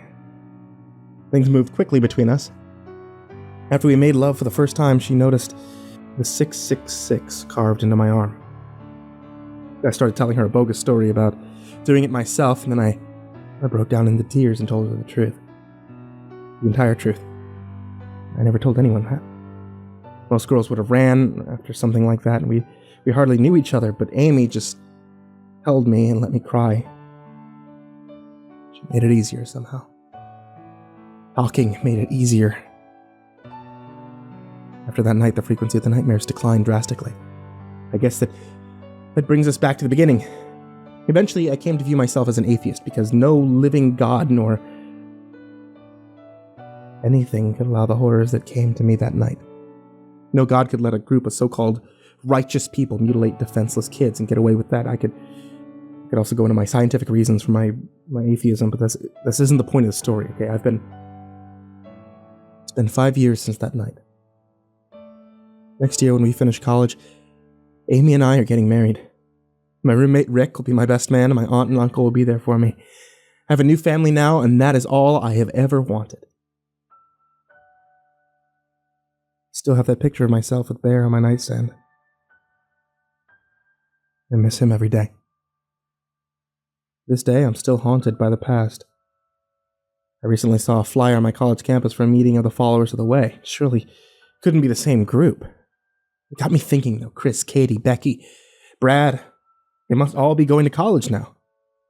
If they went off to college, surely they would want to spread their sick gospel. But now I would have. The reason I put this out there is a warning. If you chose to attend a church or religious club, be careful. I know most are harmless. Most mean well. But remember that there are monsters. No evil ghouls. But men can be evil. Ideologies can be evil. And both can scar you for life.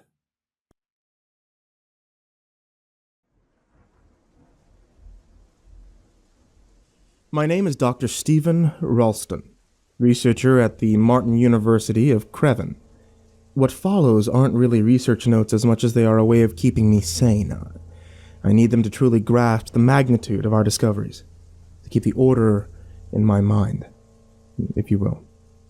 For as long as historians can remember, humanity had been looking for their God, but to no avail. Despite several millennium of searching, no deity has ever been found. This never became a real issue, though, until the late 22nd century, when we invented the ships needed to explore space outside of our own solar system. The telescopes required to truly peek far into the universe, and technology allowing us to drill deep into the Earth. Humanity had turned their eyes to the skies and the planetary depth to look for answers. Neither heaven nor hell was ever found, however. Throughout the 23rd century, the disappointment grew and a new church arose. Their priests preaching about a dead God, believing that ours had somehow died. Their religion had its major breakthrough in 2267, and by 2300, they had already converted over a third of the people to this new belief. The necrotic church had more power than it could ever need, and grew stronger every day. My story begins a good 20 years later, however, with me waking up for another day of research. I aim to find the definitive answer to the age-old question, where is God? I refuse to believe he died.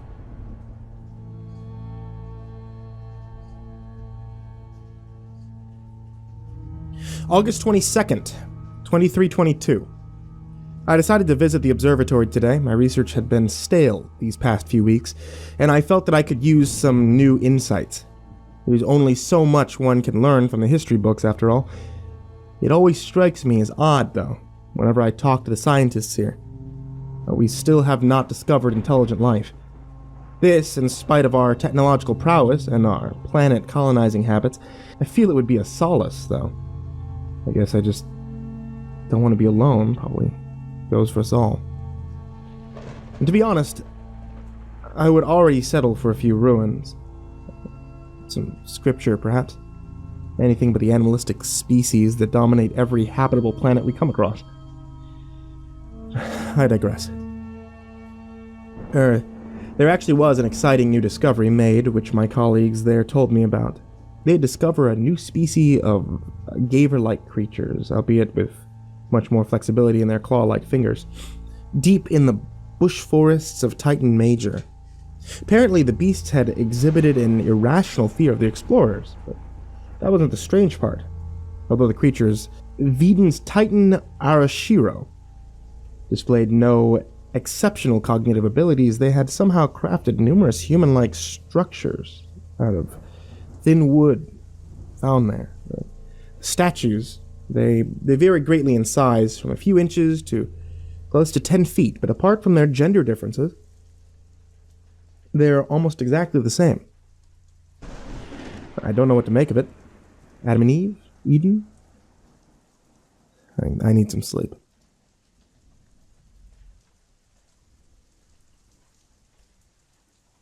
August 27th, 2322 AD. I received a message from Gerald as I woke up today. He urged to call me back right away. Apparently, he had been trying to reach my cell all night. After all those years, he still did not remember that I couldn't sleep with that thing turned on. Not that it mattered much these past few nights. My research didn't let me sleep, and even if I do fall asleep, I have to face the nightmares. I'm not going to write those down here. However, as it's best if I just forget them, but I digress. Eager to catch up, I called Greg during breakfast. I did not think too much of his calls during the night before. Good morning, Dr. Steyer. Hope you slept well, I began. What? Are you alone? He promptly interrupted me. Yeah, I am. Good. Well, Dr. Rolston, I have some good news for you. Sounded like his old self again. They have not brainwashed you yet, of course. Well, they do try. I laughed. What news do you have? You should come back to Earth, Stephen. At least that church does not control everything here yet. He explained to me how there was a whole community of like-minded scientists in Tokyo. Some of them atheists. Gerald gave me a contact number for one of the Martian members. From what I understood, the scientists were split into two research groups. One branch aimed to find heaven, or any sign of God in the galaxy. The other held on to the belief that God lived inside of all of us. It's a shame I know Gerald to be a firm believer of the latter, for it'd be a pleasure to work together again. Searching the galaxy sounds like a much more exciting prospect, however. August 30th, 2322 AD. Church confiscates alien artifacts, read the heading on the news website today. So could you believe that those priests actually did that? The first alien craftsmanship we've ever found. And they are claiming it. Probably burning it soon, too. No scientists will be examining those wooden statues. On a more cheerful note, I finally met the other scientists that Gerald had told me about. The Martian chapter operated in a state-of-the-art research facility on the crater plains near Creven. I was able to explore the entirety of it with Chief's Research Dr. Harvard as my guide. He explained to me how they had found several rich benefactors, mainly older religions, to take care of the financial aspects of their research. Most of the funding was used on the observatory, however, and it was magnificent. The telescopes there were unlike any that I've ever seen before, both in scale and in efficiency. Furthermore, Dr. Harvard assured me that those were not even the most advanced models that they ever had. In the hallway stood a number of brand new telescopes still wrapped up in their packaging, and several parts of a legitimately large one lay scattered across the floor. I also took the opportunity to ask him about the news that I heard today, though I now wished I had not. Hey, you heard about the news today? I asked. About the church's latest confiscation? Yeah, I did. He nodded. And I'm afraid there's more to it than that. Here, come walk with me. He led me through a series of highly secured doors into another wing of the research center that I hadn't seen yet.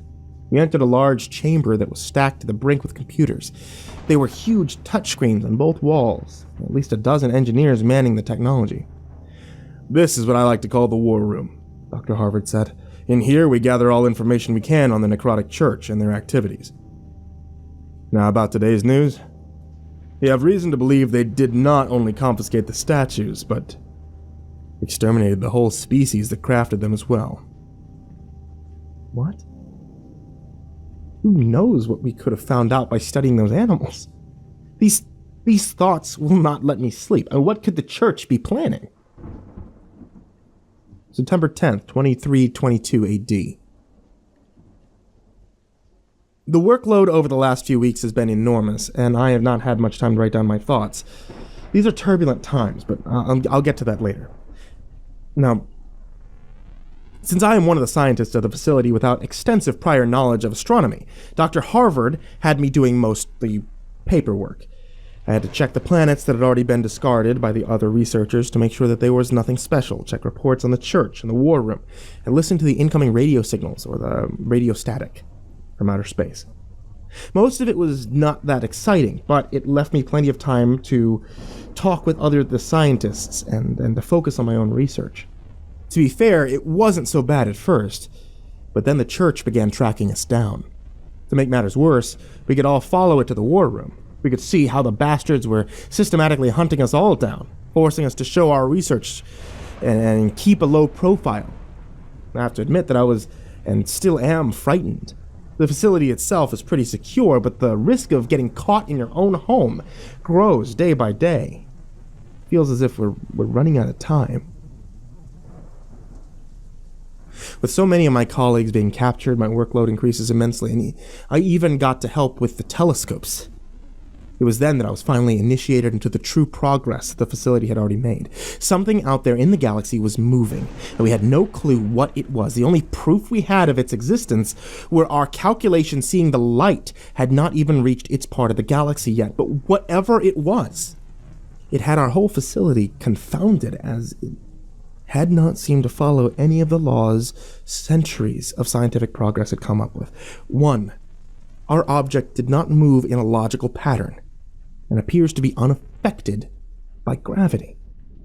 And 2, our object seemingly pulls and releases other celestials in its vicinity at will, without any kind of foreseeable pattern. September 11th, 2322 AD. Those are not even the most disturbing things about whatever we found out there. Now, I wasn't supposed to be clued in about what follows, so perhaps I shouldn't write about it either, but I do not feel like I have a choice anymore. And this is too much. Here's my attempt at transcribing my conversation with Dr. Harvard, as he had called me into his office today. Dr. Ralston, have a seat. Tea? Well, I don't mean to be blunt, but why did you call me in here? There's still so much work to do. Ah, yes. Have you picked up any signals yet? Well, I began until my eyes met his. Fear? There's a reason I called you in here, Stephen. See, our numbers are dwindling, and seeing as how you've helped greatly over the last few weeks, you deserve to know. He sighed and he handed me a file. It was about the galactic anomaly we had discovered. The calculations show that our object's gravitational pull is so strong, so very powerful, that it's affecting the orbit of this very planet, as well as every other one. What? But we're dwindling. We're dealing with something so far beyond what we'd thought was rationally possible. Beyond what we Dr. Harvard fell silent for a moment and then looked up and started whispering something of which I could only decipher the word life, or live. I was frightened already. Felt as if I just stood there for hours, not knowing what to do. The man simply stared at the ceiling with that creepy blank stare. I had finally managed to open my mouth as he looked at me again. "We found God." "We did." Isn't that a bit rash?" I asked, shivers running down my spine. "No, we did. And he knows. It's all in the file how the light has stopped moving towards it ever since we discovered him. We can't see further into that sector of space than we could 4 months ago." That can't be right." "It is. But there's more." I grabbed the file out of my hands and began flipping through the pages. "Here. At exactly 10:06 a.m. yesterday, his movements ceased being random." "But he's coming. Our Lord is on his way, and we are not prepared."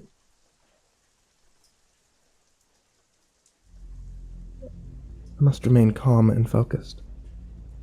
I must be calm and focused. I am. I'm calm and focused. I am. Am I? September 12th, 2322 AD. As was to be expected, I barely slept tonight. In the morning, I couldn't get up, and it was not until noon that I finally admitted that I would not find the answers in my own home. So many questions kept rushing through my mind as I checked my email during breakfast, and surprisingly, Gerald had sent me a document overnight without any further explanation. Experiment TZ-23220518. Zing's notes. Executed by Dr. Reynolds, Dr. Steyer, Dr. Colbrelli, and Dr. Zing. 9:30 a.m. Subject heavily sedated and strapped to operating table. Subject expect to receive a routine cosmetic procedure in order to ensure the experiment goes on as planned. 9:41 a.m. Subject's cranium carved open and electrodes applied. Shocks are being applied at regular intervals. Subject displays no visible signs of stress or duress and appears to have entered the desired semi-comatose state. 10:18 a.m. Subject grunts and mumbles intangibly.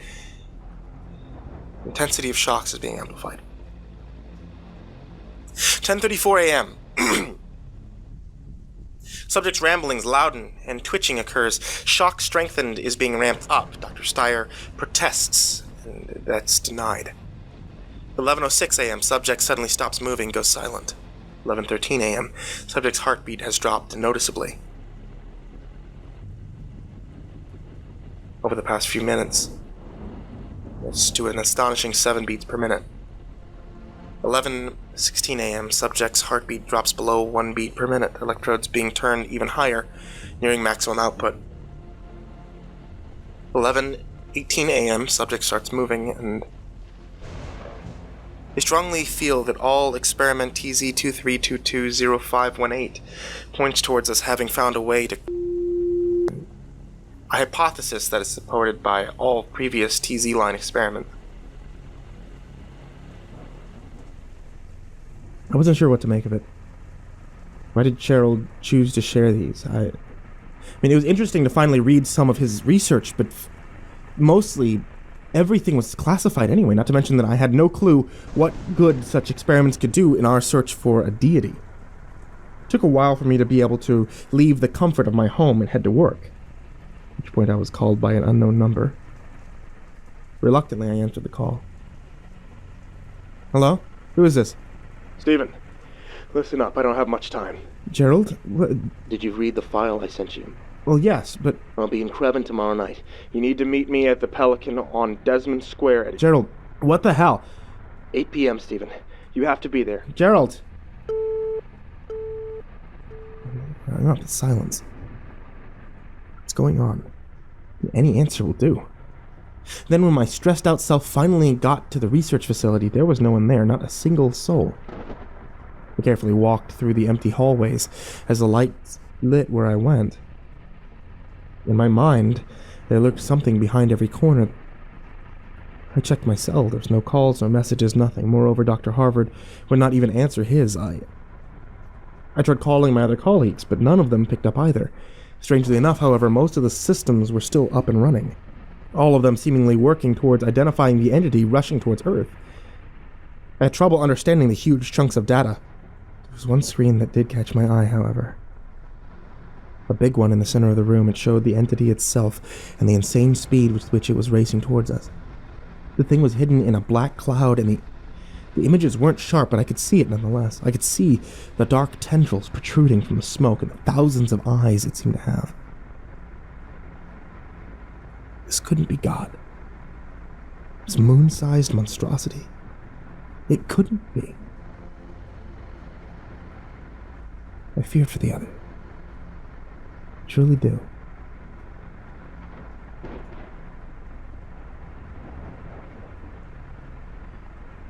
September 13th, 2322 AD. I stayed home today despite the nightmares I battled at night. At this point, I felt that even the horrific imagery, the paralyzing fear, and even the auditory hallucinations my mind plagued me with were preferable to the outside world. We were all going to die horribly anyway. I figured at least I would pass in the comfort of my own home, possibly insane. There's no point in denying it.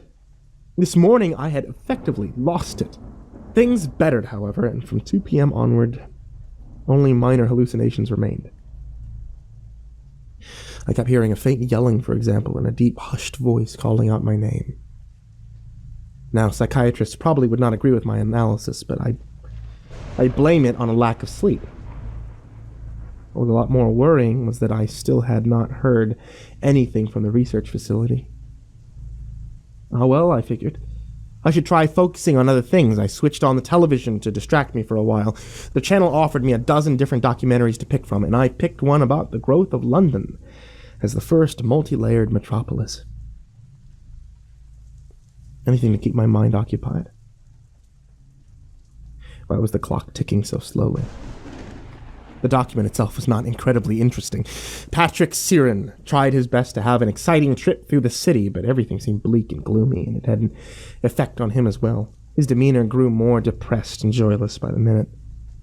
That was not the only thing that changed, unfortunately. The people he passed no longer went on with their daily lives afterward. They dropped whatever they were holding, and they watched with dark, hollow eyes.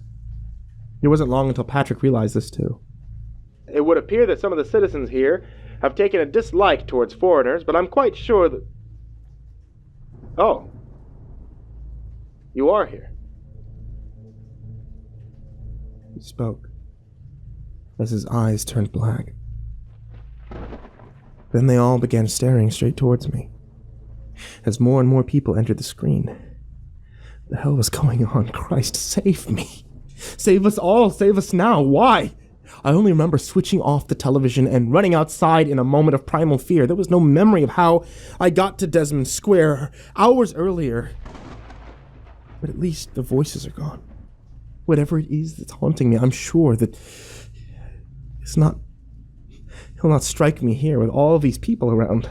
One of them was Gerald. He was pale and thin, having lost at least 30 pounds, and he looked to be tired beyond belief. I had a feeling you would be early. You have always been curious. Come, walk with me. I followed him as he walked towards the park. Did you read the notes I sent you? They are important, but horribly incomplete, as you could probably tell. I want to tell you what we found because someone has to know. You're not going to make the research public? I asked him. Huh. They would never let us. My entire team is dead, Stephen. The church killed them all. Why? What did you find? They believe we might have found God. Did you? I fear not. But believe me when I say that not a moment goes by that I hope we did. We found something. But you'll have to take my word for it, as all of our research has been destroyed. we've discovered an entity that dwells within all of us. Seeing what we see, hearing what we hear, and even so slightly controlling what we do, we first made contact with it during the experiments I sent you. It would appear that the constant shocks we applied on our subject had awakened it.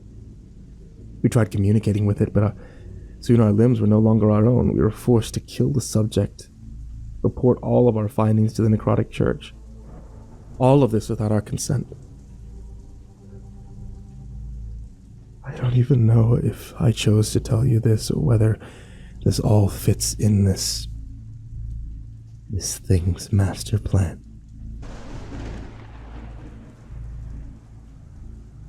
We sat there for a few moments, until I finally knew what to say. So the church... Does the church think you found God? I doubt it. I think they just don't want our research to get public.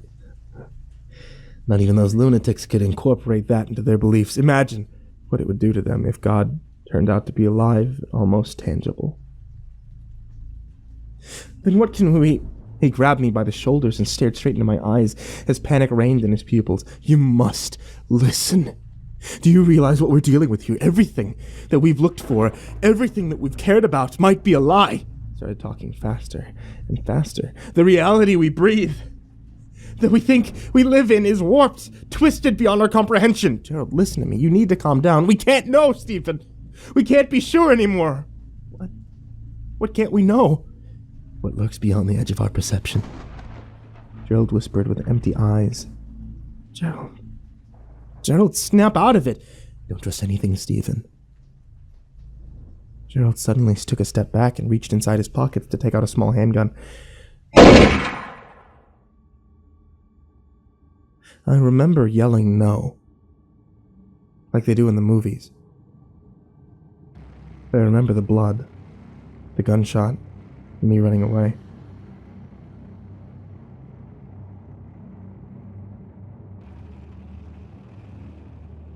Gerald died today. And I have the feeling that he will not be the last. I don't know what's going on anymore. The hallucinations are gone for now, but I still cannot quite grasp what Gerald was telling me. What is even real anymore? Is there really something racing towards Earth? The television shows nothing but static anymore. Or am I imagining that? I feel like a pawn. Whose game are we playing? September 14th, 2322 AD. It's becoming increasingly difficult to write in here. Just because of the fear or the exhaustion that those two burden me immensely through every hour that I fail to catch sleep. Not just because my dreams haunt me and break me through the horrors they make me watch. It's because I've been crying tonight endlessly and almost violently. I witnessed my best friend's death, no, his murder. I can't deal. What brought him to do that? Why will these tears not stop? Are these tears, through their constant damaging of my notebook, being used to stop me from writing? Am I becoming as paranoid as Gerald? Do I really believe that there's something controlling us? I'm fully aware that these are the words of a shaken, sleep-deprived, and traumatized man, but I still cannot bring myself to rip them out of this book. It's 3:15 a.m. and I'm afraid to close my eyes. I must have fallen asleep eventually because I do partially recall a dream I had. While some parts are vivid, others seem to have been oddly blurred out. Is there no place that I'm safe? My dream began with me standing in the middle of a field surrounded by a tall brick wall a few meters away from me. It was night, but I could see no stars. I took a first few uneasy steps when the wall started shifting. bricks were continuously being added on top while others were removed just as fast. It was not long before holes began to appear in the wall, though. Pieces where the bricks were disappearing too quickly to be replaced, and at first I could see nothing but darkness through these holes. But then I began to notice the darkness. There was something out there, removing those bricks and destroying my wall. A creature so very dark that it stood out like the brightest star in the otherwise starless night. I felt fear like never before as I slowly began to define its shape. Long, elongated arms made their way through and reached for me before scratching the walls in a frustrated rage as I backed away again and again. My heart pounded in my chest. Suddenly the limbs pulled back, and for a few heartbeats everything was quiet again. The walls had stopped shifting as a prelude to something much, much worse. Something out there, outside of his little bit of shelter, was roaring. It could even be called that. I placed 2 hands on the sides of one of the holes and started pushing, long, bone-like fingers grabbing onto the wall, which was now clearly cracking. Its hands pushed the bricks out of its way as if it was simple specks of dust. It was only then that I finally got to see its face, greeting me with a terrifying smile that would befit a psychopath. It opened its mouth to reveal the void within, and I recall thinking I should recognize that face before it all went black, and I woke up, sweating, out of breath. I had woken up to the laughter of several tall, shadow-like figures standing around my bed. I tried to scream, but they just kept staring. And I tried to open my eyes, but nothing had changed. That was when it all became a blur. I remember wondering why they were not moving. But I woke up sitting outside on my balcony. My legs were hurting, the pain quickly urging me to stand up, and somehow I had been sitting in the lotus position, which I hadn't been able to do since I was 14 or so. Are there words for my confusion?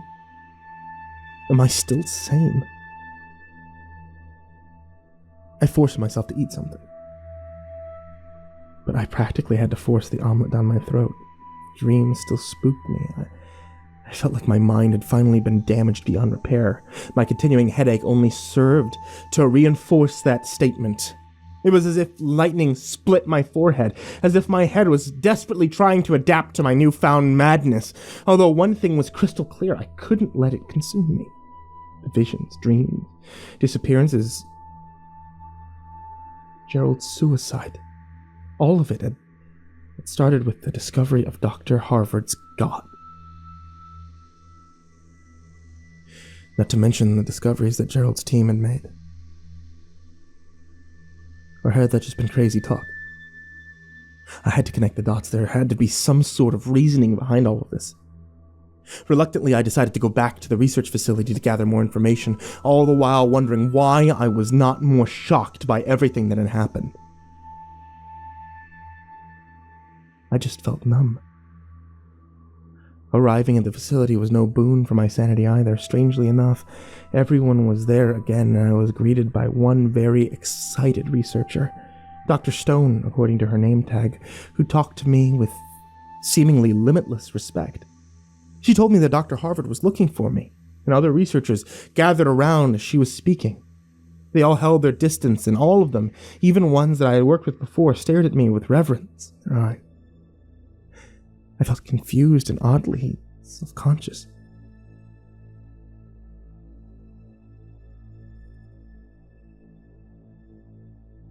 "Hey guys. I hope the research is still going strong," I said, as I seemed satisfied with that. I tried to shake off the weirdness as I made my way to Dr. Harvard through the least busy hallways. There was still zero answers. Just 2 days this place had been abandoned. I shivered as I knocked on Harvard's door. "Stephen, it's good to see you. Let me get you some tea." Dr. Harvard pulled back a seat for me and immediately put a hot cup of tea in my hands. Perplexed as I was, I cannot help but notice that he had put me in my own very comfortable desk chair, which had been specifically made to ease strain on my aching back. Meanwhile, Dr. Harvard sat in the ordinary office chair usually reserved for guests. I could see the reverence in his eyes as well. What was going on? It was a question I found myself asking all too much these past few weeks. I had to try and get my answers. Why haven't I heard from you? This whole place was abandoned just 2 days ago. He nodded thoughtfully. Yeah, we received our visions too. Our Lord really did make it all clear, didn't he? Our Lord? I asked him, shivers running down my spine. Yeah. Don't you... forgive me. Our Lord has already said that you might still be somewhat shaking and confused from your own revelations. We're not expecting you until tomorrow. You all had those visions too? Those dreams? Everyone here had them? Well, I don't think they were exactly the same. I saw some very personal things, and I'm sure the others did too.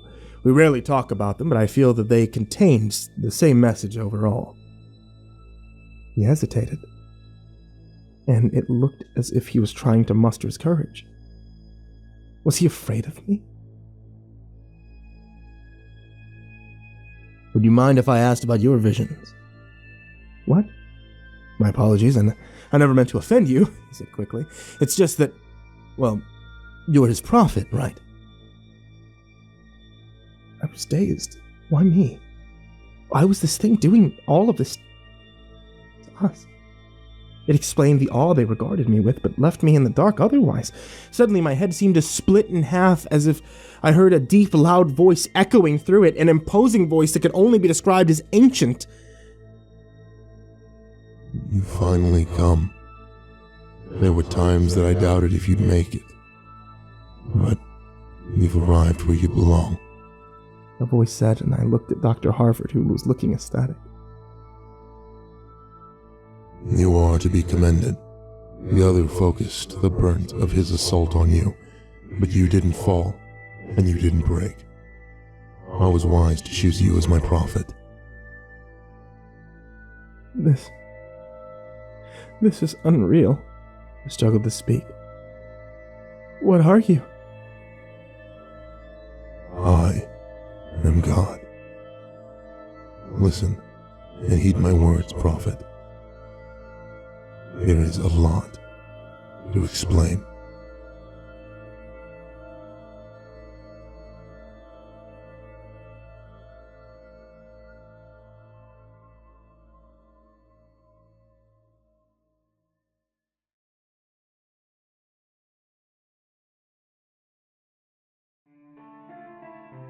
Hey there kids, it's me, MrCreepyPasta. Just wanted to say thanks so much for listening. You guys are what makes this channel worthwhile. There'll be new horror stories every Tuesday, Thursday, and Saturday night, as well as gaming live streams every Friday and Sunday night. Please help support on patreon.com/MrCreepyPasta, and you can hear me as well as many other Creepypasta narrators, live 24/7 at scrmradio.com. Sweet dreams.